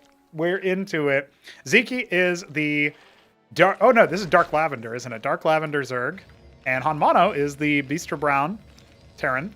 And he's already thinking about what he wants to do, but it looks like it'll just be another Stockade open. It would be really funny if he goes Ministry first now after that really aggressive play. But Sziky, I mean, did Sziky even pay attention to that last game? I don't know. I actually do not know. Zicky's just going to do what he does, and he's going to make a den. Okay. There it is. All right, den first. With no Larvosk, no hatch, nothing. Just straight den. Okay. I see you, Zeke. Now, what I want to know is HonMonO... Okay, HonMonO is not doing the... He does this, like, 270 mineral stockade timing that really throws me off every time. I think he's going for an expo. But yeah, I'm always so confused. there it is. Larvosk on the way now for Zeke. I guess he's going to start with Iziracore. Iziracore. Okay. But, like, based off my experiences with him and watching him play, like, he does like to go for really low eco, fast den and, like, go for a drop. Almost always a drop. Versus Terran specifically? Against Terran, I think he tries it against Protoss, but, like, it doesn't work there, unfortunately. But, like, as you can see, like, HonMonO is playing very greedy here. Yeah, now this is for sure one of those Cyprian expand builds, which I have seen work versus Protoss. I haven't really seen work versus Zerg. And if he ends up just running a bunch of Iziracores past that initial choke point, it doesn't really matter that you have the anchor, because you have no SimCity to block anything else. If you put the stockade as part of it, and then put an anchor somewhere, and then like try to plug it with a mason, maybe then I could see it working out. But that's like a PVZ wall in TVZ Cosmonarchy. You know what I mean? Like that doesn't even really compute as something. I guess he wants to wall up here on the ramp, but he is expanding on location. Iziracore, no, it's a Hydra coming across first. That's even worse in some ways because it will move faster. And here comes his expansion as he's trying to pressure with the one Hydra. One Hydra pressure, dude. It's the funniest thing. It's really good. Look, he's gonna cancel he's gonna slow this down. Oh, no, not quite. If only they were already in the anchor, then HonMonO wouldn't have unloaded them. Here come the Izzies. There's still a chance. Well, he's not gonna be able to slow the Ministry after all, but he might be able to do some damage. Some damage. 3 more Iziracores on the way. He's clearly focused on the idea of doing this early aggression, getting up to a reasonable army. And there's the Ovaleth you were talking about. Yeah, you really did call out this guy's opening gambit here.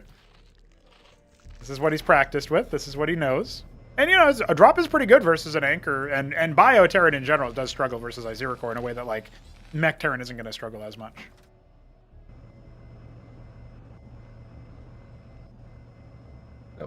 Oh boy, I'm still confused as to what the follow-ups. Oh, there we go. Stockades, finally. Yep. He's going to be going for double Stockade follow-up here as his expansion comes online. He has some Cyprians. I mean, in some ways, I kind of think Sziky could just walk into the main base, like, through the choke and kill it. He doesn't even need the Ovaleth. What he could do is use the Ovaleth to block the Cyprian shots from the Anchor or something really, really Omega Brain like that. But instead, he's going to drop the 3 Iziracores, and that's fine. I can see here that HonMonO doesn't have that much for defense. Oh, it's just like the famous like wide Zealot or wide Dark Templar walkthrough in Narcosis' main. Yeah, exactly. I think you could have done the same thing. One Watchdog on the Extremist, but it's it's kind of on an intercept course. No, it decides to bank, and so the Ovaleth moves in without being scouted by that Watchdog.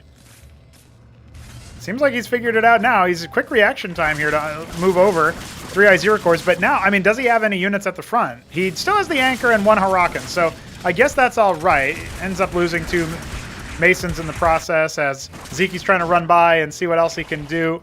Ends up losing 1 Iziracore, but he's stopped mining at both bases right now. Oh no, the Watchdog was finished and the Ovaleth is grounded. That went far worse for Sziky than it should have. You think so? I don't think that he's going to be able to chain it into anything as an instant kill, but he's got the same worker count, actually better worker count now, and his ski back is on the way.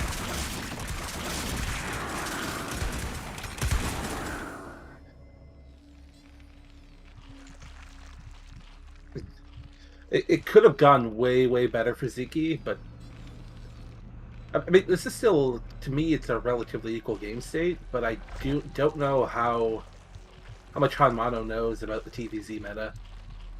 It did feel like he was always playing better versus Protoss if he had to pick any one matchup. He obviously took Oya down, which is great, but he previously traded with him nicely. He did struggle versus Zerg. I mean, he did get reverse swept by Cannoli. And Sziky would always have his number. Art of Turtle would usually be able to win out versus him. So, it's a matchup he has had some struggles with. Now, 7 is being taken by Sziky during this time. Iziracore move out might not be enough to deal with the 1 Hurakan mass sip. That Armor End going to add a lot of DPS there. This is sort of a soft containment. Everybody does, yeah. Shambler... It only beats everyone, man. Shambler reverse swept Grass Eater, and it really looked like it was going to be a 3-0, so I guess you're right. There's always the room for a reverse sweep. Shopdog reverse swept Shambler. Yes, yeah, it was a tournament play. And you could just tell. You could tell by the way that Grass did his stuff. I will say, random shout out for Grass Eater. His APM is up to like a $150, $160, so that's pretty good. He's living the dream. Yeah, he's getting up there. Of course, these players doubling that, but that's all right. Ministry for base number 3. You were talking about the raw mechanics of HonMonO, and I feel like he can definitely... Look, he just selected all of his stockades, then selected 1 stockade and made a shaman. Yeah, he's selected another one and made another shaman, but he's doing it individually. Hit him up. He's growing. He's learning. They grow up so fast. Oh, no. He has 3 now. Come on. Oh, okay. He just didn't want to hear the I don't have enough money error, He's like, damn it, I don't like when the adjutant tells me I'm poor. So we're now getting into the game state where I've heard a lot of complaints from Dog specifically. Yeah. That the Teth is a little bit strong. I haven't actually seen it, so... Well, I don't know that you will, because since between those 2 times, the Tetzoricor did lose armor pens. So now if you put armored compositions in front of the Tetzoricor, like Hurakan or anything behind a cleric, or anything, I guess, in front of a cleric, then the Teth isn't going to do nearly as much damage. Now, we do have the 3 shamans. Sziky might be convinced to focus them down, which is funny, because they're basically walking like, I spent 200 on this. Like, literally, HonMonO has an Atlas worth of shaman right now. So that's another way to put it. HonMonO is making a covenant. Ooh. Savants. He loves savants, of course. Maybe it's good versus the Teth. Usually Teths were like a good counter to it, so we'll see if that still remains true. I like the Savant too. It's half of what I am, but like I'm not even sure it could unit. Got him. Looks like it's going to be a 1 o'clock take here from HonMonO as he wants to go for his third base. So at the same time, the low ground double gas is being taken, and Sziky does not want to take that angle. 3 Hydras and an IZ offered up to the gods as sacrifice. And HonMonO just kind of hanging out over here. So if I was in Sziky's shoes right here, like watching and seeing the comp, just keep poking and prodding around in the front and build up a Bacillus ball. I think that's what he's going to do. He's not poking right now, but there are 3 Bactyls on the way. You are right. Oh, well, many more than that now. The win condition for Sziky against a fireball like this will always be the Bactyl count. And they're the Savants, a lot of them. Yes. Yes, indeed. Oh, no. Now, he doesn't have any Vestry, so when you factor that in, it's like, okay, there's no Vestry. Rather, he doesn't have any clerics, I should say. So he's relying on the shamans to keep his units alive, but he doesn't have any extra armor.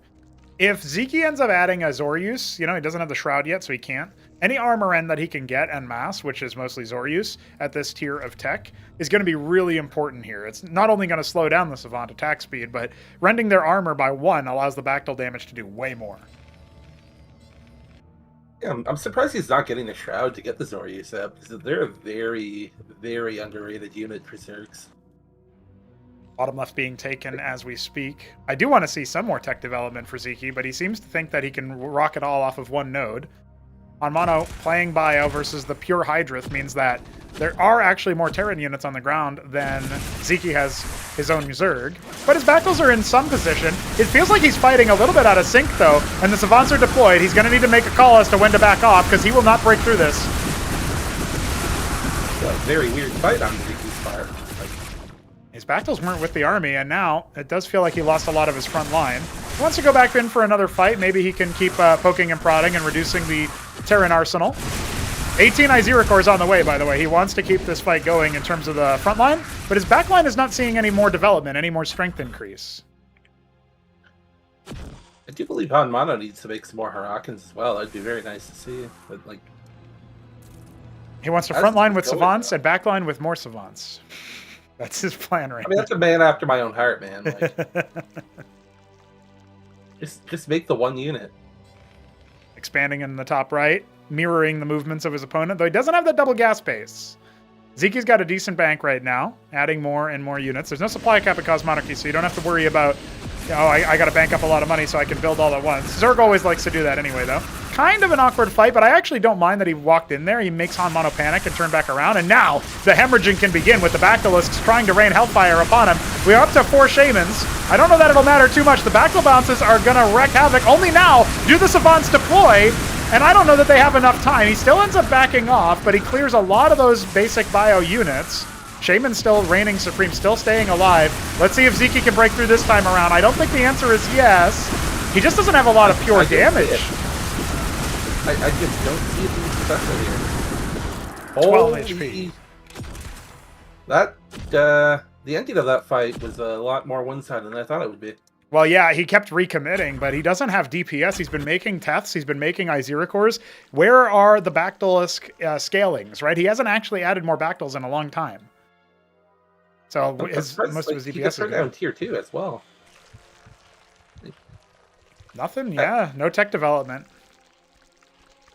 So this is just the one thing that I've noticed just watching Sziky play. And it's not like a bad thing, but he's somebody that will only do what he has already practiced, and he I don't know if he can adapt on the fly very well. And HonMonO's adapting quite well to this.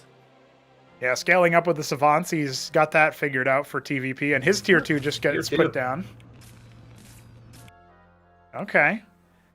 Even workers, which is good for the Zerg, to be honest, but the army is really, really low, and he's got no map vision at all. So this 7 o'clock is likely going to be bust. I don't think bottom left will be spotted exactly. He's got 2 Iziricors moving to top left to see, or 9 o'clock, I guess, to see if there's anything there. But I don't know that he can really engage into this army, right? Maybe he can try to bisect it. The jump scare of Savant. Go. Yeah. Look at them all. Oh man, this is a really good concave HonMonO setup, and Sziky's walking right into it. Decides to throw down the gauntlet and say, all right, I'm going to see if I can beat you. The Shroud not done yet, so no Zoryus in the fight, and it doesn't feel like he's got enough ranged units at all.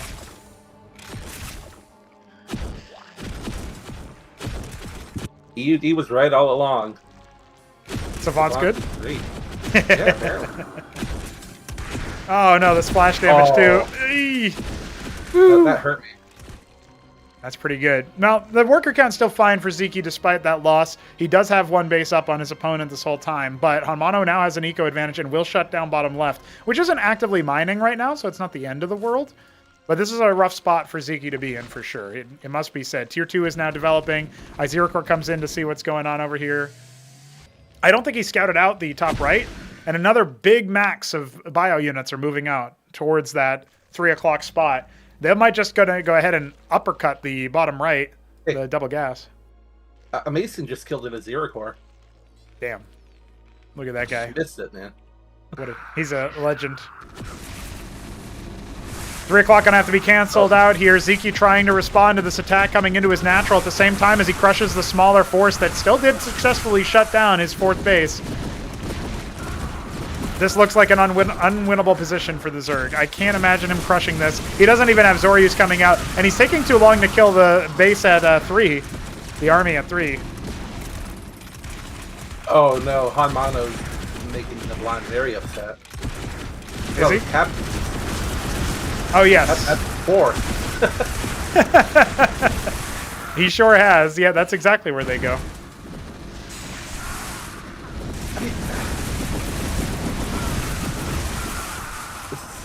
HonMonO can still lose this fight.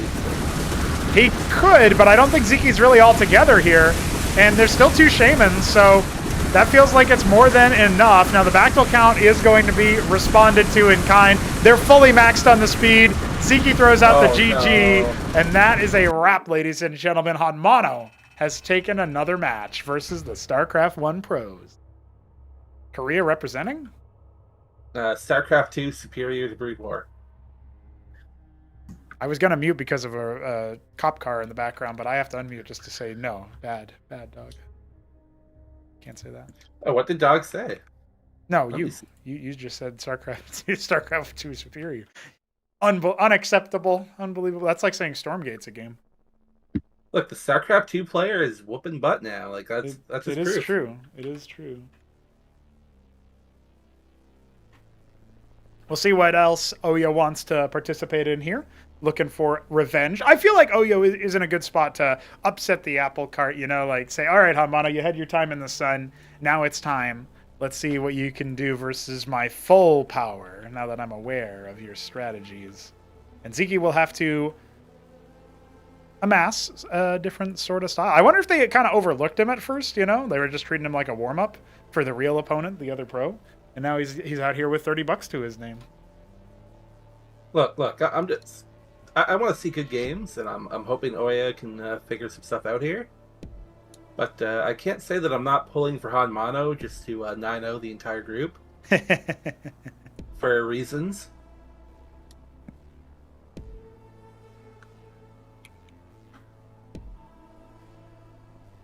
I'm looking forward to seeing what he's got in store for him. What depth does this man, currently have?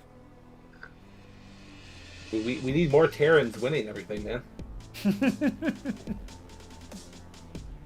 You gotta make it as hard as possible for Dog to argue.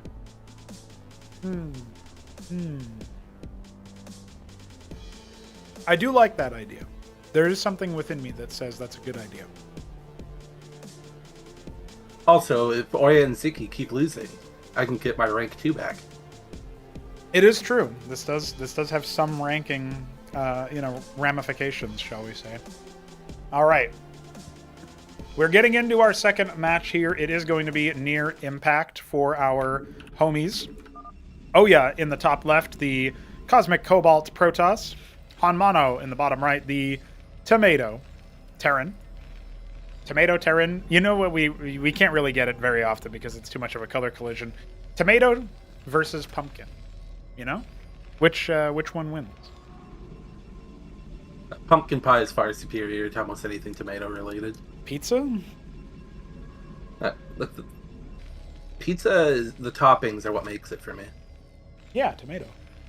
Roasted tomato No. with garlic. No, I could have it with like garlic sauce or fettuccine sauce or buffalo, and it's still great. That's true. Pizza without tomato is sometimes just hits the spot differently. So I agree with that. I understand that. HonMonO is going to stick with his, around 300 mineral first stockade purchase. That is his opener, it seems. Oh, yep. Halfway complete on his first gateway. Looks like he's going to be doing a similar strategy to before, but without the worker scout, and instead just doubles down on gateways early on. If he decides to go for the double drac, that's a real legit option. If HonMonO doesn't open with the 3 stockade that he did on Axiom, he could be in some serious trouble because he might go for the expand. This is sort of what it's looking like to me. I'd be a little bit worried about the Oya follow. He might just run him over.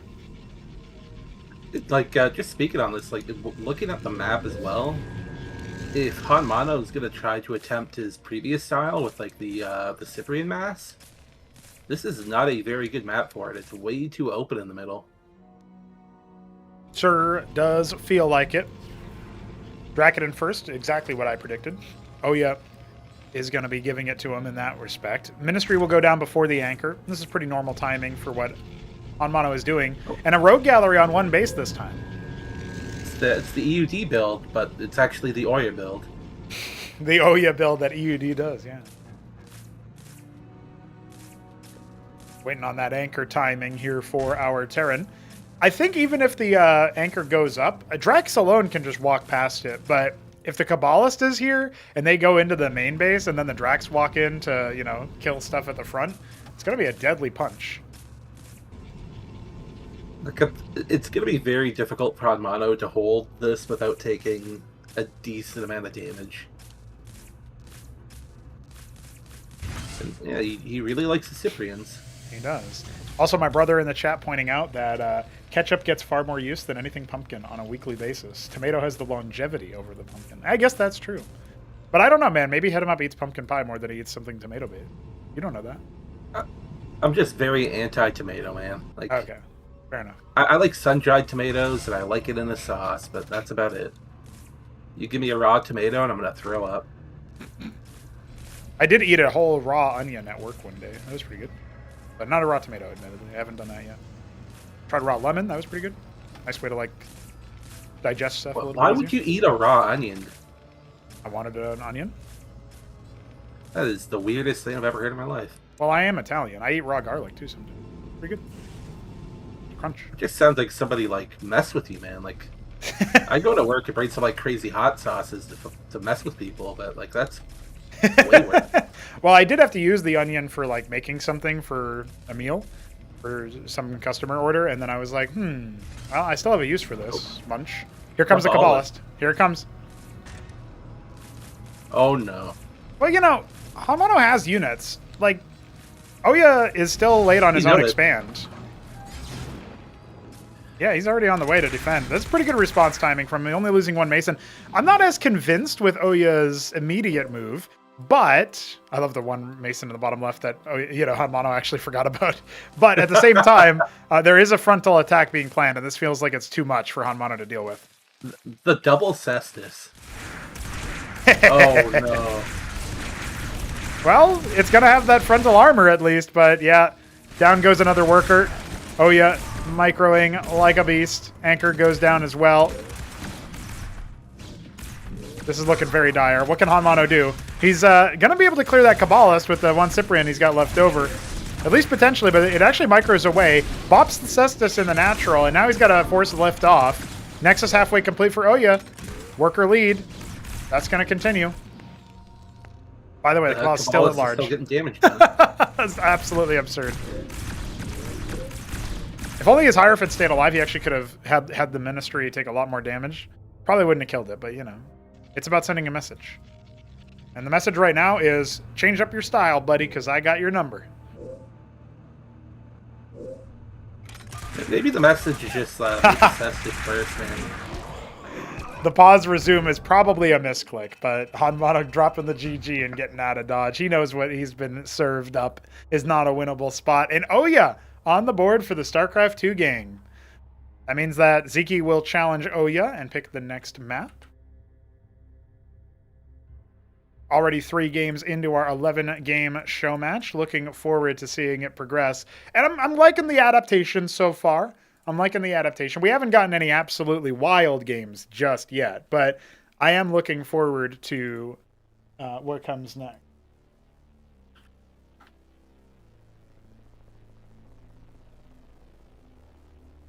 I'm very interested to see how Sziky plays ZVP past the early game. Yeah, and versus Oya, no less. Well, I know what Oya is going to do. These two have had some serious and significant battles in the past, so I like it. I like what it's looking like. Ayud saying that you need the Anseal. He doesn't believe in the Cestus. I wonder if HonMonO knows about the Lodestone, though. HonMonO might not know about the add-on there. I honestly do like the Cestus. I think that something that I noticed, and this was something that was happening in the previous group, the StarCraft 2 guys, they don't like to scout. Like they don't scout very much at all because they're used, like especially the Terrans, they're used to throwing out a Reaper first. Right. So HonMonO doesn't know what the opponent's going to do. He just does his build. If you scout the gallery and you just do like a Cestus expand, you're fine. So I'm hoping that he learns to scout.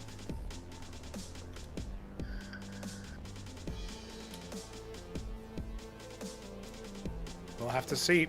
Sziky is going to be taking to the stage. HonMonO will have a moment to consider his next option. Oya and Sziky, they're going to be able to scout just fine.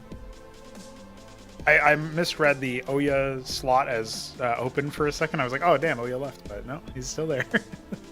Yeah, Oya's already out of here. Knife's Edge will be Sziky's map selection. Normally this is a map that gets picked against him. But I guess that means he's very comfortable on it, so he's happy to play it a lot. It's a very good map for Protoss early against both Terran and Zerg, so I'm surprised by the pick. Yeah, I do feel like a little bit favored here is Oya, just based on the map. And also the fact that he's gotten some good progress, good practice, good warm-up already into it.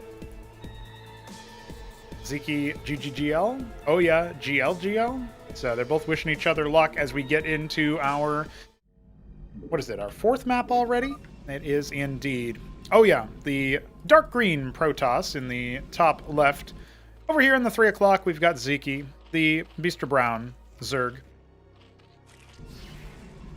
Now, versus Protoss, is he going to go Den? It doesn't look like it because he's not harvesting Vespian already. This could actually even be, dare I say it, hatch first. But I feel like Zeki's steeped in Cosmonarchy enough to not really bother with that. What is your opinion here, Map? Is it ever appropriate for a Zerg player to hatch first? Because it's obviously pool, as we can see here, but is it ever a good idea for a Zerg player to hatch first, in your opinion? On this map, I actually think it might be. Okay. Just because there's a downward ramp into your main that's very easy for the opponent to abuse. But in general, I would say no, the hatch first is a horrific idea. There is so many things that could abuse it.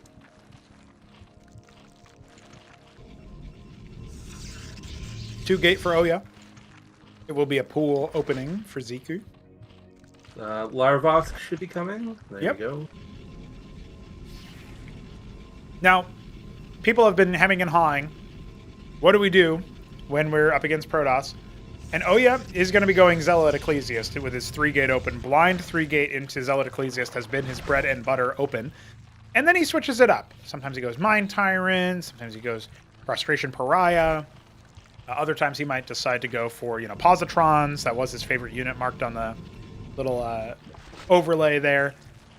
Zethrakors are moving in and making it up.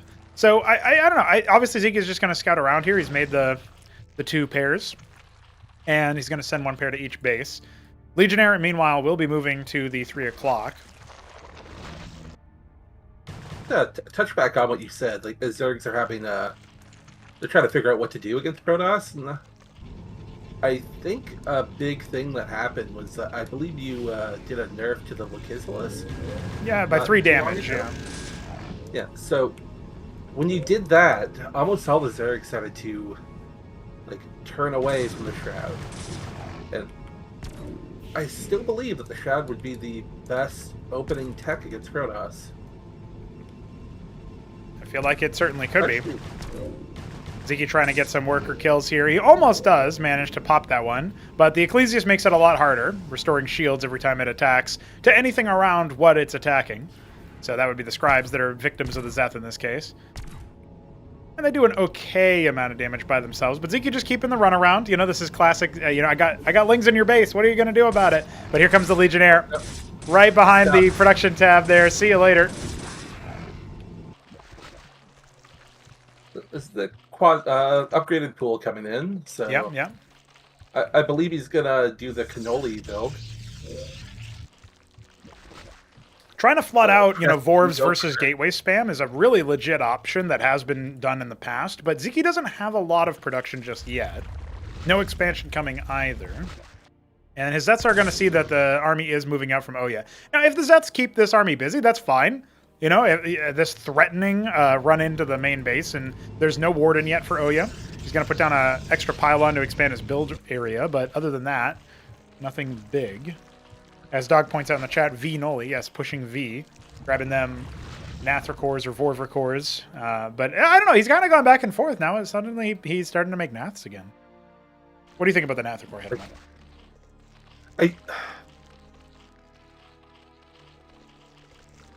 What do I don't see any Naths in SC4s. Oh, no, I mean Cannoli. Sorry. I'm not talking about this game. I'm talking about Cannoli. Oh. Obviously, he's more important. Oh, sorry. Look, I'm blind, man, okay? The Nath, I think, can be a cute little harassment tool, but in all honesty, I think it's just a waste of money, especially against Protoss early. Yeah, with the Ecclesiast, it does shut it down, doesn't it, DPS-wise? Oh, once they get to a decent ball of Ecclesiast, like, you kind of need to taper off from almost anything pool-related. Sziky flooding the map right now, though. Splitting up. Yeah. I don't like this from him. Might be an anti-timing. I don't like this from him at all. Yeah, Sziky is getting ready to just charge this base, and this is not a good number of gateway units. Immediate surround with the Vorvs is going to slow things down. I think that's already going to be a very deadly spot. He recalls the units on the far side, trying to keep himself alive as best he can. As those Ecclesiasts die, they'll speed up their remaining allies. This Balakwas in the bottom now getting engaged on by Zealots, but it might not matter as the Zeth Vorv is still isolating all the ranged units. Oya Blue hold this, I do believe, but that was quite a... No, Sziky has a good follow-up here. Yeah, a bunch of Zets coming in to clear out a bunch of the Scribes, and all of the Ecclesiast actually are gone. Doesn't have any more Vorvs with it. He's making some on this little saber in between the two players, so we'll have to wait and see. But 10 Vorvs on the way, that's a good number for sure, and he's adding a bunch of extra Zets to move up. Not going to have the same Quaz count, but he did reset the army really heavily. Any map presence Oya could have had, gone now. Ardent Authority starting. I'm glad to see that Sziky is building some drones now, because I thought, like, a lesser player would get stuck in the whole just press V. Yeah. Push V, win game, yeah. Let's see. Comes the second attack. I think he's got it, honestly. I mean, he does have the wraparound. He can ensnare the Warden with the Vorv if he wants to. Right now, just ignoring it, allowing it to do its damage. Scribes are being pulled. The Zealots are going to be really heavy hitters here. Take a while to go down, but there's no Ecclesiast to keep them alive. Those Quas are just sort of mixed, attacking a Zealot here, a Warden there, and a Scribe there as well. All of them falling. The Sedent finishes up for extra gas, but I don't think that's going to help him out much right now. He needs to rebuff this attack, and it was pretty expensive for him. Sziky now just about even in terms of workers, and he puts down a Shroud. Ziky's a man after my heart, too. The Shroud is a great choice here. Now, do you still rate it versus the Ardent comp once that comes online? Assuming Oya puts down a second one, starts slamming out Positrons, is the Shroud stuff still going to be good enough to deal with that? Some people have been saying Teths are better. I disagree heavily with Teths being better, just from personal experience. I do believe that he's going to a Cantor, so that might actually throw things out a little bit. Okay. So the thing is, it depends on the comp that the Protoss is going for. Now, EUD has been adopting like the whole Ecclesias Herald Clarion comp. Ah, okay. That comp cannot be touched by anything from the Hydra Den or the pool once it gets going. There's just far too much shield healing there, which is where I believe the Shroud comes in. I do think the Shroud is still a better choice early on against Acantors as well. What I do want to see more Zergs doing, which I haven't seen in a while, is if you have a bunch of Zoryus out, I do see a lot of Zergs trying to make like Bactalisk or higher tech gas units. If you have a good Zoryus ball, you can flood Hydras and do very well with them. Just straight up Hydra, because the Hydra. armor is not really as much of a consequence, yeah. So against a Cantor balls like this, once they're in the middle of the map, you don't need high tech back to like a Bactalisk Teth ball or whatnot. You just need a sheer amount of units and arm rend. And I'm hoping that's what I get to see here. We'll find out. He does have some Lakes as well. Vorvs are still in the field alongside the Zoryus. Also still waiting on seeing when some of the higher level Zergs will start incorporating the Ulgorg, not for the Ultra Core, but actually for the Gorgra Core. I feel like the flying unit here is a great choice against the Acantors. Can backfire if a lot of Positrons are on the field, but that's not what we see here. Instead, it's Servitors and Dracodons are really the only dedicated anti-air. He does have a good number of Ecclesiasts, however. This is where it's going to be challenging for Sziky, because I'm not sure if he has a lot of experience dealing with a comp like this. I don't really see him making Melchizedek himself, so like this might be new to him. He's going to just try to heckle this base, see if he can attack the Arden Authority. He has pulled the army partially back, which may open up an option for his Lakes to get activated, but he's right on top of it. The Zealots are revealing some of them. There comes the armor rend from the Zoryus. Let's find out how this fight goes, because I really feel like the Zealots are just wrecking havoc on those Lakes. Maybe it'll turn in the last hour, but not quite. Those Zealots staying alive a little bit too long. A lot of the Ecclesiasts did end up going down, and the Acantor was popped. That may have looked bad for Zerg, but that did reset the army a little bit. So I believe that will make Oya sit back a little bit longer than he should. Right. Well, third hatch is done. It's just harvesting Vespene. The Ulgorg nearly complete for Sziky. Is he going to go for Ultra Cores? Versus this composition, I actually think if you keep the Acantor count low, it does struggle to deal with the lifesteal. There's a Pariah in the field as well, however. One Ultra Core already starting, so that is clearly the play. Meanwhile, Synthetic Synod starting up here for Oya. Maybe he just wants to grab a Demiurge and start trying to invalidate the heavy military, heavy melee there. Oh, please God, Empress. Please God, Empress. 6 Zealots, or 6 Zeths rather, in that Avaleth moving in for another drop. There are 2 Wardens here, so I mean, they'll pop 1 Warden. Oh, he might actually be able to unpower the Synthetic Synod, however. Scouting that should put a little bit of a timer on Sziky. He should know that he needs to attack before that comes online. I'm hoping to see Sziky make some Zabrialisks here. Yeah, pretty good choice versus the Demiurge, actually thinking about it. But he's going to need to upgrade the Cavern again.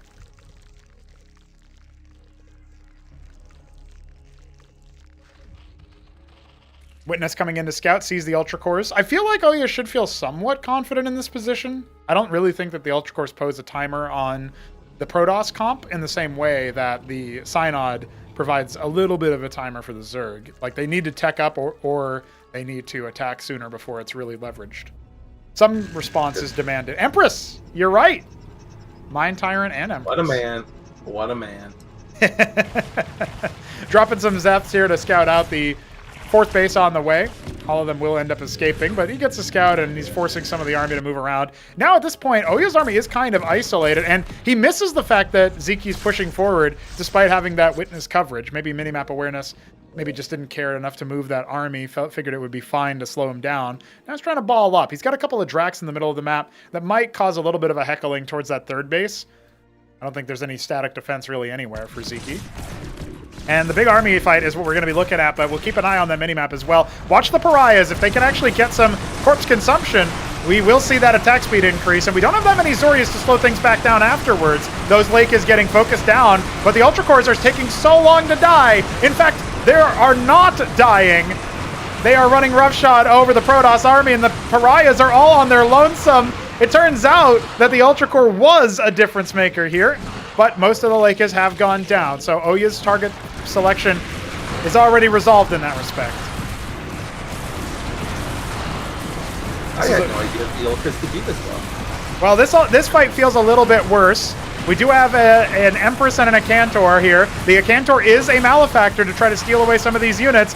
I'm not so sure it's quite what Sziky needs to do to stay fighting here. Meanwhile, it has been held over, that 3 Drac attack, and we do have more Zerg coming. The Ultra Cores are still fighting here. And he goes after the Mind Tyrant immediately. Great choice. As soon as he looked back at that fight and realized he needed to deal with that. And he's still going. They're still here as reinforcements come in. They're immortal. They will not die. Needed that focus fire to come out of Oya, but he was trying to micro on multiple fronts. His Empresses, they're stacking up a lot of timed life debuff onto the Ultra Core, but it doesn't matter if you can't kill the thing. The lake is burrowing as well, could be very, very bad. The Scribe's evacuating to the top left instead. But now the Natural is under duress. I can't see Oya salvaging the situation hit. Very interesting how this went. GG.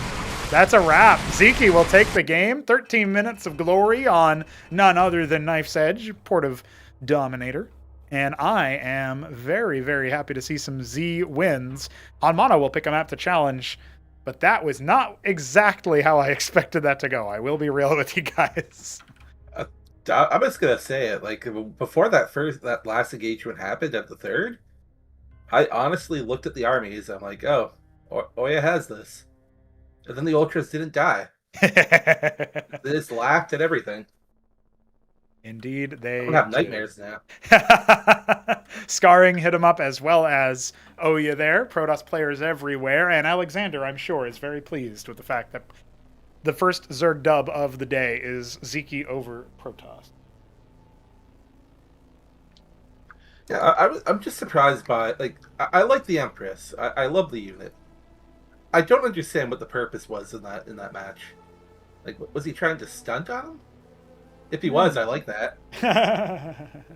Well, I think the Demiurge would have been a great choice had he been able to focus down Ultra Cores, because you don't get the Ultra Core exactly. Like, it works a little bit differently than you might initially expect, but it still helps you turn it over, because you get the Zorius after, that rends the armor of the Ultra Core for a moment. Like, there's a lot of value in trying to steal away the melee front line. But the Empresses rely on you being able to kill the unit first, and that was not something that could be done.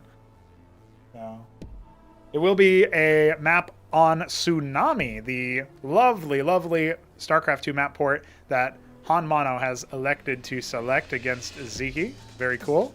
So we get to see Sziky on a StarCraft 2 map, and we get to see HonMonO in a Cosmonarchy Showmatch. Very cool.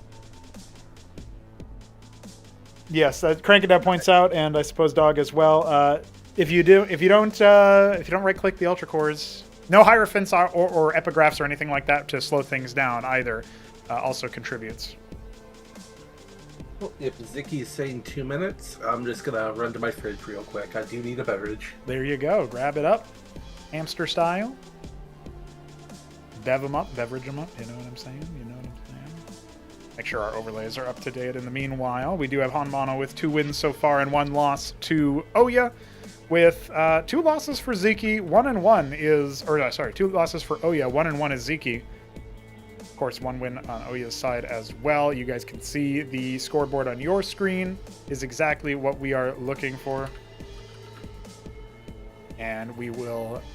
I'm really enjoying the show match action so far. I have to say, I wasn't expecting the competition in the first one to be quite as one-sided, but I am happy to see that HonMonO has given him 4 versus the StarCraft 1 pros. I wasn't sure if he would be able to rise to the occasion. I knew Sziky and Oya would deliver good games, and so far they are. Happy to see Sziky kill Protoss and move on to trying to fight Tourney.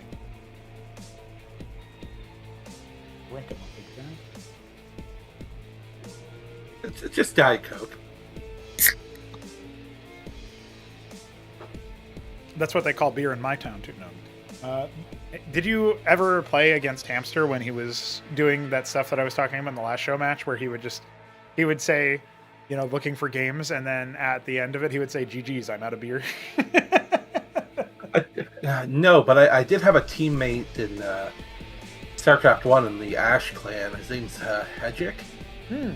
He has an account called Beerick because he will play while incredibly drunk and streaming it all. Oh, that can never go wrong.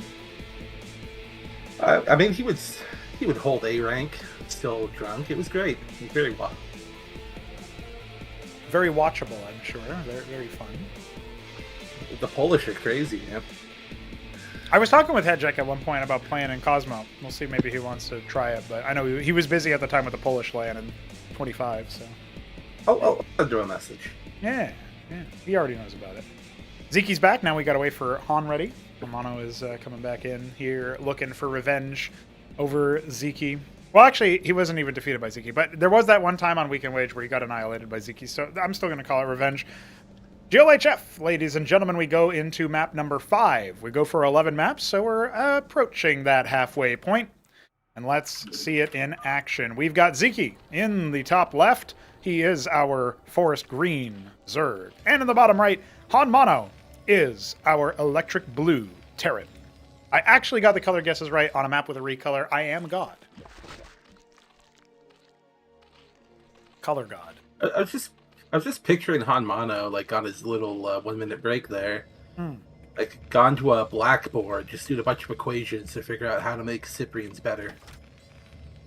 Trigonometry? Yeah, it's like it's solving it is like solving an equation. I like it. I like that idea.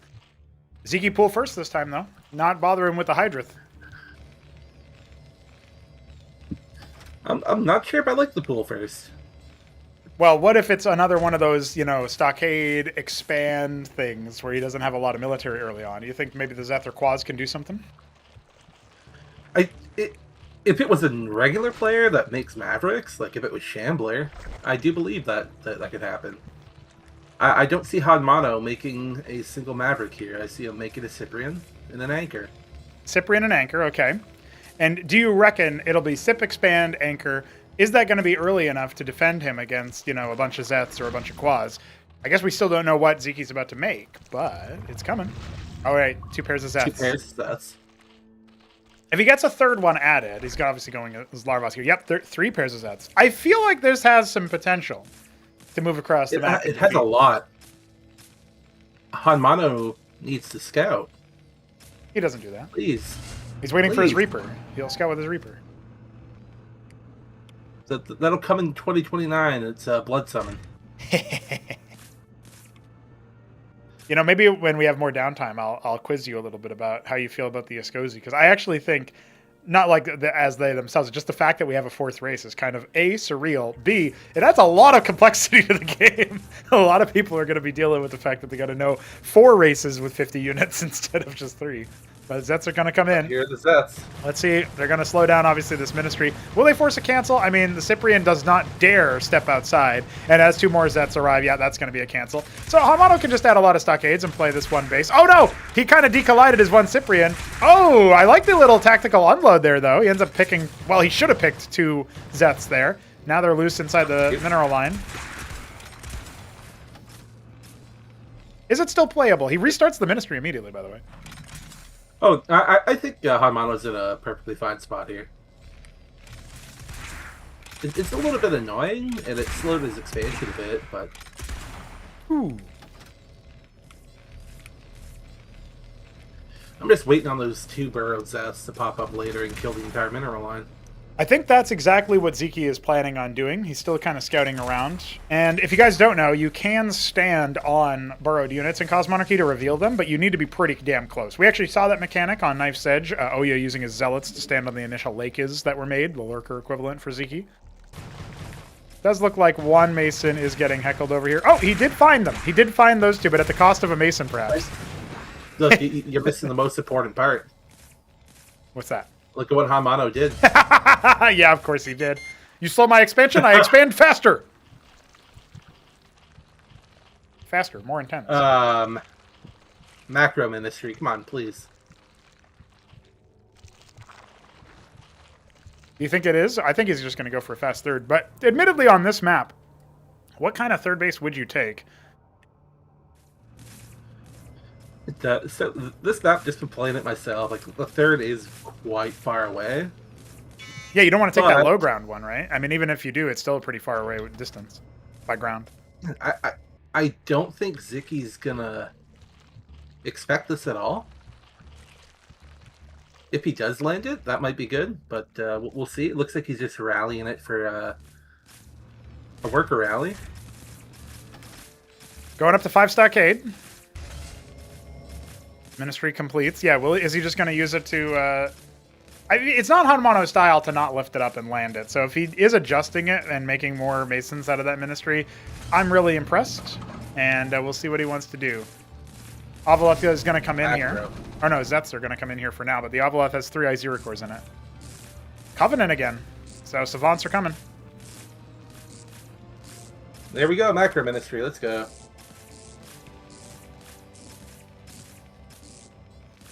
A man after hit 'em up's hard indeed. First the Savants and now this.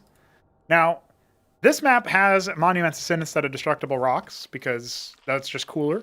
But they will require a little bit of finesse to move around. The partial ramps blocking it is actually like more difficult to go around sometimes than the fact that you got the full block over here off to the side.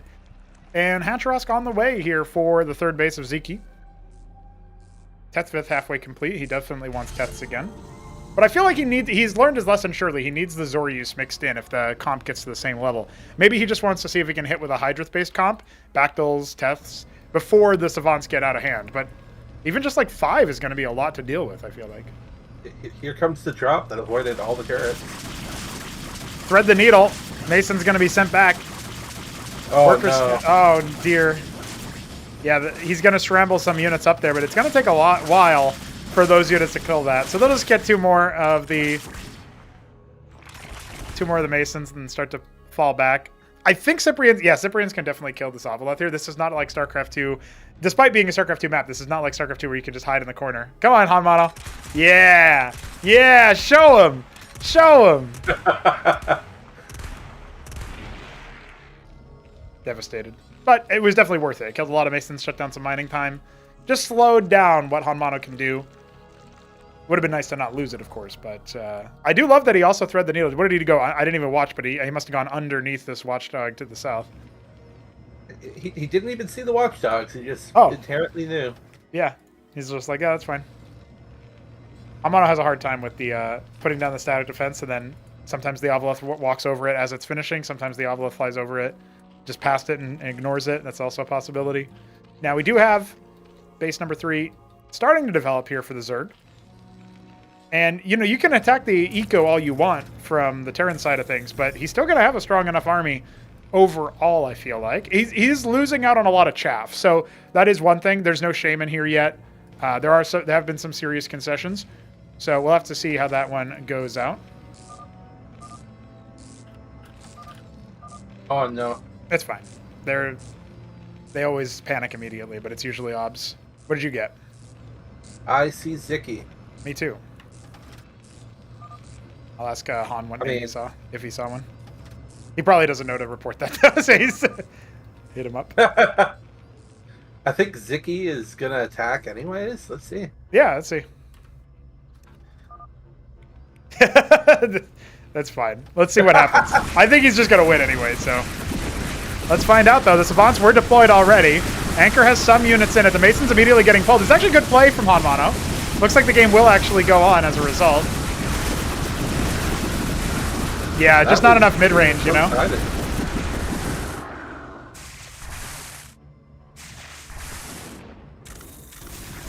I'm going to assume, based on the fact that we still have so much money for Sziky, that he is indeed the one who is out of sync here. He's got an expand, but does he have a lot of idle larva? Actually, not really. I see a lot of idle larva. Oh, maybe you're the one who's out of sync, even though I got him. I only got... Okay, never mind. I see a lot over here in the... He just put down a shroud. He's trying to mass expand. I saw him put down a shroud. Well, he's still got units coming. Normally what happens is you can't, like, make new units from larva because they don't exist in my version of the game. So, like, for my game, his commands aren't sending through. But it does seem like he's actually using it. Just not as many as he would otherwise? I don't know. But we might have to just remake this one. We'll see what happens. This is unfortunate. Kind of, but also it's probably kind of fortunate for Sziky because he was really confident that he would just waltz in and do it. And he did not adapt. to his situation here. Yeah, I definitely think Sziky's out of sync here with 2K Minerals. He would not float that with all this Larva Idol. So it finally kicked in. It took a while, but it finally kicked in. He's adding some skiths. So.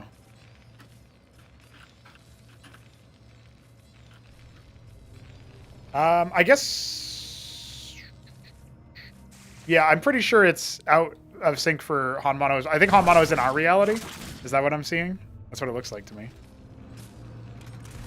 I don't see anything. Like HonMonO's making a bunch of stuff, but he's not. Yeah. No, I just mean is HonMonO, because they might have been synced with each other and we were out of sync, but I don't think that's the case. He just pulled battle workers for me.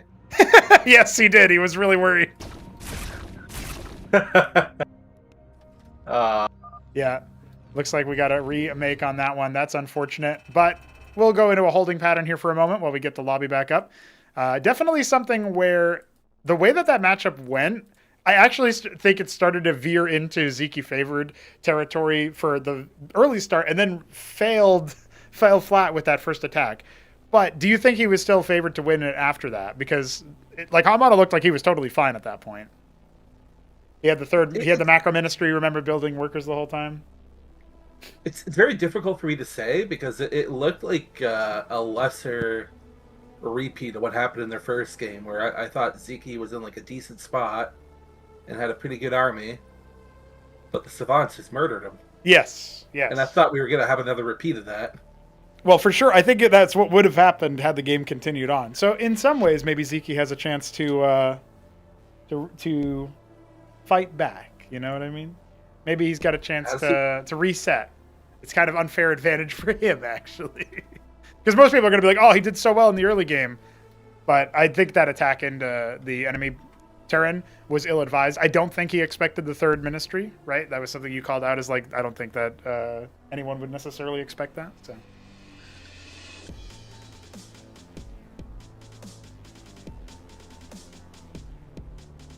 Sausage asks if that's the first desync. Yeah, it is.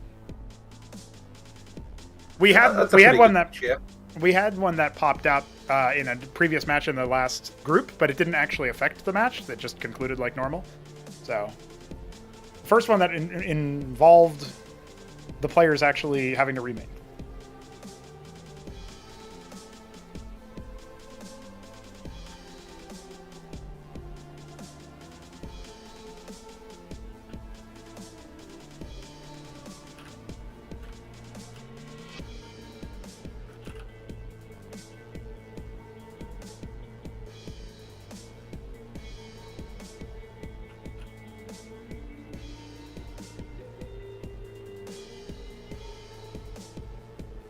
Sziky saying that he thinks it was a one game for him. I don't know that you can call it any way either way. I just don't know. What I was wondering is who was actually advantaged at that point.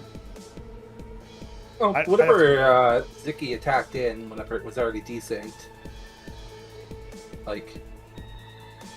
if that's how the game went, I cannot agree with that. Maybe he only attacked in because of it. Not entirely sure.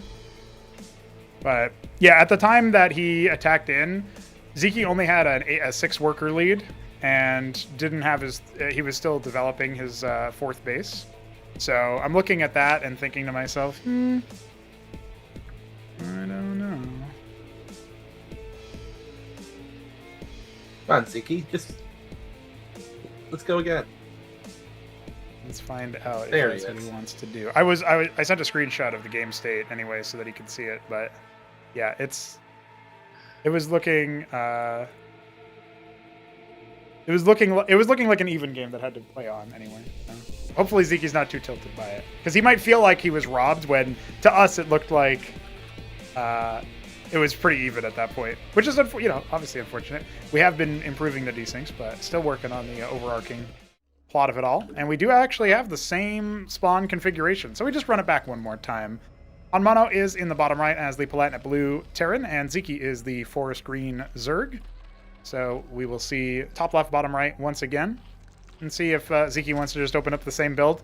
That's what I would do. Like, if you imagine having to rematch in, I know StarCraft Remastered has desyncs occasionally, less often than us, but still occasionally does. Then they also have, like, you know, if you just imagine an internet outage and somebody has to replay or whatever. Like, if you have to replay a tournament match for any tech issue, I think you run back your strat and you just try it again. And you dare with the other guy to blink, you know? And that seems like what Sziky's doing. It reminds me of the most high-profile example of that I've ever seen. I think it was like an MSL finals of Flash against Jadon. Oh, yeah? A long time ago. But they had a complete power outage mid-game. But in that game, they actually concluded that Jadon won. Even though it was not over. Oh, interesting. They didn't... Their rule set forces them to declare a winner instead of, like, replaying? They were going to go for a remake, but based off the game state, they felt that Jadon was far enough ahead that he should win. And obviously Flash disagreed, but... Yes. I also think that does some really squirrely things to the history, like the historical account. If you win a match, in part due to not winning a match, you know what I mean? There's something about that. It's kind of like when... I know BSL has this format, and I do disagree with it there as well. I know that when you think about it from the perspective of, like... Oh, HonMonO's a cheater. Yeah, he is. He's redoing it, but in a different way. Yeah, look at that, the anchor on the high ground. He actually doesn't have a lot of defense here, though. The one Cyprian might not be enough, as the anchor is not going to be finished in time. He has nothing to body block the ramp either. So if the Cyprian doesn't do it himself, which it won't, by default it'll attack. I don't know. Is that a wall? No. Sziky just doesn't want to move up it yet. He's waiting for his extra pair of Zeths. All right, let's see. He's going to wrap around. Yeah, that Cyprian could be dead. You can't get to the anchor here, right? Pops one in, but he kills one Cyprian. This is already, in some ways, more damage than the last time, but let's see. Now going to dive after it. Kills one. Good. Good pullback from Sziky. Very good micro in the early game. Cyprian is out in the middle of nowhere. HonMonO, you can't let it move out over there, that's for sure. Waiting for another Cyprian to pop out, maybe. That sinks onto the anchor. Ooh, it was really close to intercepting that if he was like 1 second later somehow. Can't quite hang around. You can see that the Masons are being pulled off the line. They're not mining this whole time. Sziky just drolling up behind this, by the way. He's not making more military units. Very good harassment. You can see him maybe sharking around. Ooh, go after that one in the back, maybe. No, he's actually trying to go after both, and will he get it? Oh, wow. He kills 3 Cyprians so far and 1 Mason. That's a lot of damage for just 6 deaths. I was going to say that I liked HonMonO's position better this game, but not now. No. Even workers at this point with Zerg is actually pretty deadly, and his expansion is going to come up at some point here. Oh, it's already up. Forget me. Hurakan chasing after the Zeth like his lost dog. Corralling him. Get in the pen. It's like wheat chases after Shambler. It is, yeah. Why won't you let me play a woman in D&D?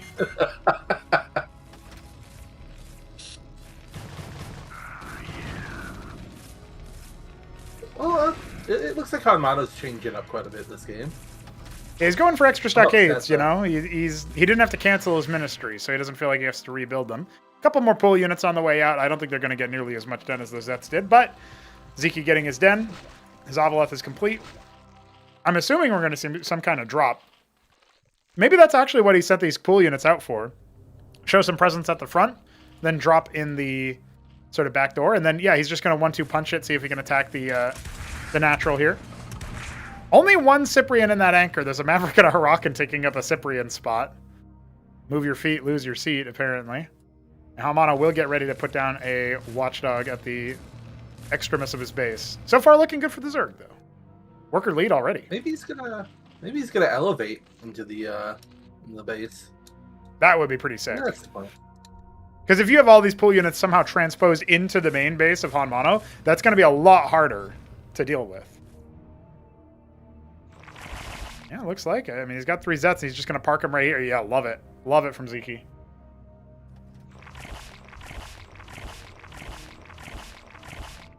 Gotta see the reaction.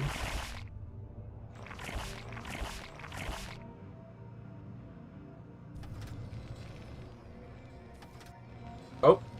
But what is the reaction? Let's see. He's trying to scramble forward. Going after those Masons. How much damage can he get here? He's just letting them mine. That's 4 dead Masons. Not bad for pool units, right? And he can even come in here and kill the Watchdog, which is, insult to injury in some ways. Would have been pretty hyped to load up. Oh, yeah, look at that. He does. HonMonO gets nothing there. I can't believe he's done that. That was pretty criminal, Smooth criminal moment. Teth on the way. Teth with Swamp specifically. Somebody was asking in the chat about the geyser collision. There is a gap here between these 2 gas nodes. So if you were talking about that, that is what happened there. One Zeth at the front watching, and now the drop goes back in. Love it. More workers to munch on for sure. Now, the one thing I don't always like about the letting the Ovoleth do the floating over is it does, in some ways, it makes it a little bit more obnoxious to gives your opponent more time to respond to it. But now, I mean, it might be really obvious now what's happening here because more units are coming in to defend, but that's not a lot of Terran. That is not a lot of Terran. Meanwhile, everything else is coming across. We already have 1 Circuit morphing, another one in the queue. A lot of Iziracors here. And he can make some reinforcements from the 3rd base, which is mining very well right now. 1,000 minerals in the bank for him. Doesn't have enough larva just yet. He ends up making some Teths. This does not feel like this attack will have too much value. Ovoleth's still alive and at large as well. This attack has to do quite a bit of damage, or else Sziky's just way too far ahead. Yeah, and he can just attack with this. Look at that, yeah. I like the Vorp. I think here it allows you to kind of surround the Cyprians a lot. Might not be necessary, though. He's got Iziracors for that right now.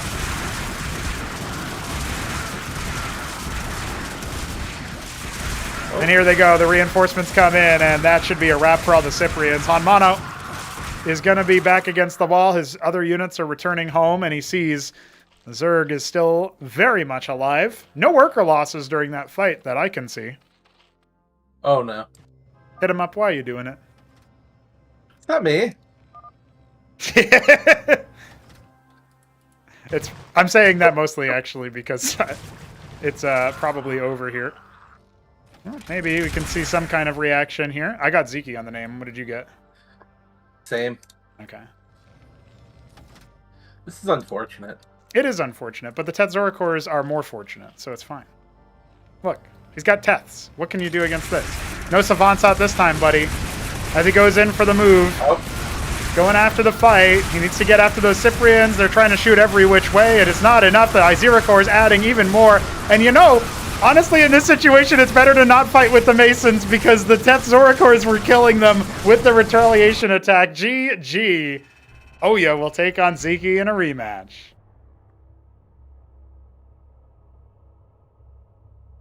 I wonder if this is how the entire group's going to go. They just keep beating each other. That would be the most hype, though, if you think about it. I can't believe Oya has the least wins so far. That's kind of shocking. But we have a tie right now between Sziky and HonMonO, with the exception that Sziky technically only has 1 loss on his record. So that's kind of legit. Zerg victory. Alex is in shambles right now, trying to find something else to complain about. I know. Can you believe it? Zerg's winning? Oh, no. HonMonO saying game 1 was much better for me. Well, it was, but he lost even with the knowing what was going. All right. Beautiful. I guess that is... I should just write true. You gotta love the transparency.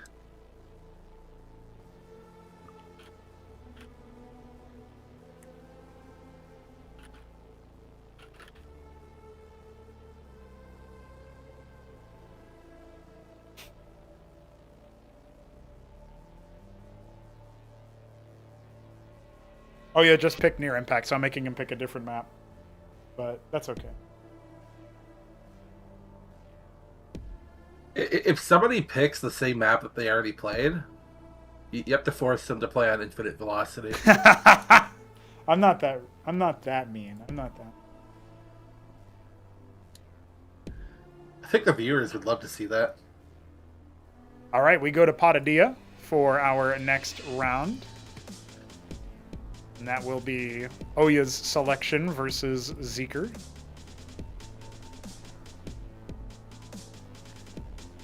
This this is another very odd choice for me. You think so? You don't like it for Protoss? No, I really do not. I don't really like it for Protoss either, to be honest, but I know that Ouya is very comfortable on it.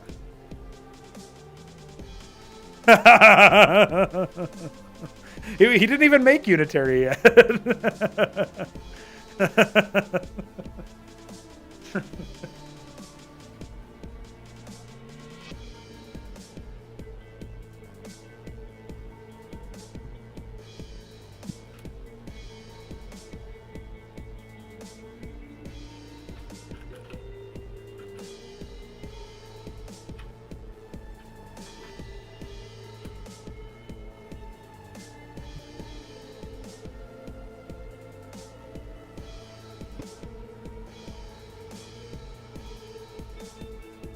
Oh, he thought the ramp was completely walled in. That's what the update was there. Oh no. R.I.P.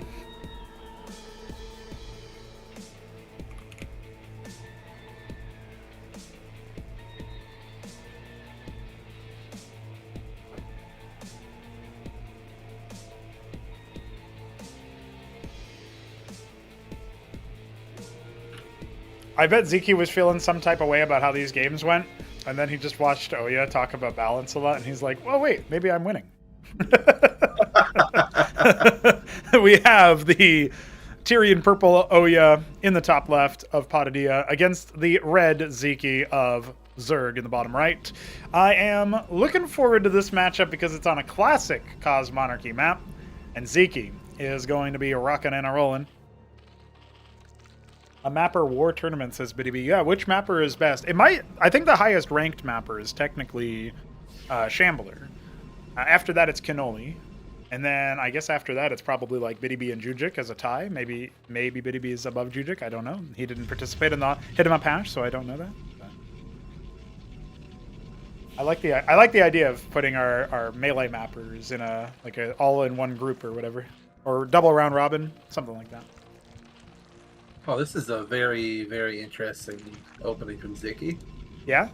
You like the pool Larvosk versus the 3-gate? That's what he did on Knife's Edge, but there was variance there.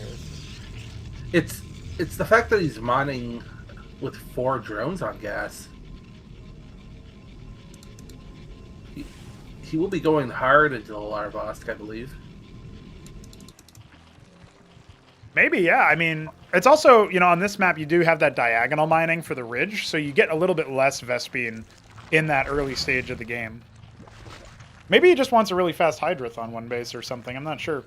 But I'm interested in seeing what it's up before anyway. One thing we saw for a moment from Yakov in the StarCraft 2 show match that I know these guys are a different caliber, but one of the things that comes to mind from the way that Yakov did it is he started massing up a bunch of Hydras, and then at some point he decided to go Quaz as Chaff instead of Iziracore, and it was... it's something that I think could work, because you end up in a situation where the Quaz will always be doing some damage. Oh, he actually canceled out the Vornath. He wants to get that second Larvosk. I guess he hit the wrong key there. But you always want a little bit of damage to that, like the Zealot mid-range style. But you can focus fire a lot better with Quaz than you can with Iziracore. So maybe there's something to that, but that's something for people to figure out later. Zeke's going to stick to what he knows. So Ouya was talking about the Unitary being nerfed. What happened there? I think it got to a slight cost increase or maybe build time increase. I don't think it's to the point where it's unplayable though. It just means that you need to use your tier 1 and tier 2 units a little bit longer before you can comfortably do it versus a Zerg who knows their stuff. Or Ouya. Okay, so now we have that one. I'm hoping Sziky gets a third Larvosk here. Maybe he's going Naps. He's definitely saving the gas for something. If it's not just a den or a shroud later on, then it could actually be that. This is a map that does allow you to get some things done with the air orientation, but it's going to be an Ovoleth for drop, which we know Sziky likes to do. To a certain degree, I think drops are good to do even when your opponent knows that you're going to do them, because you will get information, you will get scouting. You can't exactly stop the Ovolith from floating in. That's not really... If you index really heavily into defending it in that respect, you're going to lose out on some stuff elsewhere. And Sziky is continuing to poke and prod elsewhere. Zets are going to be coming back into the natural and scout the timing on it, and he's going to feel like, okay, well, my opponent was on 3-gate production for a long time, judging by the timing of that. Actually, he doesn't go in. So he doesn't really know just yet, but the Protoss army is all the way on the other side of the map, and this bodes pretty ill for Oya, I think. I don't think he's going to be able to escape.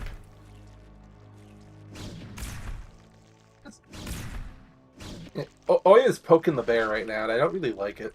I think this is really dangerous. He went all the way up the ramp, man. That is not what you want to do. Quaz diving forward, getting their movement speed buff. The Vorvs haven't been able to really get much done in the mid-range, but I don't think that the Ecclesiasts are going to be able to do much of anything. One Zeth even comes back in from his scouting mission and jumps on the pile, and the Vorvs are really making life miserable for Oya. Finally, an Ecclesiast goes down to speed things up, but is it really going to speed much up versus the Vorvs? He's only got Drax now. Hit him up. This does not look good. I think he's been watching EED play too much. Don't make Drax, man. Come on.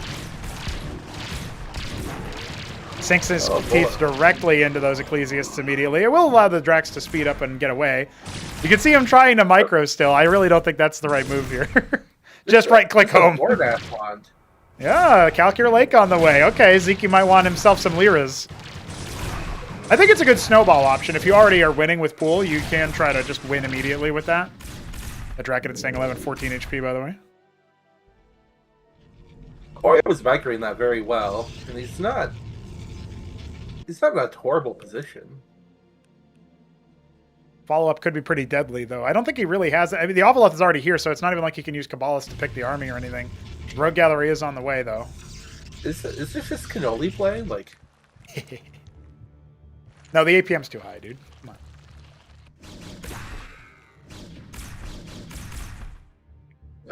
Oya's poking the bear again. He's going to lose a bunch for free. I think so. I mean, the Zealots are going to take a while to go down. The Ecclesiast count is still pretty good now. Sziky targets them. I love the way that he's moving the Vorvs. The Quaz still keeping pace as well quite nicely. Oh, I think he's overextending now. Yeah, I think the Zerg needs to be maybe thinking about turning back around. He does have a lot more Quaz coming. Those are meant to be Lyralisks, but he doesn't have any resources to turn them in now.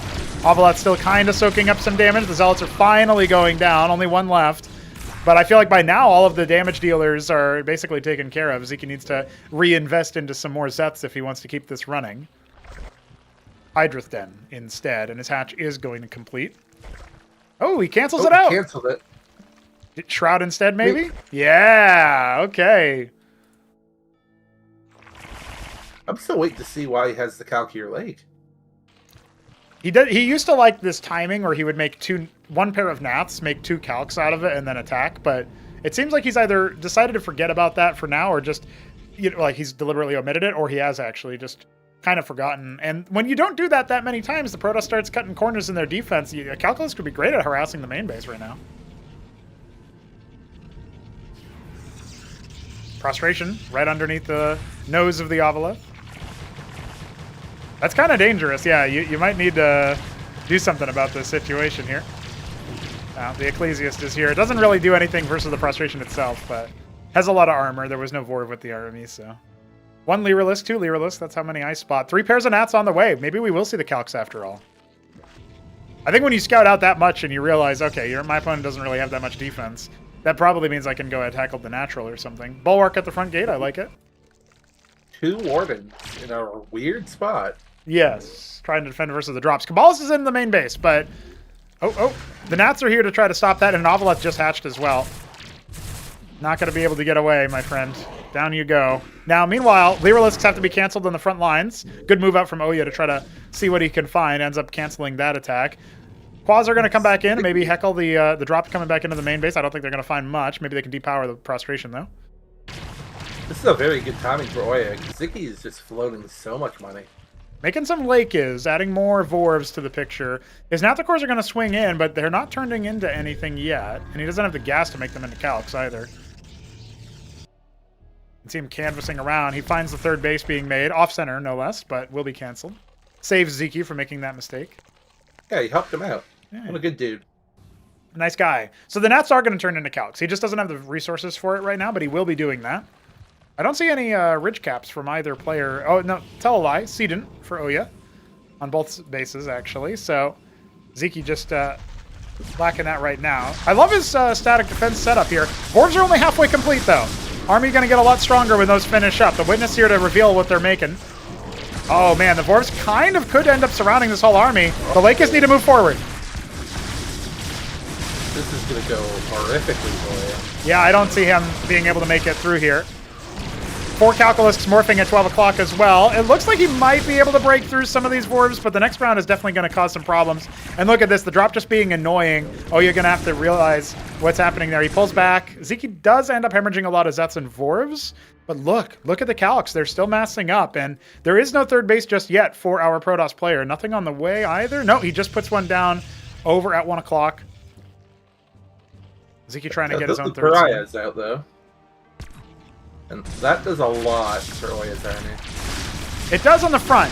Will it be a massive difference? I'm not sure. The Lyrilisks are helping out with the armor pen. Here come the Calcs. They're going to find a good spot to park and just start killing scribes. And as Oya's attention is sapped, that's when Sziky attempts to strike. He doesn't have anything to bring down that Pariah, though. Does have to fall away. The Seedent will be brought down, as well as all the gas harvesters over there. That's actually really big in favor of Sziky.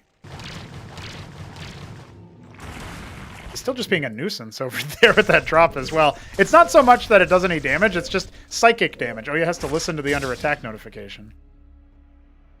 He's taxing his mechanics, so he's making them do a lot of little things. Yeah, that's right. Pariah now trying to safeguard the gas harvesters, but he did shut down some gas mining, only as he's not mining Geyser with multiple workers right now. 2 mine tyrants on the way for Oya. I'm very concerned, though, with... Oh, no. Oh, that Pariah. Oh, that almost did. That's like Archon versus Mutalisk right there. That's really dangerous. I think Sziky, at this spot, like, where he's at right now, he needs to just slam out, like, a bunch of Lakizilisks and go for, a kill blow. He's got the Zorius. But he's making a Lyrilisk. Trying to see if he can mass those up. I don't hate the idea, because they can be at this wedge that you drive into a reinforced position. Once again, coming in here, the Warden will be brought down by the Calcs. He didn't make all of them noticeably, but he is going to hold strong for now.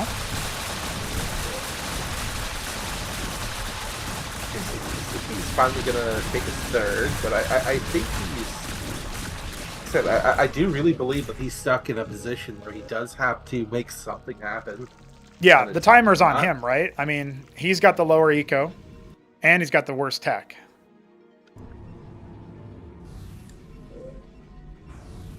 And Oya's definitely been taxed. A bunch of idle workers, that is natural.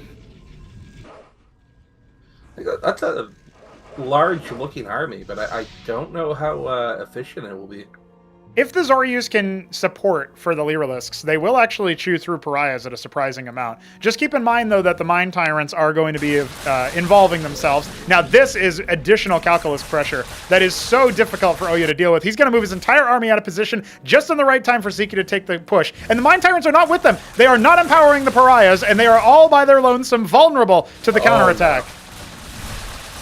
No. Here it begins. Let's see it. Goes for a full surround. Right-clicks that first Mine Tyrant. The other one is likely to be destroyed sooner as well. Too far away to empower that Pariah. Oh, it's kind of an ugly fight as the rest of the Protoss show up. But down will go the Pariah. It will not stay alive. He still has 2 more reinforcing. Yeah, that was actually a crushing defeat for Zyky's military. He clears a lot of the frontliners, but even though he pops the Mine Tyrants, it doesn't really do much other than reset the army. And he hasn't really been able to develop much because he just now finished his round of Drolith. He's got no military back at home. If Oya chooses to go straight across the map right now, he could try to get to some game-winning positions. I understood what Sziky was trying to do there, but he ended up with all his Lyrilisks just being completely wide open. And they got jumped upon. They had nothing in front of them. Yeah. The Zorius were kind of mixed in here and there. Oh, those scribes could have been going down real quick, but the Calcs are still being a nuisance. It feels like Oya might have just said, screw it. I'm moving across the map right now. I can't deal with that in this moment. I'll keep a pariah over here, but it's mostly just going to be a token to make it so that Sziky can't just kill all my workers. I'm going to move my army across, and I'm going to shut down this base at 7 o'clock. Let's see what Sziky does. His Ulgorg is halfway complete. Making more Lakes, making more Vorvs, evacuating the Droleths. Okay worker count for the Zerg, but he's only on 2 bases. He's only now setting up that initial attempt that he took for his third. I'm just looking at that pariah getting tickled. It is, yes.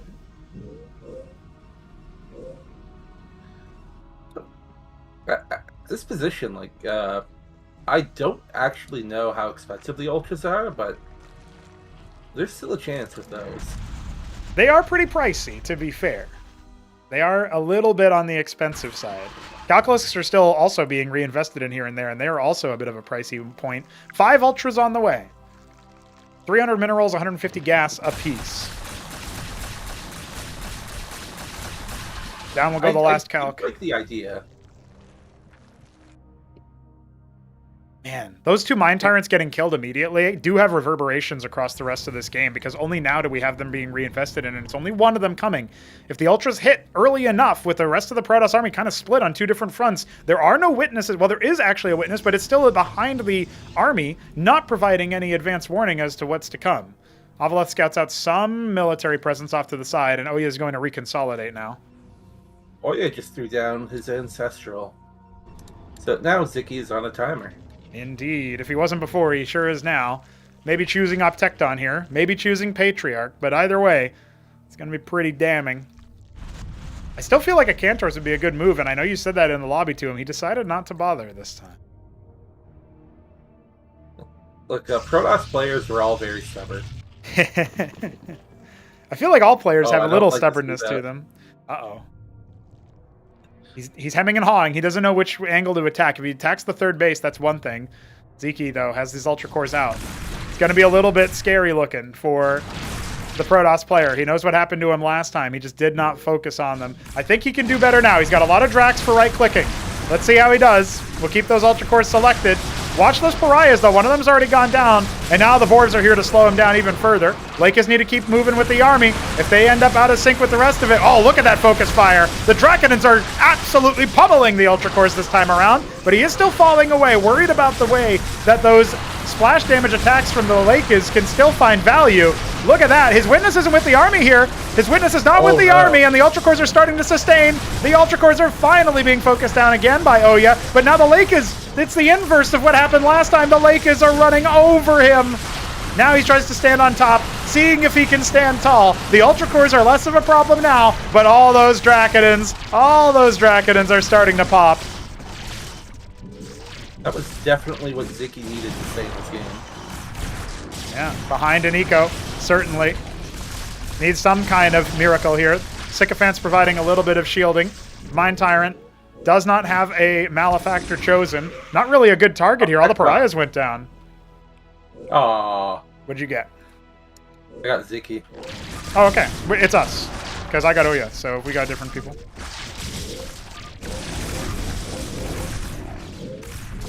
So, they can keep going. I do think we're getting close to some kind of decisive moment, though. There is an Optecton coming. That might turn the table. Extra base being taken by Sziky in the background. We've got Ultra Cores. We've got Zoryus. Could come down to one final fight. Lake is in a good spot. That Optecton is going to finish, but is it going to matter? The witness is with the fight this time. Let's see that focus fire from Oya. It feels like he's got too many targets to deal with. The Ultra Cores are continuing to run roughshod over him as the Lakers do so much splash damage, but at the same time, Sziky himself isn't really getting the Ultra Cores into the right spot on the fight. Now we see a little bit of a divestment. Now we have that Zerg trying to fight on multiple fronts, and they need to be focused. They need to stay in the same position. Let's see if he can do it. That Pariah trying its best. It's kind of wiggling around, though. It can't quite figure out which he wants to fight. And now the 4th base is going to be under attack, or dare I say the 3rd base, in fact. Still, the witness is with the fight. The first Optecton arrives, and that should break the position here. Still kills so many workers in the process.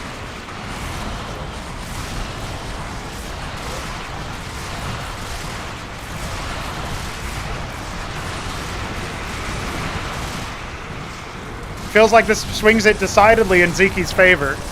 His Ultra Cores are still at large inside the natural.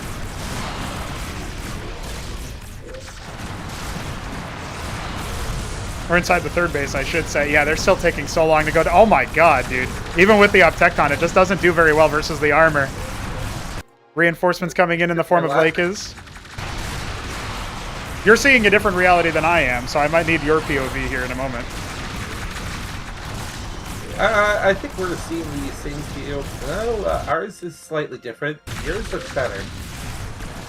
The Optecton now dealing with the Ultra Core. Will it finally be brought down? Yes, yes it will. Broke the shields though.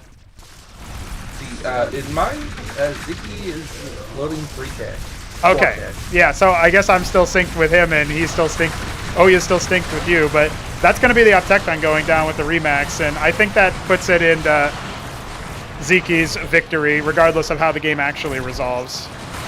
He just had so much tempo and he expanded behind it too. I think that was a mistake. Yeah, that was... Unless he's saying get out. That was pretty funny. All right, boys. We got to call this one.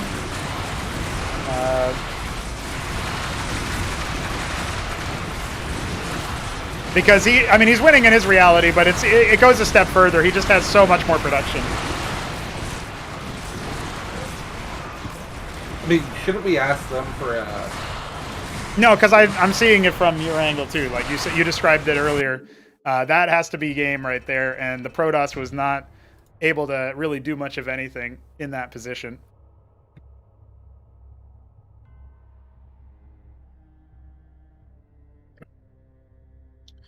Oh, is Sziky actually streaming? Oh, if he started streaming, that's really cool. We can definitely cast it from his POV in the future at some point. I do believe he is. Yep.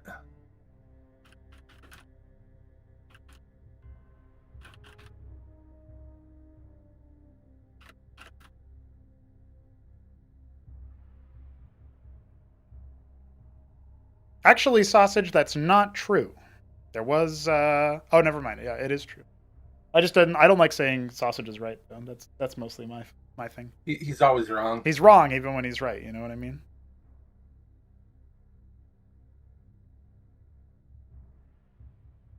Usually when I have to call a desynced game, I just pay both players as if they won. But and I will do so in this case because that's on us, but yeah.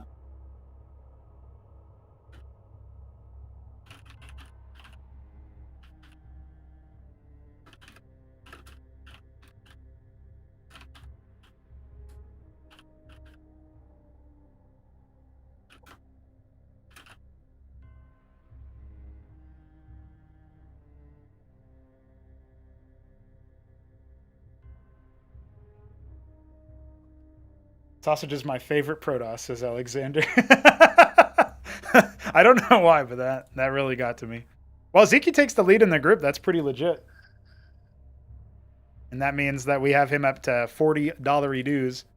It kind of makes sense, too, that like if the hashes are related to Sziky, I did tell him to restart his game to see if there's like something that he's missing on an update or whatever. Normally, the game is supposed to reject you from joining, but it could be that he doesn't have the latest version data or something.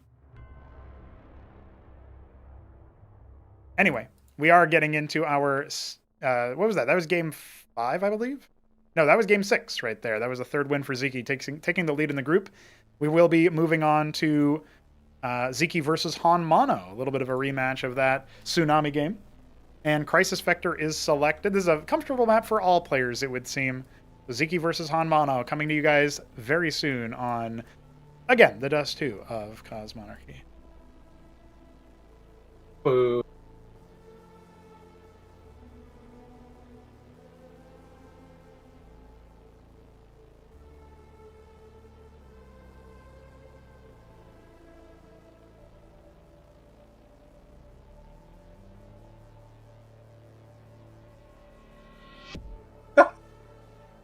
That's funny. What'd you get?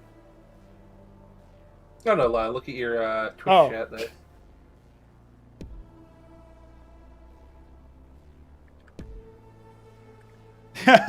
Yeah, there's a There's a 1-2 punch there. The duality of man, perhaps.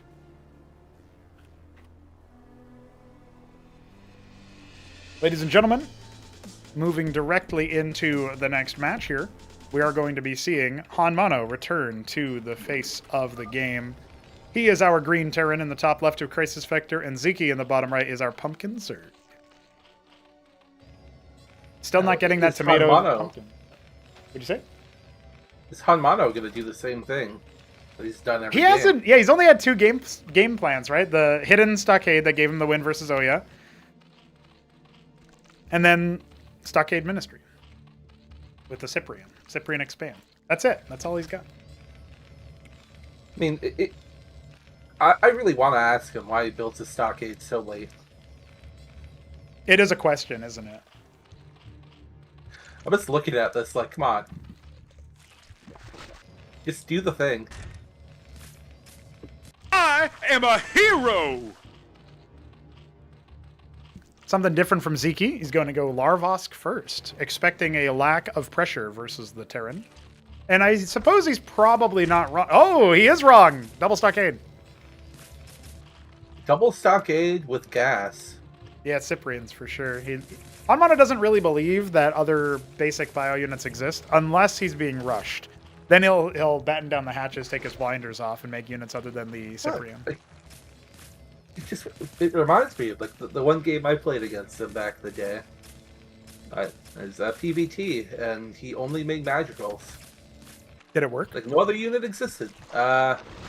It worked for a bit because I went Solarian Rush. I love that.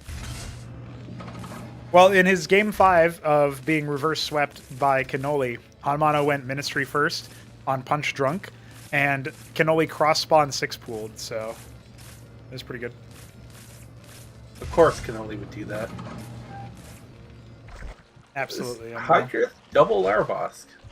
Yeah, this is a pretty interesting build order. Sziky definitely a little bit on the greedy side. I mean, it's something that I do. Yeah, greedy side. It's gonna go Izzy, man. Yeah, it's the good side. It's the right side. Listen, But- Adam asks if any mech has happened, and I don't think we've seen mech, or really, like, we saw one factory Palladium make 4 phalanxes. I think that's pretty much it. I mean, across all games so far in today's show matches. And that's been about it. Yeah, it's really surprising me that nobody wants to go mech. I still think it's by far the most consistent and best way to play it. It feels like it's easy in the sense of it's easier in a mechanical sense, right? I guess these guys just want the challenge. They're all masochists. Here comes the pressure. Expansion, I0 drop. The one Hydra move across the map. HonMonO is going to have a very powerful timing. Yes, and it looks like he's moving across the map. This is a great time for the I0 to do their thing. Ooh, good pullback from Sziky. Now, he can go for the I0 drop, but he needs to make sure he has enough units back at home, you know? Yeah, this is triggering PTSD of that one ZVP me against EUD. I went for the easy drop, and I died at home. Oh, yes, that's right. That was on Quasar Quartet. Weekend Wage, number 10, I believe. I cry every time. The one time he's ever lost a game in Weekend Wage. And it will remain, because I will not play anymore. What a guy. He's got the circuit on the high ground. If HonMonO spends a lot of time attacking the hatch, that's actually going to be helpful for Sziky as he moves the I0 up into that mineral line. I'm kind of calling him out. He's like, hey, you want to defend this? And meanwhile, Sziky's like, hey, you want to defend this? Got Hurricanes. That's not terrible, but it's going to be a slap fight.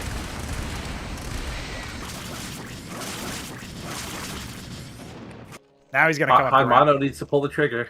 He sure does, but there's a lot of I0 here. I don't think he can break through this.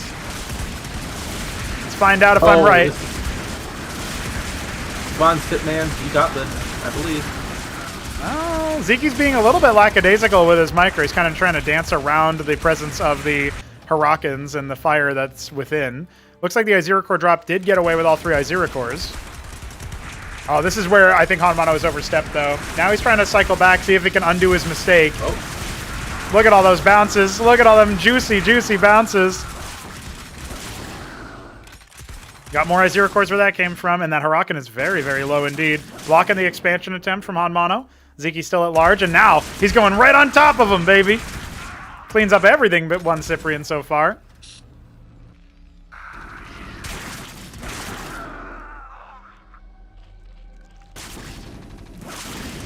Look at the Mavericks trying to chase down the Ovoleth, too. That's pretty, listen, pretty baller play from HonMonO. Honestly, I really love that Sziky is so good at, like, protecting the Ovoleth with the IZs, though. That's super cool to me. This is such a weird game state to me. Yeah, but look, he's got lots of IZs. And he's got the Avia. He's good. Ministry expand on the high ground here, trying to be safe about it, and of course being somewhat defensive. But even though the Ovoleth is kind of low on HP, okay, the Cyprian will push it over. I was going to say he could kind of just face tank drop that if it was the 3 Mavs. Sziky's going to pull the trigger. I think so. He's got an expansion lined up, but he's got a lot of military moving across the map, and he will be doing this little bit of a shadow drop here. And HonMonO having star sense about it. It's like, no, of course, you would want to drop over here and then attack me at the right time. But that means his front is a little bit less protected.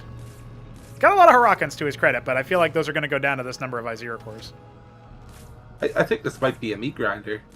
We'll find out. He's going to see if he can heckle him. Let's see if he pulls him away. Indeed, he pulls the drop force away. When does the drop actually go in? No, Sziky not great on his positioning. He's going to try to dive in again and now go after that mineral line. Let's see. His reinforcing units are still coming in. This fight might look over, but it's not quite. The Huracans are all dead, and there goes the drop, trying to go after it. Those are healthy Izira cores. They can actually fight that defense force, and the units at the front are all dead. HonMonO, he was so close to enduring. I don't think he's going to be able to, though, and everything combining inside his own main base. The drop might have been cleaned up, and now there are Hydras loose, picking apart his Cyprians. That did not go the way I thought it would at all.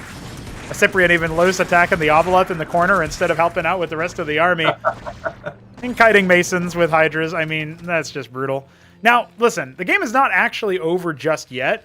But the move out with extra Hydras that are going to go across the map, I think at this point Sziky will be able to tie it up. It should be over, especially with 7 more Izira cores coming. Very, very minimal in terms of, you know, military production. He's actually not making anything at all right now.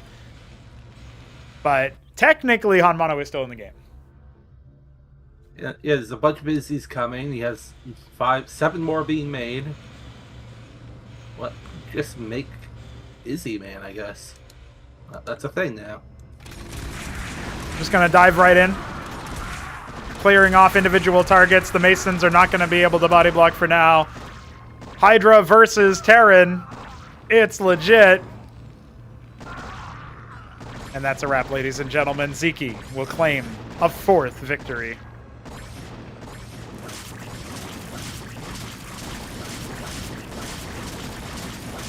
This is not how I expected the group to go. No? What's different than your expectation? I expected HonMonO to 9-0. GG. He builds the lodestone and then leaves. He won the game just for that, man. Impressive stuff. Sziky up to $50 dues.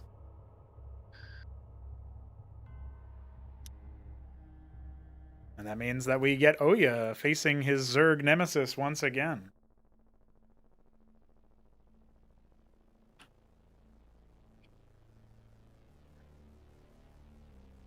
Gonna see now if Oya is gonna make the Acantor.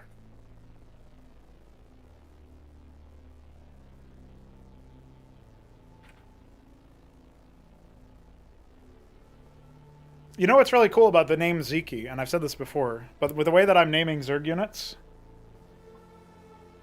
Zeke-lisk is a real thing. That could be a real name.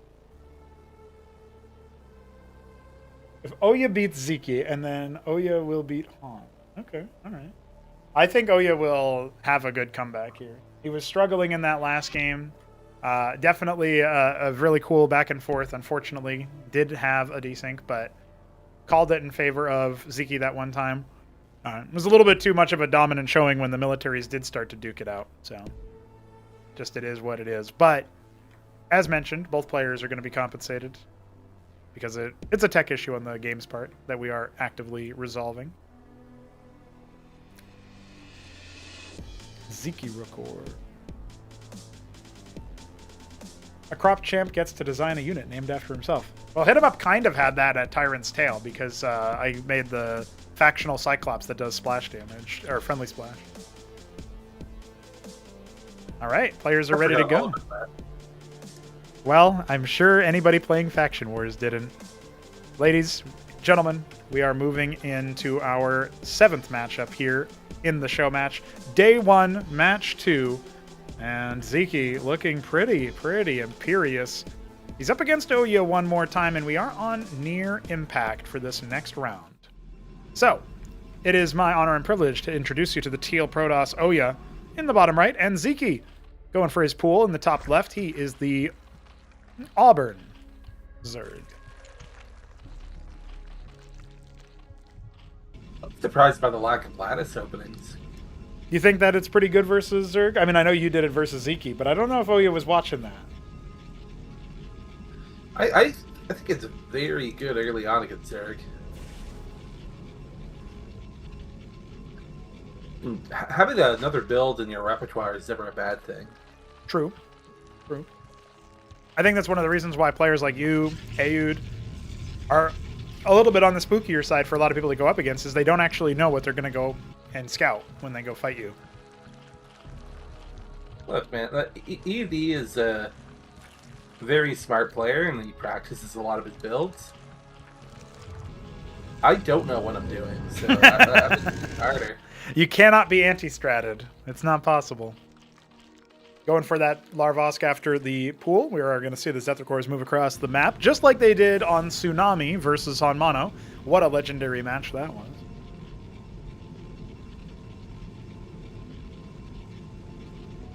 And with that in mind, what is Ouya going to be making first? A Zealot. Second gateway nearly complete. I'm guessing he's going to go for an earlier expo timing than he did the last few games.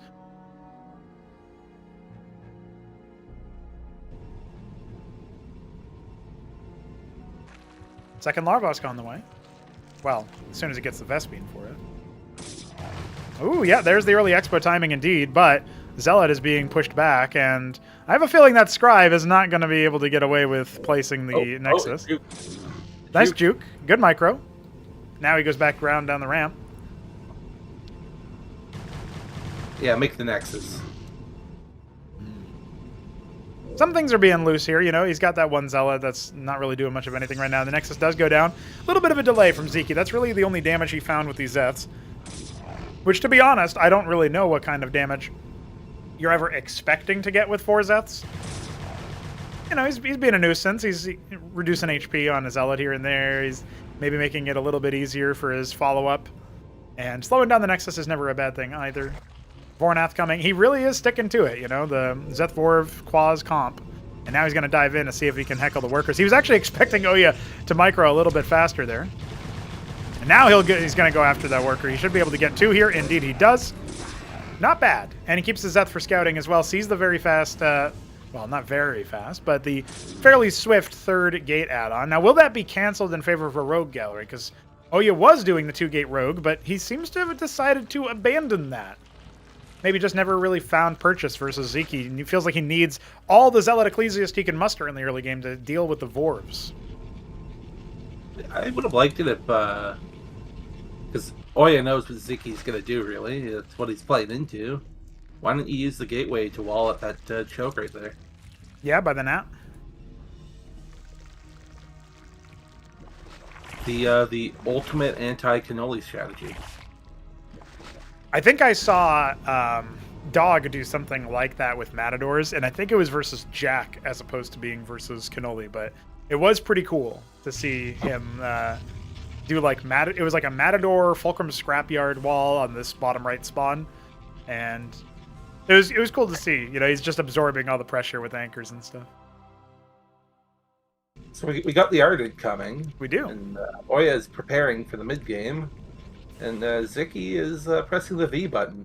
Yeah, this does look like it could be pretty dangerous for the Protoss. The Ecclesias count is dangerously low. On the flip side, that means that the Zealot count is pretty high, but his next round of units was Drakodins. They're not going to join the fight for some time, and even when they do, if there's a lot of Zeth Vorv still alive, it almost doesn't really matter. Now, all the units are kind of split up. He's going to go straight for the Jugular here, and maybe senses that Oya is on the struggle bus, and look at that. Look at the way that the Zealots are starting to falter very, very quickly.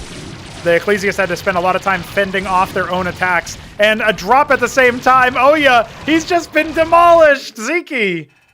Zerg here. 5th game.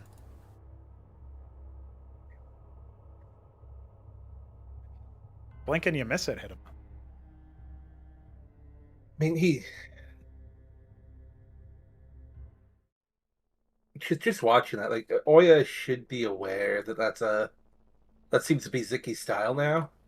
It just doesn't seem like the players are adapting to it. Yeah, well, I think there was an adaptation. It just took a little bit of time for his adaptation to kick in. And so I do have a feeling that we are going to see a bit of a different story the next time Oya takes to it. But he is running out of attempts. He is running out of chances to make it happen. Just to point out here where we are at right now, we are 8 games deep. We have 4 more to go, or 3 more to go, rather. So we will be seeing Oya at least one more time. If, regardless of who wins this one, Oya will challenge. If Oya stays on because he wins, then we'll see him on for 2 games. GG's Adam, thank you. Oh, that ruins my plans to go to the post office. It closed at 2. I thought you were going to go at some point in between. I was planning on it, but I decided to hold off as the post office is in a Shoppers Drug Mart that is open until 5:30. But apparently the post office itself is closed at 2. And they're closed all day tomorrow. God damn it. How are you going to get your parcel, dude? It's just band merch.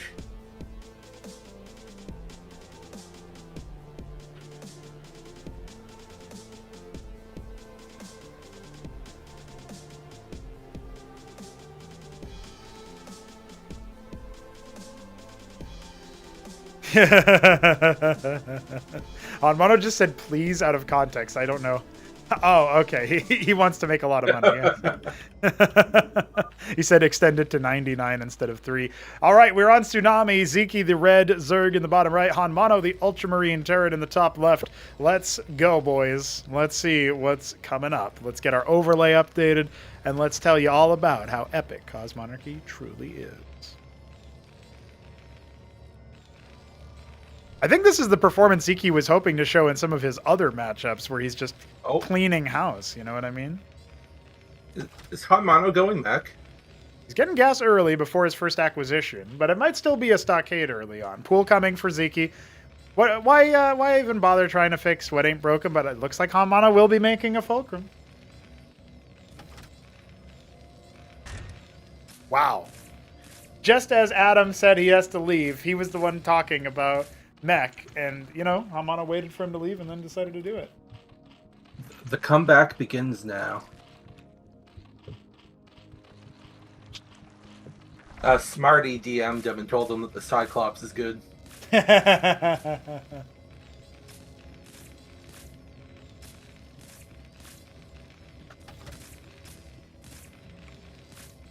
Oh, is he gonna hide another Volt now? I think he might be planning on it. He's crafty, this HonMonO. There it is, second Folk hidden. Sziky doesn't really bother scouting with Drolet, though. He's just going to send Zeths across the map, and what are we going to have to respond with that? Because of HonMonO's weird openings, he always has so few units early. That's a Cyclops. I think this is gonna... I mean... I don't know what to say. I'm lost here. Zeths are coming. Cyclops start. Can the Cyclops defend against 6 Zeths? I know the answer already. I don't think so. No, watch the micro, dude. Watch the micro. Oh. Nah, bye. Well, never mind. It cancels his second Fulk. Starts a Vulture. Oh, jeez. Well, at least Oya doesn't feel too bad after watching this. Oh, max percentage on that fulcrum. Oh no. Oh no. Well, this is when Not like this. HonMonO says Mex sucks and then GG. Yeah, The comeback is not happening. All right, Sziky should just leave with the Zeths and just type GG. I don't know. I'm thinking hit him up #BM rules, you know? he should just leave the game. Give HonMonO the win. Pity him for you- $10. It's not an offensive GG. It's an offensive leave game. Right. Yeah. So bad that I couldn't bear to play anymore. I forfeit all my future matches. Ultimate I BM. can't stand to watch this. I can't stand to participate in this. Now, the Vultures are out. I mean, they can kite Infinity Zeths, but a Hydrathen is already done, and we've got Hydras coming. See that second Larvosk, Sziky? Scrapyard. It is a scrapyard off of 2 Folk with 11 workers. Now, I was doing the timing against Zerg with 3 Fulcrum scrap off 1 base. It did seem very strong. But this is 2 Fulcrum and no workers. Hey, 3rd Fulcrum. He's doing your build. He just didn't remember the part where you're not supposed to lose most of your workers. I think you can still afford a lot of blackjacks, though. Do you want to, though? He's going Matador, so I guess not. Oh, no, he's making 1 blackjack. Great. Well, lads, Oya versus Sziky waiting room. Ah, Avaleth is I mean, coming out. the thing is, though, like, Sziky plays in such a way that he can throw the game. That's true. That I suppose, like, I could see a world where HonMonO just gets left to his own devices long enough to come back. He is no slouch in the mechanics department. Like, if this was myself or Crank or Hamster or whatnot, after those lings do that much damage, probably just expand and have a bunch of drones. Zicky's like, no.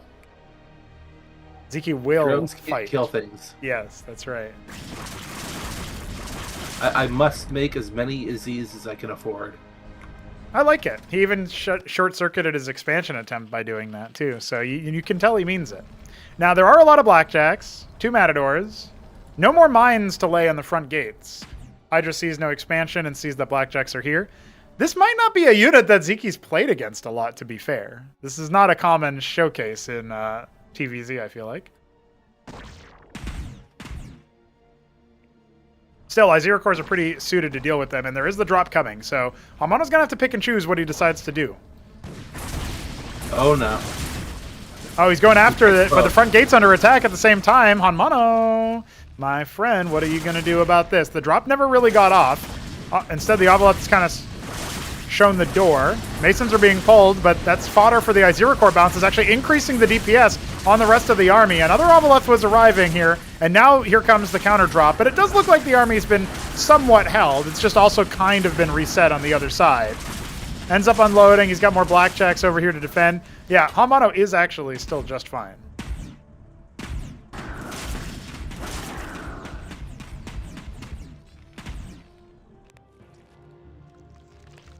HonMonO is going for the counterattack. I don't know that No, he can go for the counterattack. That might be a little bit presumptuous. What do you think? This feels ambitious. I mean, if you think about most Zergs, they'll be like, yeah, I'll just drone up. Not Sziky. He's got a lot of Hydras. Hydras. Yeah, they're going to fly like ships in the night. However, this might trigger HonMonO to move around the other direction. Will he try to crunch on this? Oh. I mean, when Sziky sees one unit in the middle of nowhere, is he going to have that star sense to know? Okay. Well, he's actually kind of just chasing the units at this point. He kind of figured it out, but that Hydra Ball is really deadly. I don't actually think HonMonO has any way to deal with that right now. Blackjacks are not great versus this. But he is coming back with the rest of his units. HonMonO has so much queued up. He does. He could add more Fulcrums instead. Using one Izira core to pop that last lobotomy mine is not a bad shout. Down go most of these units. There is a bit of a flank coming at the same time, but Vulture very, very low on HP, and there's only the one Matador. He's broken through one side of it. Now he turns around. The Izira core's going to be protecting those Hydras as best they can, but still, at the end of the day, the lack of focus fire means that Ziki's army will get cleaned up here. At what cost, though? It cost him everything. It did. It cost HonMonO every unit he owns, just about. Coming back in with just the 4 units. Doesn't quite pick off any of those blackjacks, but when you render them below half health, they move slower and attack slower.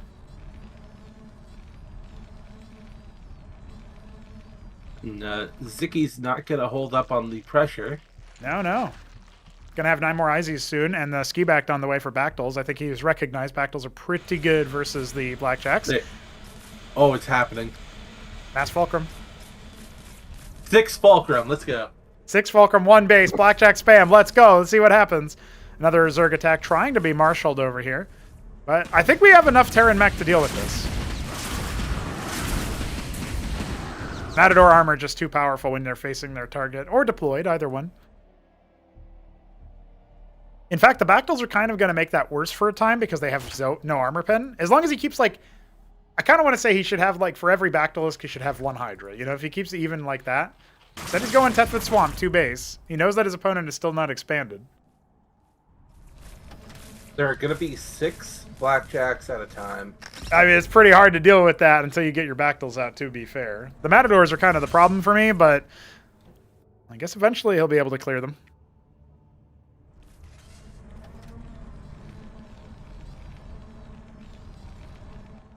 What a man. I appreciate that he's going for it, that's for sure. He still has some mines on the opposite side of the map, but they don't end up absorbing any of that. Sziky just kind of sharking around to see what's going on. He gets up the ramp, sees all that, and backs away. And Bactalisks away. He's also scouting for hidden bases. Maybe thinking about a 3rd base here soon as well. Now, HonMonO needs to start making the Cyclops. Now Cyclops would be pretty good, because you already have like a really good chaff start, and you have the Matadors as well.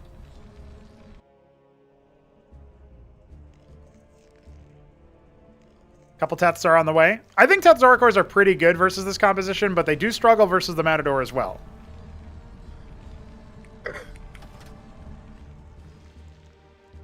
This is such a weird game. I've never seen this. I wonder why he's not making any Bactals. That would actually really help him out here. I mean, the correct answer isn't to make none, you know? HonMonO has the ability to bust out here. Let's see if he's going to be able to make it happen, because Sziky's still making his advanced units as this push down the ramp is coming. And those Matadors are slowly but surely getting chunked down before the Teths even get in on the fight. Oh my god. Wow, they are starting to break through all the Izira cores. We do have more Teths finishing up behind this. The mid-range units, like the Hydras, haven't really been focused down yet, and now there's nothing to apply armor rend onto those Teths.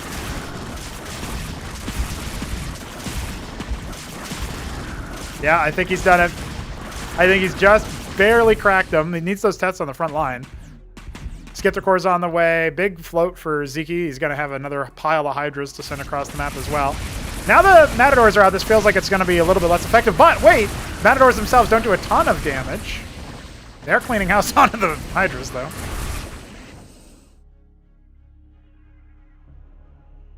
Yeah, HonMonO is down to just Matador at this point. He queues up some blackjacks. It will take some time for them to finish. And I think that he's trying to set up for a little bit of a flank with those 2 Matadors. I don't think it's going to be enough. Hit him up. Matador flank. Still. No, he's going to go attack with them. Goodbye. I've seen what would happen. The fire even claims the Teth Zorikor at the very end, but GG is called as Sziky refuses to relent. Earning himself $70 so far. I think Ziky's been secretly practicing. He's just that good, man. It's pure talent.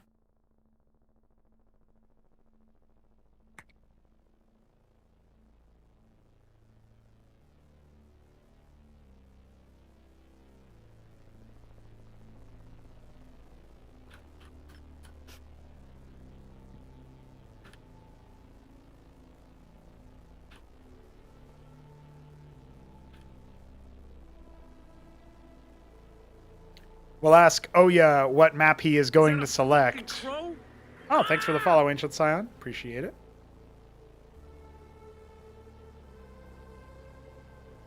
We have been going for just about 6 hours today, and we are now 2 maps away from the end of our ordeal. Also, I would like to report that HonMonO said, "I go cry," and I said, Okay, but come back for the last game. So, you know. The Streamlabs link, streamlabs.com/pronogo. Here, I'll put it right here. There you go.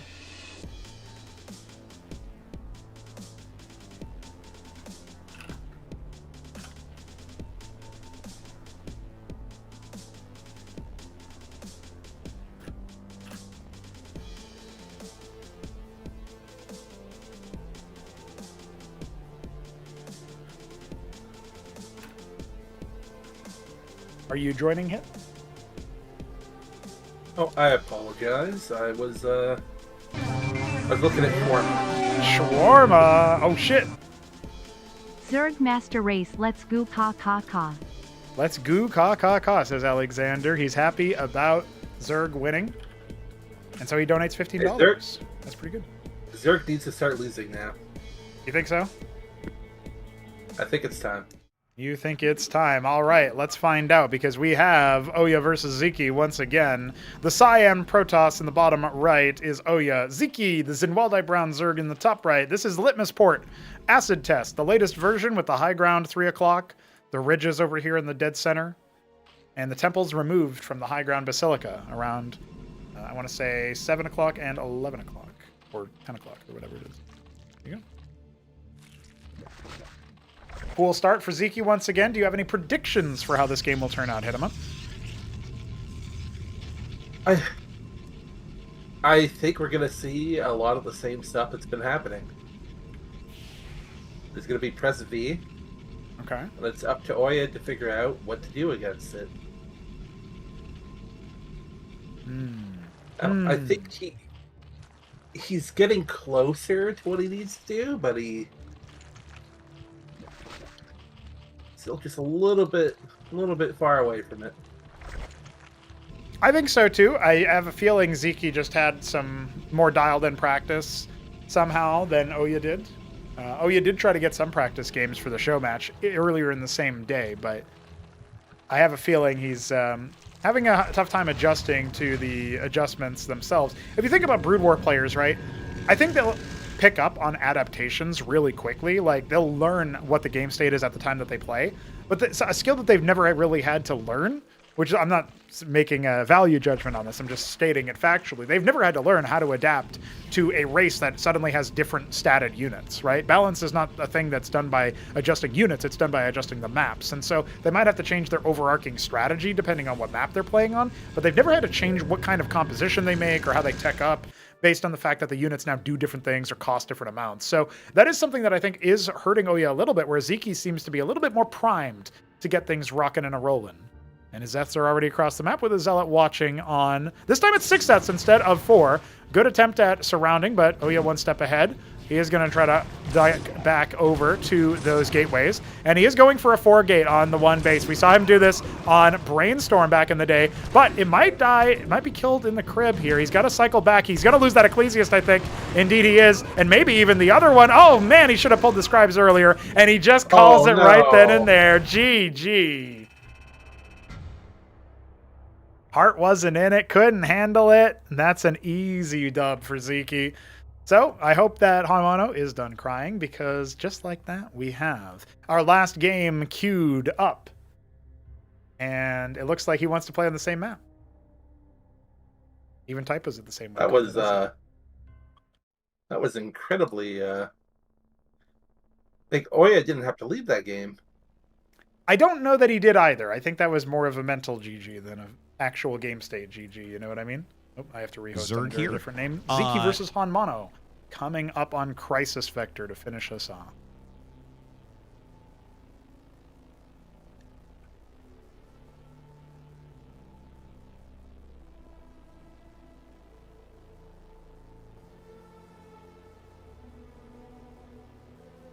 The hit him up curse, says Alexander. He's just too powerful, and Sziky is as well. 7 wins in the group, only the one lost to HonMonO earlier. Okay, I'll try to radiate my aura through the observer slot. See if you can nerf Sziky a little bit. Funner.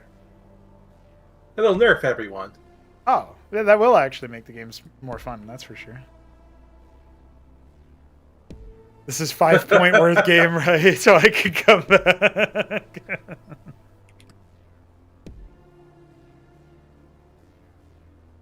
:D is my only response to that one, HonMonO.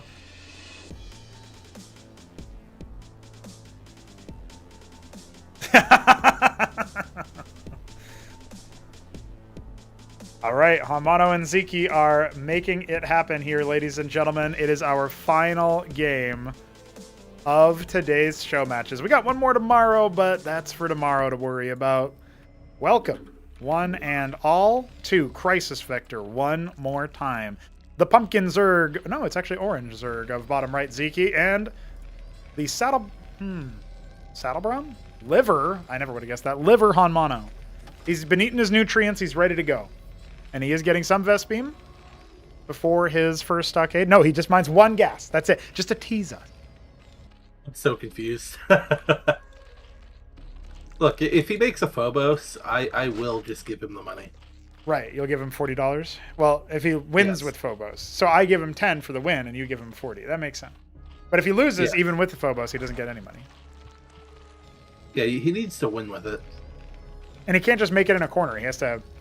It's like the Valkyrie rule, where Nebelheim said he would donate $100 to the prize pool of some tournament. I think it was Acropolis 3.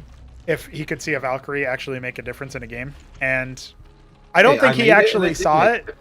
It did make a difference. I don't think he saw it, though. But he donates all the time, so I'll cut him some slack. Hydra's first here for Sziky. He wants to try something different at the end. I guess what we can say here is that HonMonO's comps are a lot stronger than we gave him initial credit for, and Sziky is just very fearsome if he can get up to the Ultra Cores. Oh, yeah, having a hard time adapting. I feel like if he had been able to get one over on HonMonO early, the group would have looked a lot different for him because he might have just been able to ride that momentum, or at the very least, he would have had another chance to score some more dubs. Still, he was able to get the better of HonMonO.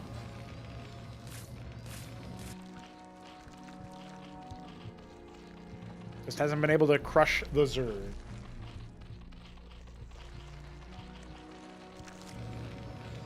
Oh my god, HonMonO's making Mavericks. Okay. All right. He doesn't want to get embarrassed by the Zeths across the map this time, but that's not what's happening, actually. It's a Hydra expand. Dude, Zeki's doing like the Zerg equivalent of the Cyprian expand. One Hydra expo. It's kind of good, isn't it? Sure. Sure it is. I want you to do this in Weekend Wage. I will do no such thing. No? You can't tell me that Hydrath Larvosk Hatch is not a winning build order for Hit 'em Up. Hit 'em Up can do that. Look, I can't promise you that I'll do something when I don't know what I'm doing, so... That's true. Oh no! Ah! Caught Oh. with his Hydra down. Zicky's calling the bluff and just building drones. Yeah. Yeah, he did make a couple And an Ovalith. Yeah, he's just going to drop anyway. He saw the Ministries, so I think he's okay, right? Sure. I'm so confused. What's confusing? Seems like a normal game. Second Ovalith? Why Oh don't no, you- this is the first Ovalith. That is. People need to scout. Here's HonMonO's Oh idea of a my scout. god. HonMonO will scout right now. Huracan's come out as well, joining up with their Maverick brothers. Hey, you can't drop him.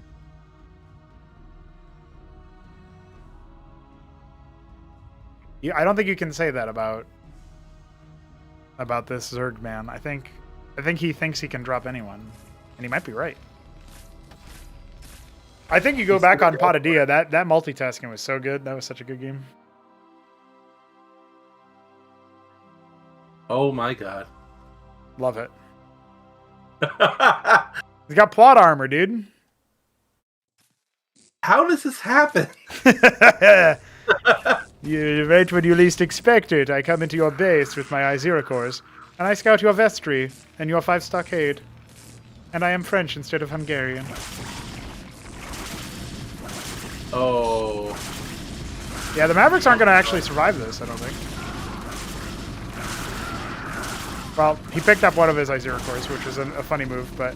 Yeah, he killed one Mason, he denied some mining time. Stim the Mavs. You have to stim the Mavs to catch the Avaleth. Oh, he's going to try to get him over here. Meanwhile, 7 wide 0 cores just walk into the match room. And then he sends the other one up there. Keep getting away with this. He's getting away with it. He looks at HonMonO and thinks of an ATM machine just spitting out those tenors. Big army fight. The 1 I-0 core not actually attacking the main base. There are more Oh my lord. He's got more. How this is gonna end. You are in I-0 core hell, HonMonO. POV, you wake up and the I-0 core is at the door. Oh, the I-0 core is going to die, though. Ah, the stim pack kind of made the difference there. There's 7 more of them here. Yes. And another 7 coming. Yes, that's the number for Sziky, the lucky number 7. Can he get the Mavericks to make what matters happen? Oh, He's don't pulling pull the boys. workers. Don't pull the workers. Battle workers. Valhalla workers. Dude, I don't think HonMonO can stabilize. He's making 1 Shaman, which will help out a lot, but is there going to be anything left for him to actually heal with it? Sziky says no.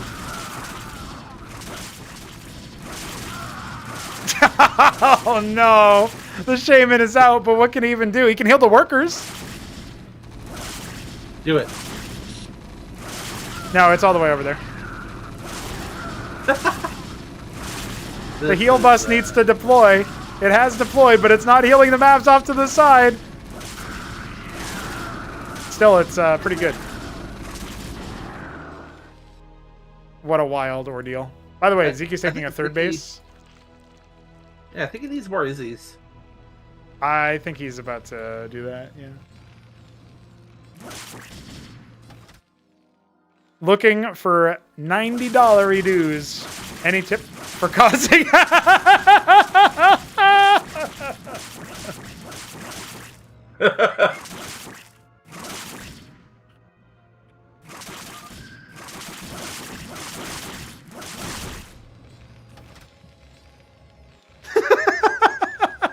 That's a good one. I love HonMonO, dude. It's for study purpose.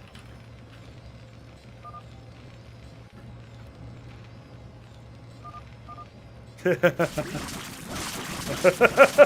hope Sziky's got a smile on his face, but he might just be like, why is this guy still in the game? But it could be a master plan. What if HonMonO knows that if he stims down right now, he can kill all the I-0 cores? Looks like he's going to do that. Oh. Go across the map. Stim across the map, HonMonO. You can do it. You've made Sziky lose his, let down his guard. Oh, never mind. You didn't micro backwards.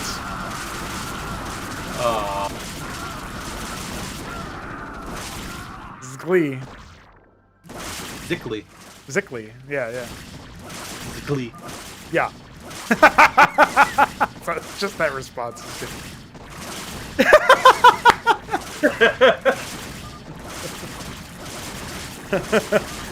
Cool, Indy. I like the cut of this guy's chip. GG.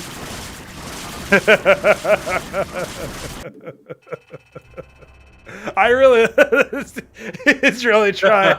He's like, maybe I can get a little bit more money, though. No, it is. I like this guy. Yeah, listen, we got to have HonMonO in more show matches, clearly. Well, GG's all around. That's Sziky with 8 wins, HonMonO with 2, and Ouya with 1. We did end up getting a little bit more of a spread there for the very end. But still, one player rising above the ranks of the rest to make things happen. And I think that's just wonderful, honestly. I really have a strong feeling about what's going to happen in that next show match, where it's all new players except for Mixu, who's playing a Scozy, which is really funny to me. That is definitely going to be a fun time. But that was our show match there right then, ladies and gentlemen. That is where we are going to be going to sort of just hit the sack and say GG, because the show match is over for now. and I'm looking forward to what comes next. But these players have done it. They've won their money. Sziky is definitely good enough to go pro. That's for sure. And HonMonO says no GG. One final little moment. How do you feel? Do you like it more that he said no GG? He's a man after my heart, man. Like, yeah. That's Keep it up. That's it. Keep it up, he says. Just a little preview of what's to come going forward. We do have Mixu, Spirit, and Gerald coming at you tomorrow. 2 polls and an Ascozi Finnish player. A Finnish Ascozi player, I should say. Definitely coming in swinging with Mixu, looking for the creme de la creme. The obviously lion's share of the last show match that he played in went to him after beating milkicow most of the games. Will he be able to do the same to Spirit's Terran and Gerald's Protoss? You'll have to tune in tomorrow to find out. Same start time as today's stream. We will go for probably about 3 hours. Thank you for standing in for Neblime. Hit him up for the second group. I appreciate your input there, getting us some information about how the players play, how you expected the matchups to be solved, and I'm looking forward to seeing what's up next. Now, do you have any preview for this third match? Do you have any idea what's going to happen here? Because I don't know how well you know the Spirit and Gerald players, but you've seen Mixu play. You think he's going to make a good Ascozi? Look, I think anybody playing Ascozi right now, if they make the right unit, they'll do just fine. Okay, all right. I have watched quite a bit of Spirit and Gerald. I was in a clan together with Gerald at one point in time. Okay, all right. I still have my my horrific StarCraft 2 jersey from when my nickname was End of Days. It's a weird time. I'm very interested to see how they will play it. I know that Spirit likes to turtle and just sit forever, so maybe we'll see tier 3. Maybe we will. GG's, and thank you, Sziky, for the raid towards the tail end. We're just going over what's going to be coming up tomorrow at 11 a.m. Eastern Time, which for you in Europe is 5 p.m. Central European Time.